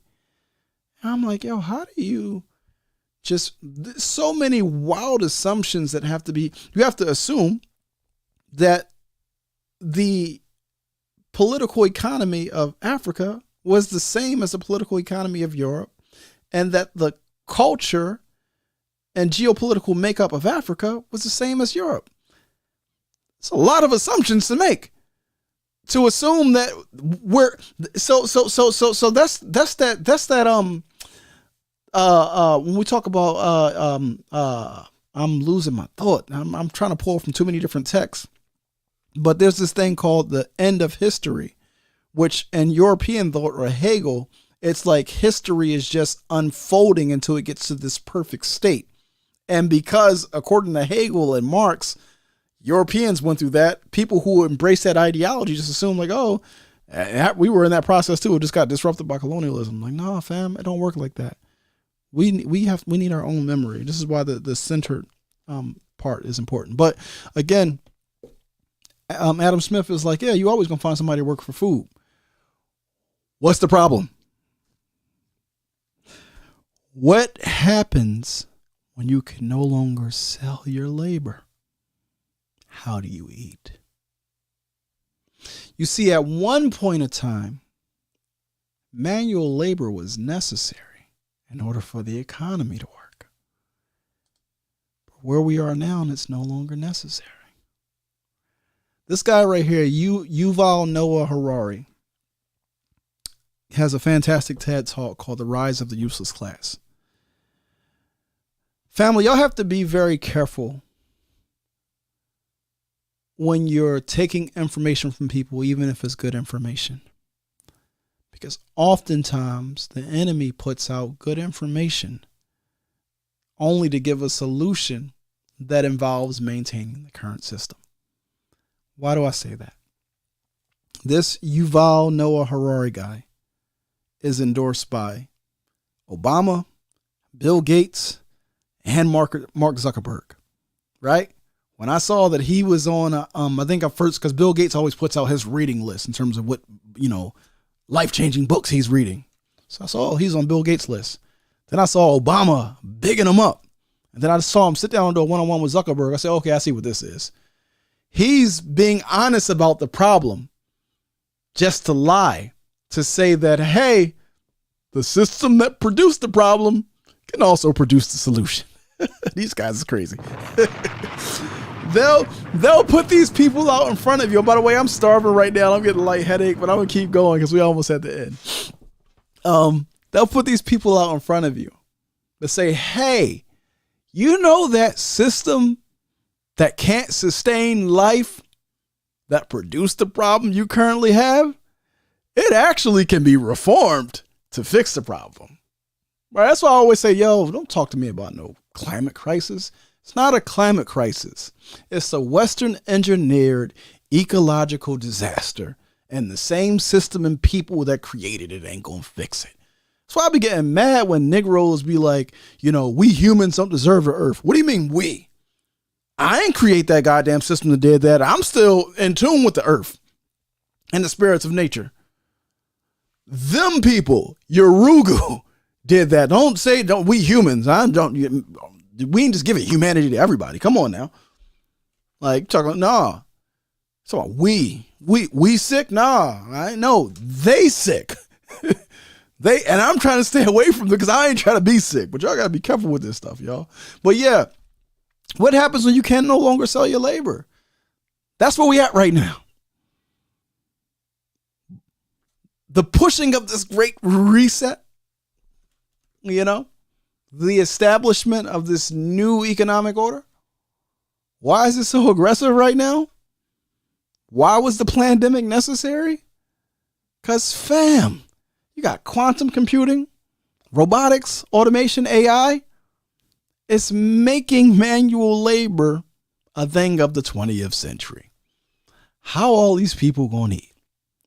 And what do you see happening? see massive unrest all around the world because the societal restructuring that the IMF is forcing on these nations through debt is making people starve. So you got the yellow vest movement in France. You got the French people nationwide burning shit down. You got the truckers envoy in Canada. You got the entire Haiti off the chain right now. You're looking at Latin America. We just got a big win in Colombia.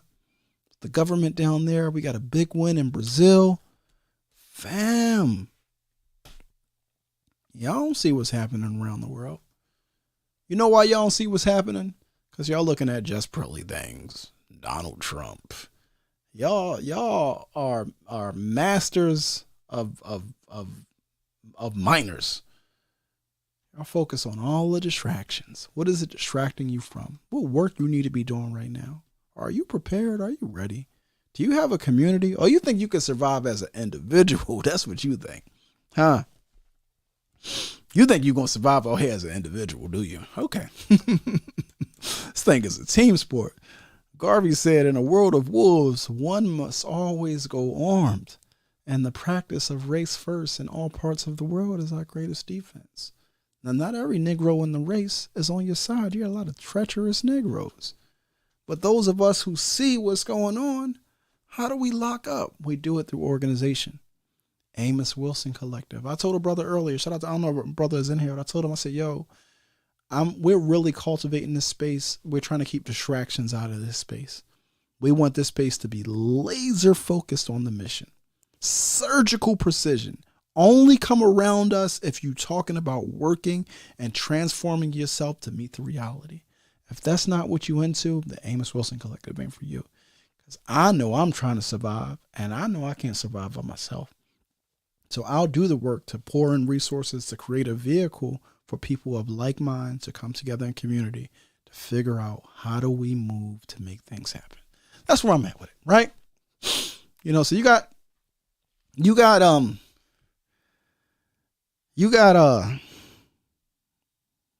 our friend Elon and other billionaires and AI developers. This was just in the Wall Street Journal on March the 29th. They are now calling for the government to step in and put a moratorium on AI. They said that the technology's development is moving too fast and the potential threats we're not even able to be aware of or keep up with as they develop. Right? It seems to me that this Yurugu, all they know how to create is destruction. All they know how to create is death and more death. This entire system. If you want a system that is rooted in life, that is a system of Ma'at. You have to embody Ma'at, or as my sister Neff says, you have to Saruj Ma'at, restore Ma'at. Start by transforming self. Come together, lock arms like Voltron. Remember, we already won. The sun rises every day. We're on the side of the sun. We already won.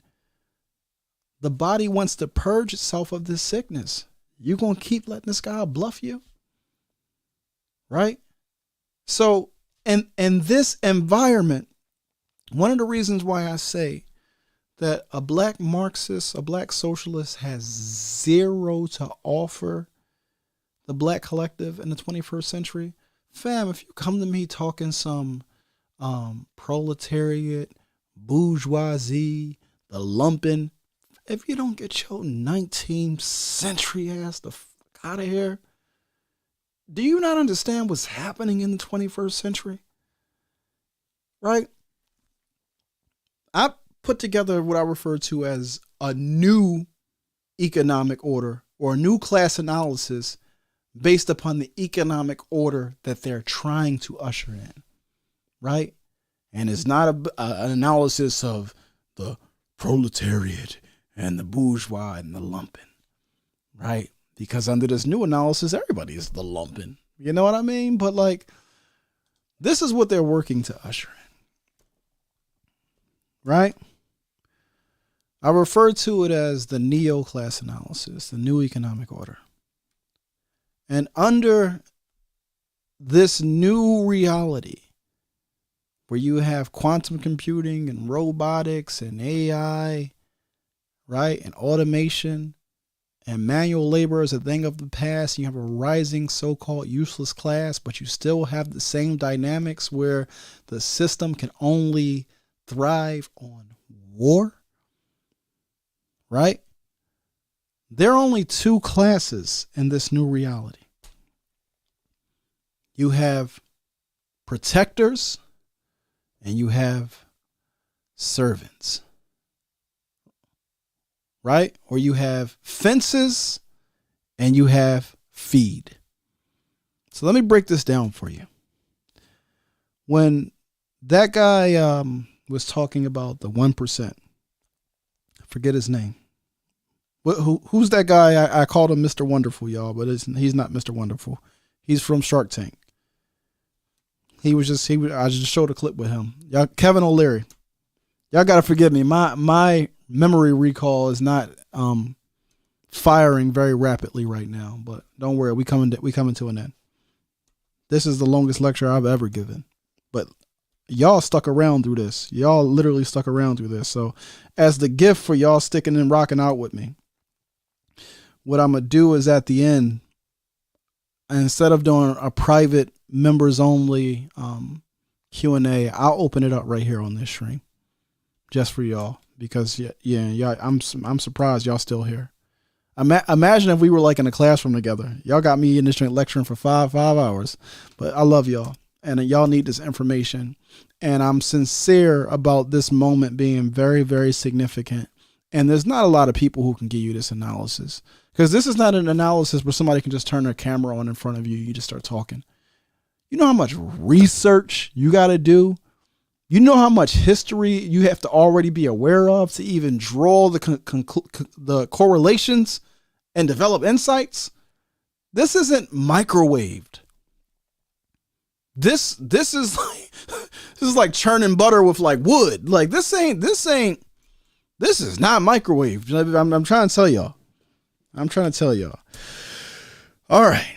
So the new economic order, right? The Kevin O'Leary types, the 1%, I refer to them as the hogs, right?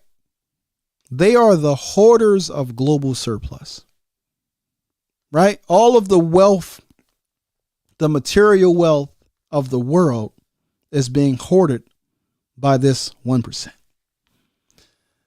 The other 99% have to get it how they live, right? The only way such a system can stay in place is it requires protectors. It requires defense. And I refer to the defense force as the LLCs. You have legislators, which is the first L.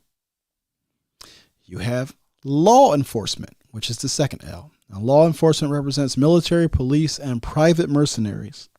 Because private militaries, there are a lot of these hogs that have their own private militaries.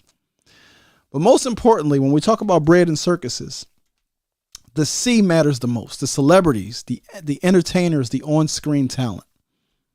You know, as Kevin O'Leary said, you need that motivation. You need the kids who are a part of the servant class, the feed for the hogs. You need them to see this system as something that is justifiable or legitimate. You need them to believe and have faith in an order where they say, you know what? If I work hard, I can come from Marcy Projects and be a Jay-Z too. You need those stories to be in place, right? You need the distraction, the entertainers, because if not, this ship goes off course real quick. It goes off course real quick. So the fences and the protectors, that's the first class of people. Celebrities are their own class. Law enforcement and legislature, they're their own class. They all represent the class of protectors. They're only in place as defense against the hogs. And the hogs feed them very well. They feed the legislators, law enforcement, and celebrities, entertainers very well. And everybody else is just feed. You're some type of service worker. And you can be a professional service worker, right? Yeah, an accountant, a lawyer, or you can be a non-skilled service worker, trash man, work, restaurant industry, whatever. Sex work is big. If you notice, all of these ideologies, right? All the CIA woke ideologies why do they all seem to work in the interests of the hogs, right? All these woke ideologies, it was like, yo, just go be a hoe, Stop. Don't call it a whore. She's a sex worker. It's dignified, right? Let's destigmatize sex work. No, let's legalize or let's criminalize a society where it's necessary for you to sell sex to live. How about that? But no. They want to give you these controlled opposition identities where you think that you woke.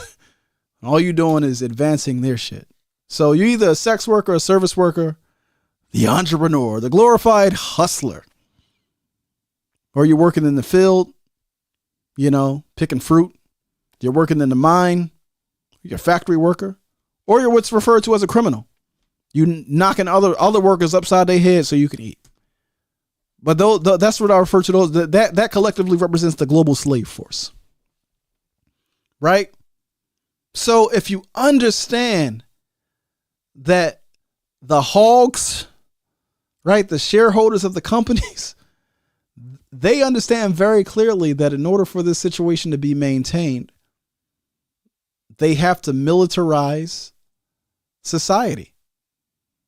Now, I don't know if y'all been paying attention, but there's a organization out of Atlanta called Community Movement Builders. Shout out to my brother Zahir Toure out of Atlanta, very active in that collective. And they've been leading a protest against what's referred to as Cop City. In the state of Georgia, they're looking to build a mega complex for training law enforcement for the new terrain of urban policing. Right? Now, the protesters who have been protesting against Cop City. Now, first of all, I saw some of them protests.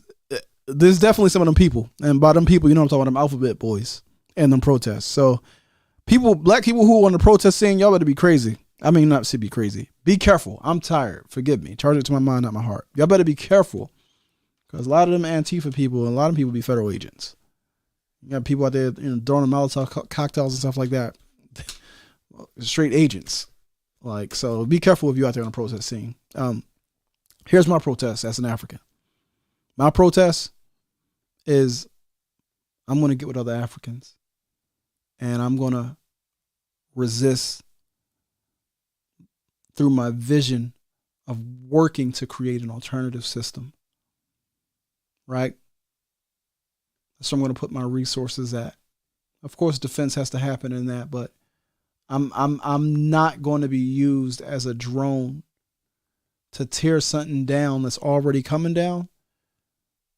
And as I'm working to tear it down, I end up being collapsed under the rubble. I'm not going to do that.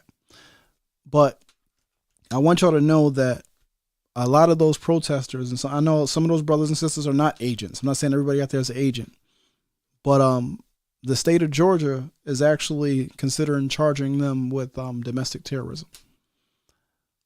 This is the new reality because they're going to have to keep a tight lid on society.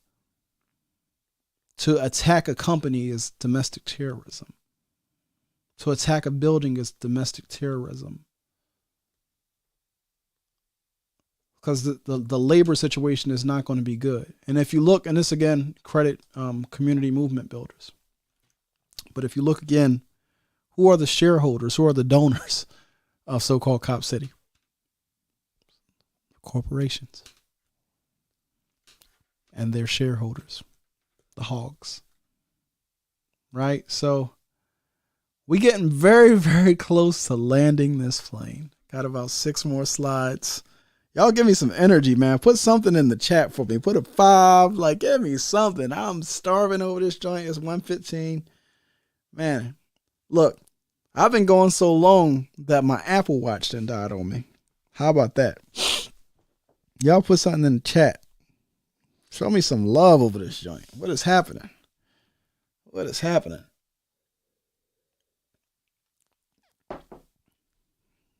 Appreciate you, Brother Jabril. I appreciate you. Brother Jabril gave me some flames. Blockavelli, all right. Blockavelli is laughing. I ain't even laughing. I'm hungry. I'm starving over this joint. Shout out, all right, Trigger Happy. I appreciate y'all. Brother Jam On gave me some pieces. Shout out to Todd 313, gave me that pound. I appreciate that, y'all. That means a lot. So let's get ready to land this plane. Let's get ready to land this plane. Critical points on the 20th century economic timeline. 1913 is when you get the establishment of the Federal Reserve Bank. U.S. central banking is established. Why is that important? Because up until 1913, you couldn't vote for a senator in the U.S. Senators were appointed. But again, I already talked about that in the lecture, Neoliberalism. Malcolm X and the Neoliberal Assault on Democratic Rule, Part 1 and 2. If y'all didn't know that, voting for senators is a thing of now, but it wasn't a thing of then. Before the Federal Reserve Bank was established, you couldn't vote for no senator. But as Rothschild says, he says, listen, give me the control of the money and I care not who makes the nation's laws. So once they got that central bank established, and then you could vote for a senator. So that was 1913. 1944 is when the British pound was replaced by the U.S. dollar as the global reserve currency. That was during the Bretton Woods Conference when the Bretton Woods or the gold system was established. 1971, Nixon abandoned the Bretton Woods Agreement. 1985 is important because that's when the U.S. withdrew from the World Court, the one that they established. And then 1991 is when you get the fall of Soviet Russia, right? The fall of Soviet Russia happens in 1991. You no longer have two world superpowers. You now only have one, right? So the American century that was strategized by Henry Kissinger, who was the preeminent architect of foreign policy during the Cold War period, the first American century officially comes to an end in 1991. And that first chapter, it ended with the collapse of the USSR, Soviet Russia. And you get George Bush 1. Y'all, I know y'all familiar with this. He was also the 11th director of the CIA, by the way. How convenient. Oh, man. If y'all go back and watch this joint, George Bush 1 in 1991, when he's calling out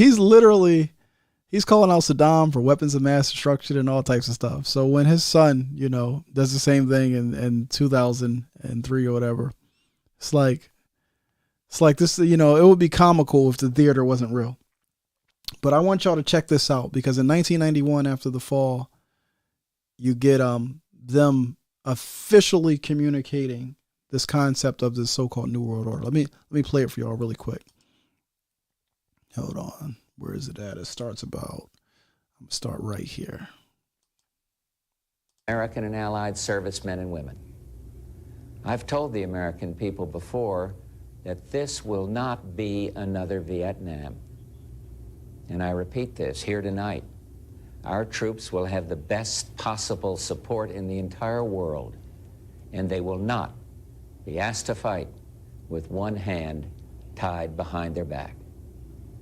I'm hopeful that this fighting will not go on for long, and that casualties will be held to an absolute minimum.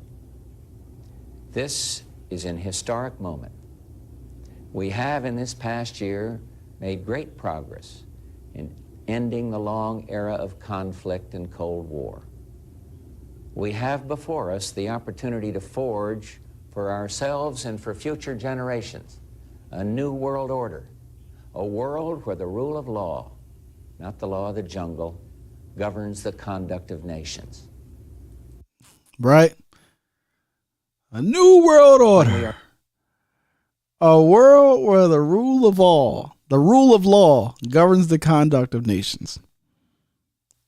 Remember that rule of law does not apply to the chief architect of the New World Order.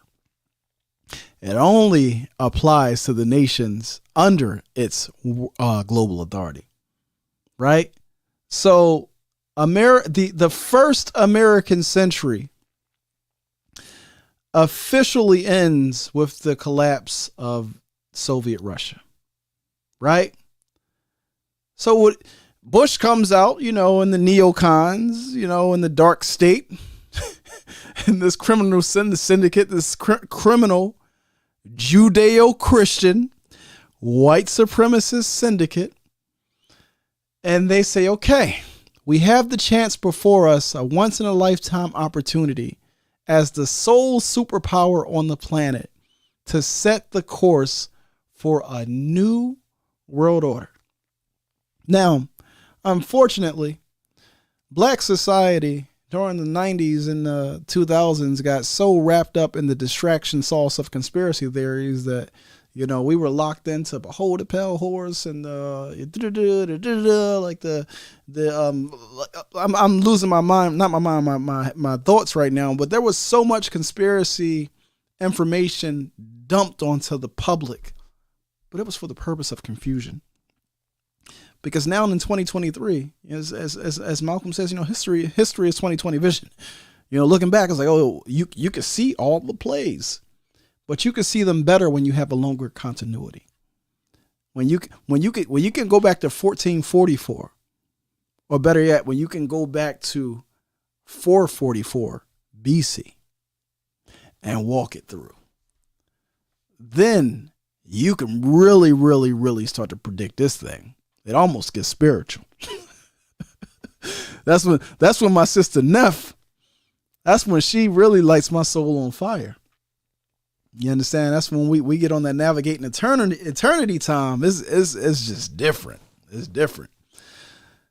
So the first American century is in the books with the collapse of USSR. 1997. The neocons embark on a new project called, you guessed it, the Project for a New American Century. So the words that you see here, and on top of like their heads, over their heads, all these words are taken directly from this study. The guy, this is Keith Swanson. My retrieval is usually a lot better than this, y'all. But at this point, I'm like a computer, a 40-year-old computer, and my RAM has been going for way too long without restarting, getting some sleep. So the information is all still up there, but retrieving it, is buffering a lot right now. But the guy, I think his name is Keith Swanson, the guy who wrote the book War is a Lie.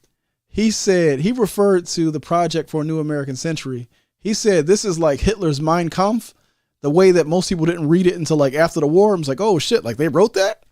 This is what the Project for a New American Century is. Like the fact that this is documented and acted on, and I don't know at what point in history,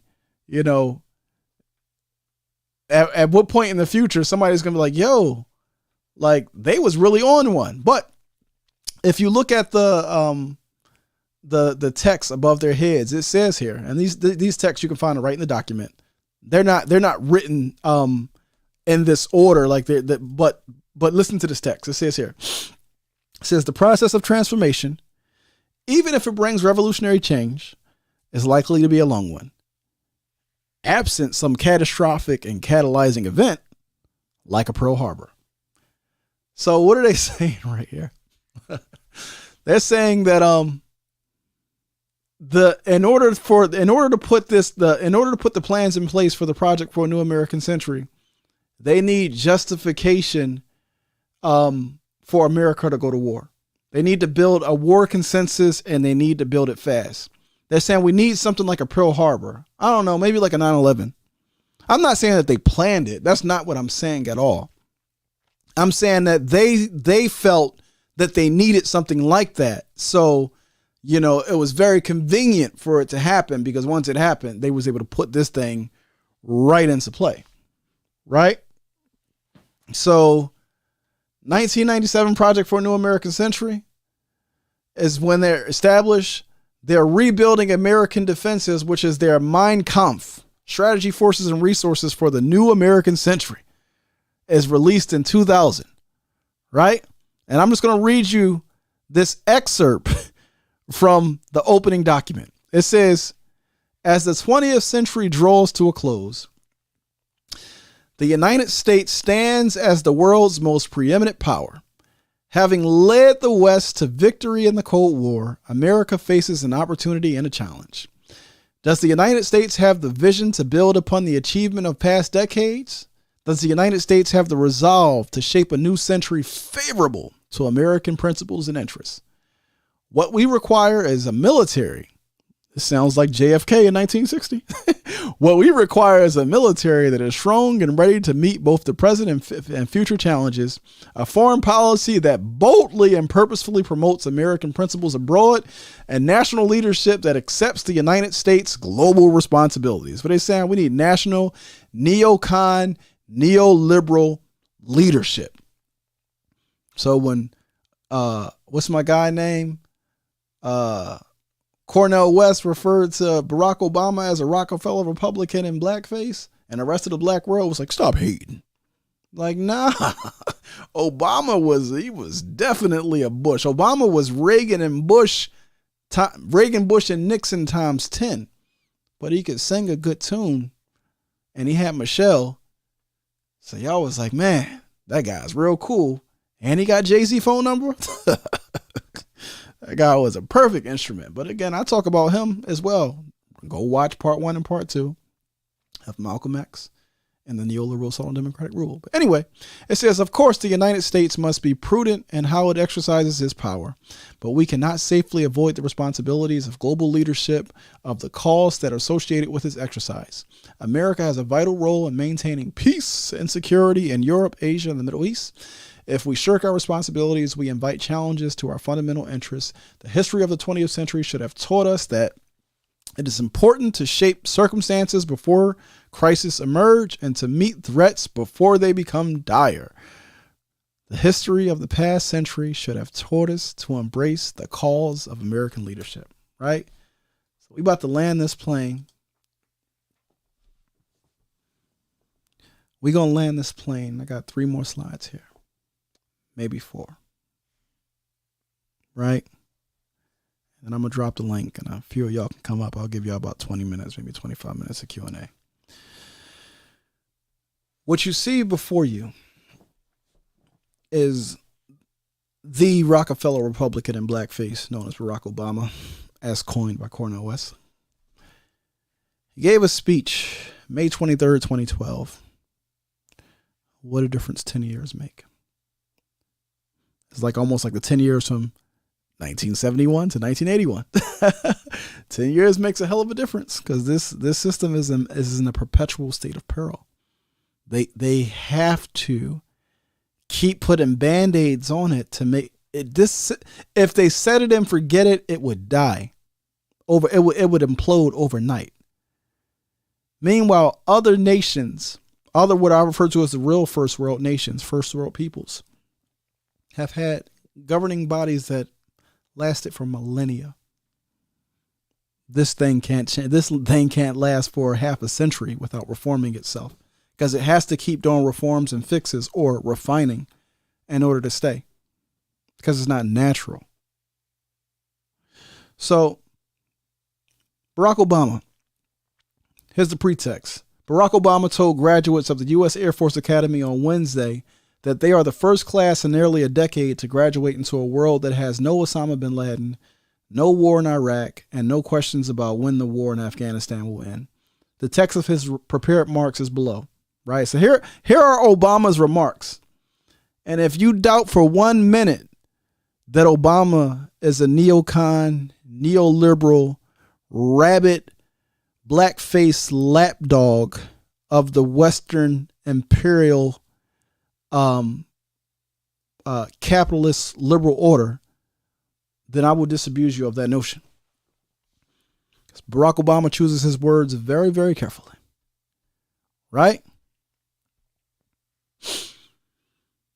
First, he says, around the world, the United States is leading once more. From Europe to Asia, our alliances are stronger than ever. Our ties with the Americas are deeper, and we're setting the agenda in the region that will shape our long-term security and prosperity like no other. The Asia Pacific. This is Obama. He says, we are setting the agenda in the region that will shape our long-term security and prosperity like no other.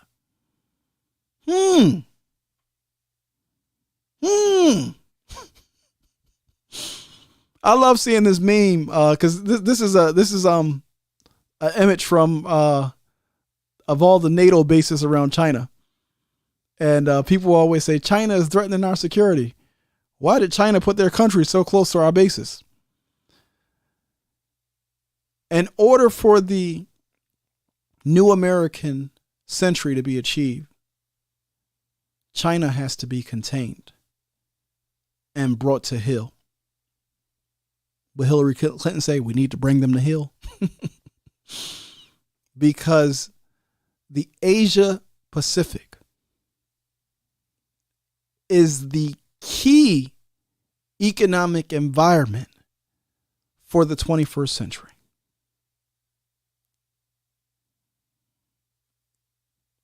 For this present global economy. And the U.S. is determined to set the agenda in that area of the world. And China is determined to be free.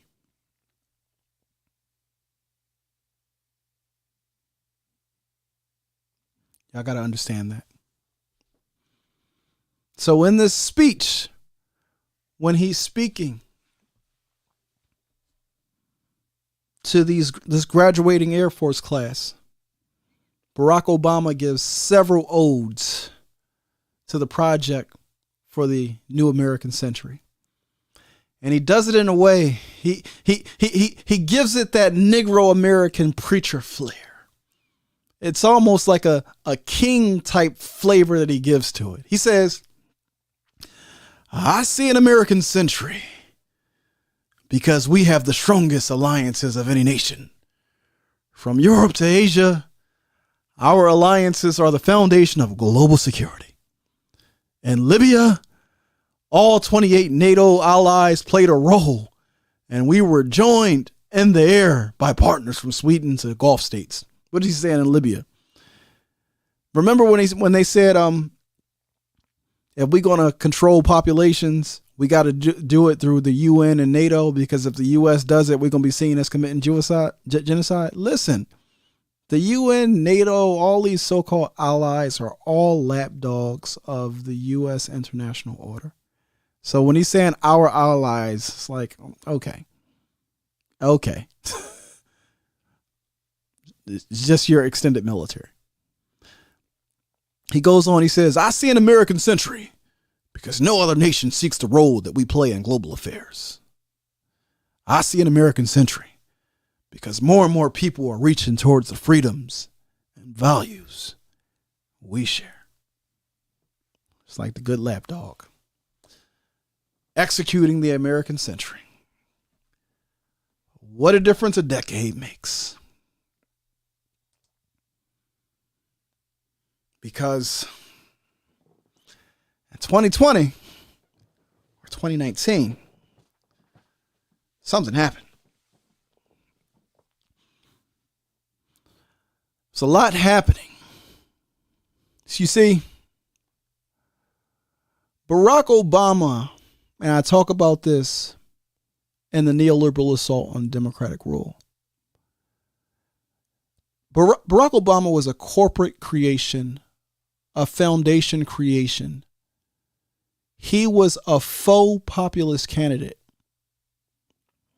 He was a candidate that was shaped and marketed to the U.S. population as a progressive that was really meant to temper the calls for populism, for national reform. So when he was elected, people thought, oh, this is a populist candidate. No, he wasn't. This dude was Dick Cheney in black skin. This dude was a Manchurian candidate, there to effectively carry out the neoconservative agenda. And he executed it flawlessly. From Yale to AFRICOM, he executed to Libya flawlessly. Right? But then in 2016, first you get in 2010, you get two populist movements that emerge.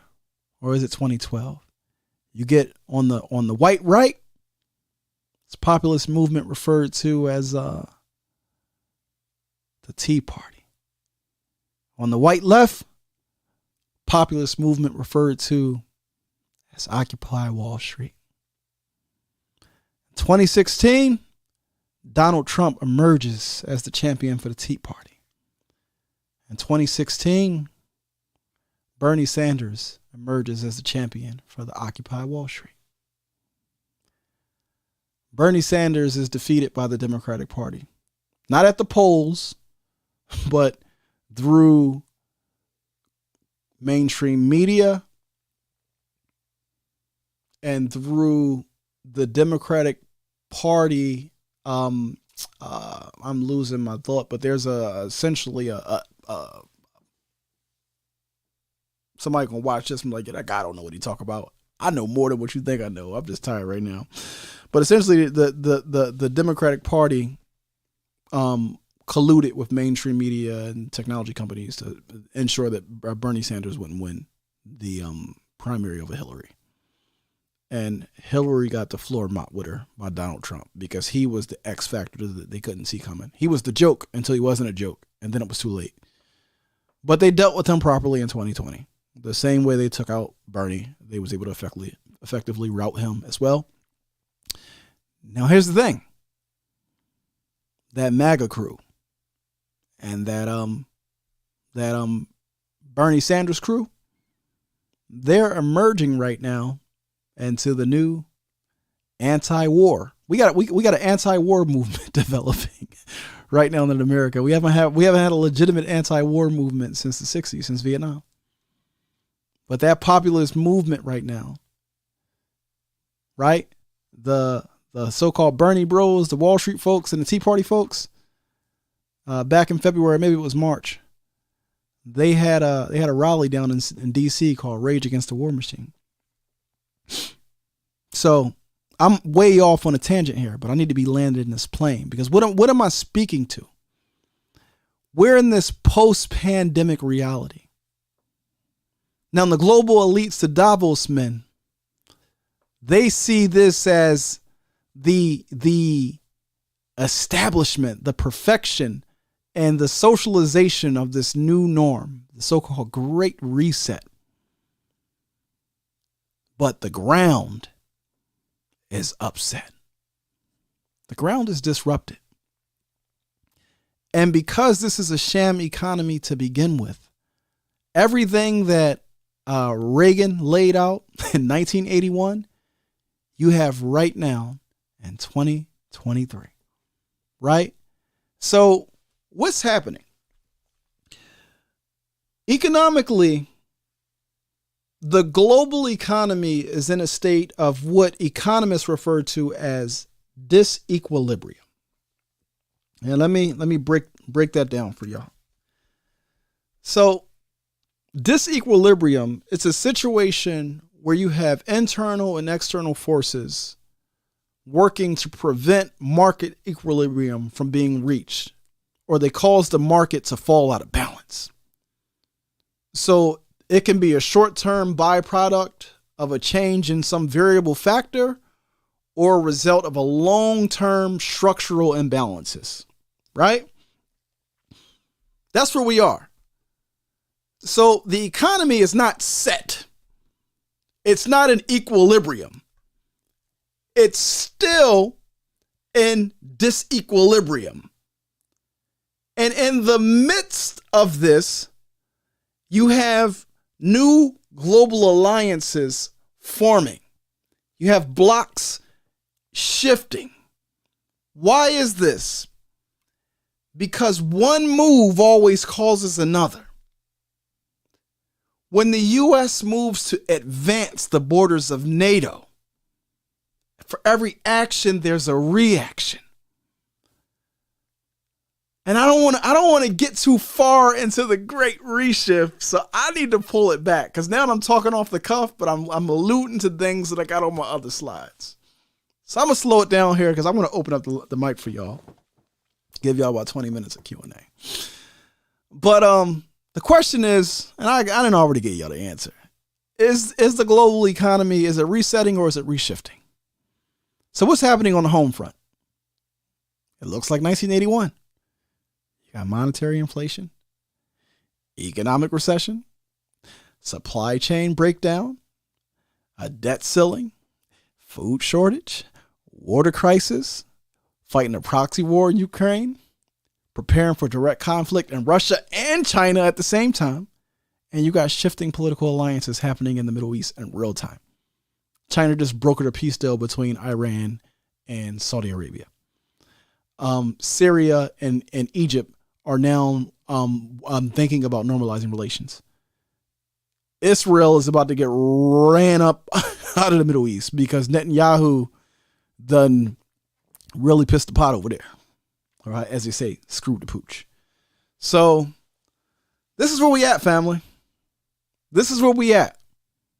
We are in the middle of a great reshift. So I want y'all to come back next Sunday so that we can have that conversation about the great reshift. All right. So let me remove that from the screen. Do I look as famished as I sound? 5 hours and 12 minutes is not really that long.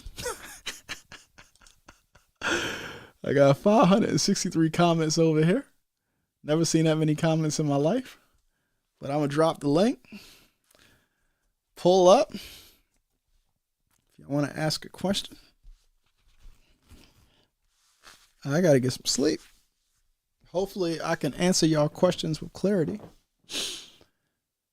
I'm going to try my best because, again, I do love y'all. What Hov say? Again, I can't leave because I do love you. Said,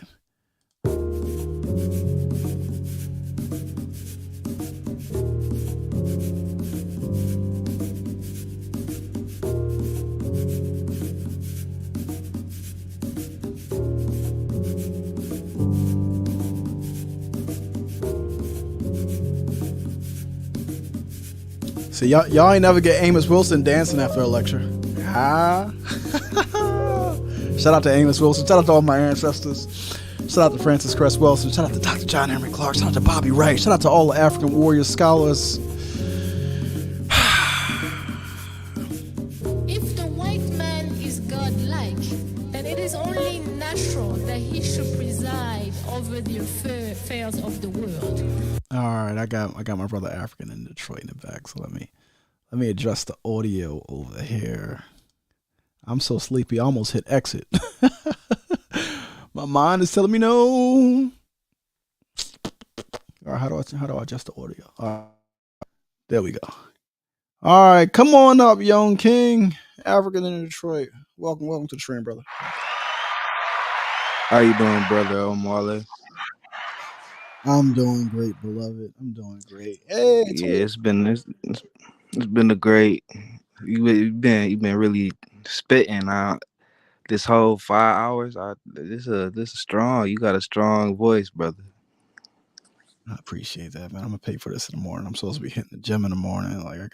It's about to be a busy week, but it's all good. I love y'all. What's going on though? You got any questions for me, my guy? What you think? What you think?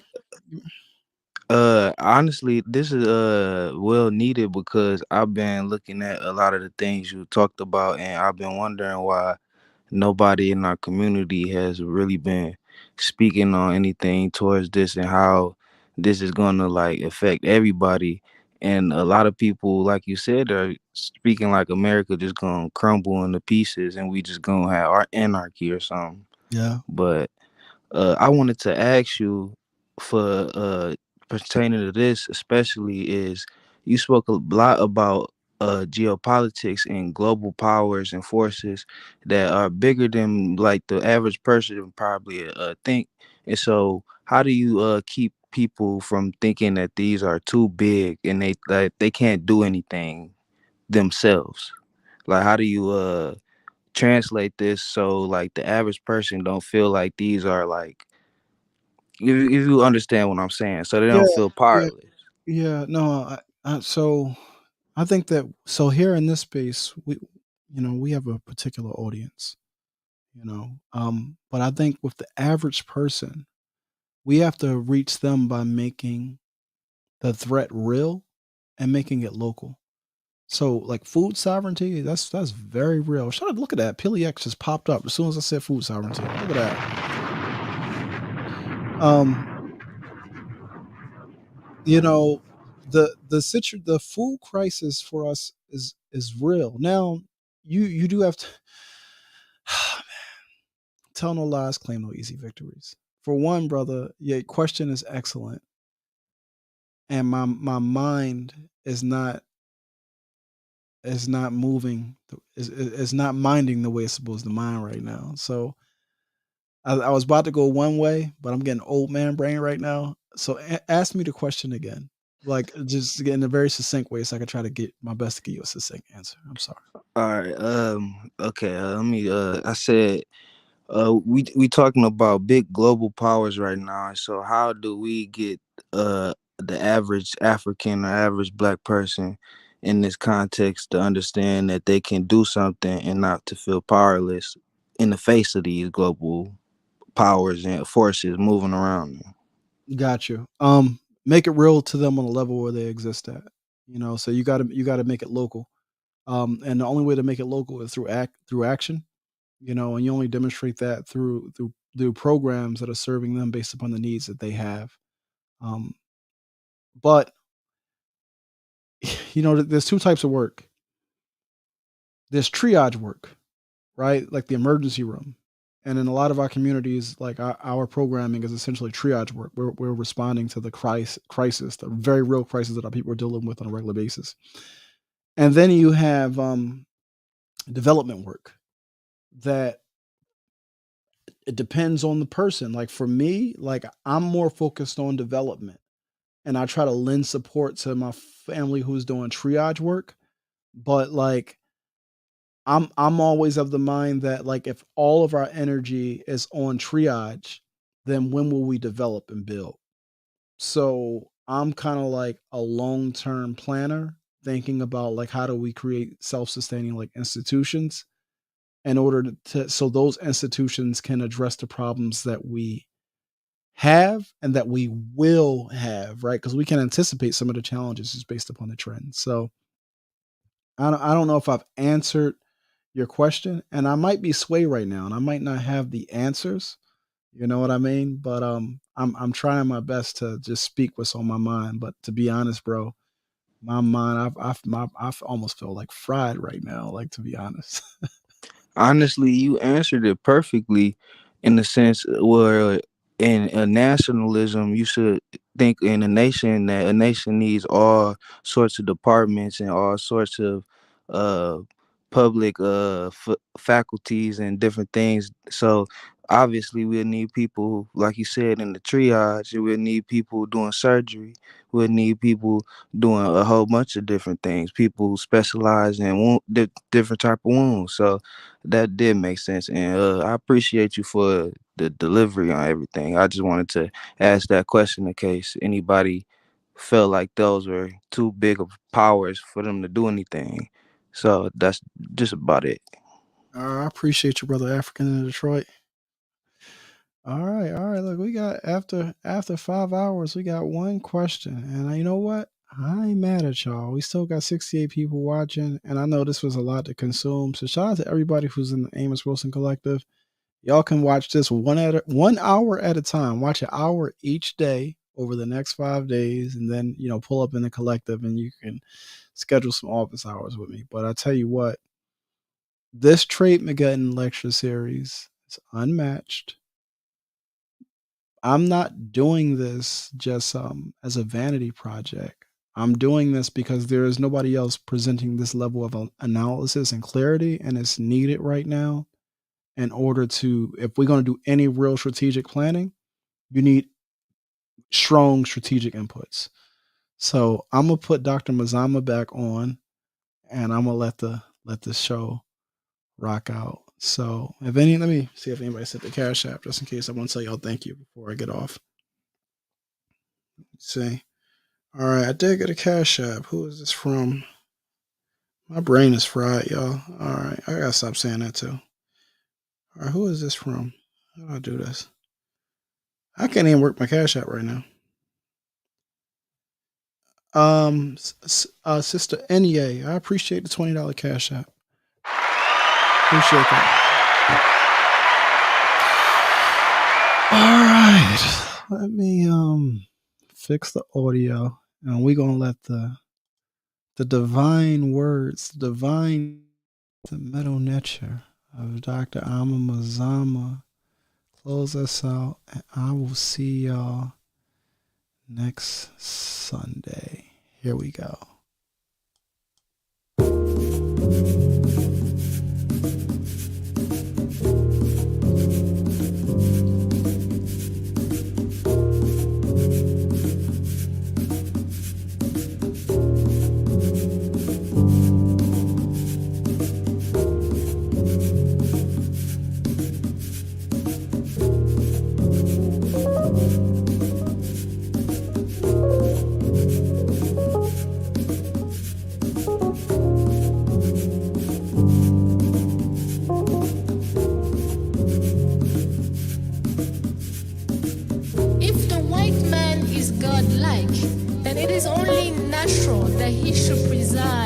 The affairs of the world, because the white racial supremacy in this world simply reflects a spiritual natural order, right? So there's no need for us to challenge an order, cosmic order, if you wish, right? And the third implication is psychological, and that has to do simply with the fact that as a result of thinking of the white man as a god, and we have started fearing the white man as if the white man was almighty, right? As if it was not just a regular human being getting up in the morning, going to the bathroom like the rest of us, having all kinds of problems. We look at them and we can tell they're really in a very difficult, messy situation. Yet, we still have this veneration and this, inferiority complex because of that image of, God as a white male. My message to you, in a nutshell, is that unless we embrace our own traditions, unless we give the white man his religion, we give him back his God. We understood long time ago, we understood long time ago that we needed to give the white man his name back, right? We understood that. The same way we have to give him Jesus, this white Jesus back, and tell him, you go yourself, you kneel before that white Jesus. But do not expect us to do that any further. These days are over. These days are over. And we have to go back to our own spiritual tradition. This is all the more important for us African women. I say this because in the Muslim tradition, as well as the Christian tradition, women are disrespected. We are thought of as unworthy, as impure. In fact, according to the Christian narrative, who brought misery into this world? A woman. Only white people can think of something like that. A woman, only the white man, because he's sick, because he has a problem with women. But for us, African people, nowhere in the world that we could ever think that a woman would be impure, would be bad, simply because of the respect that our culture has for women. We know that it is through us women that eternity is affirmed and sustained. Through our womb as mothers, we do that. This is very, very special.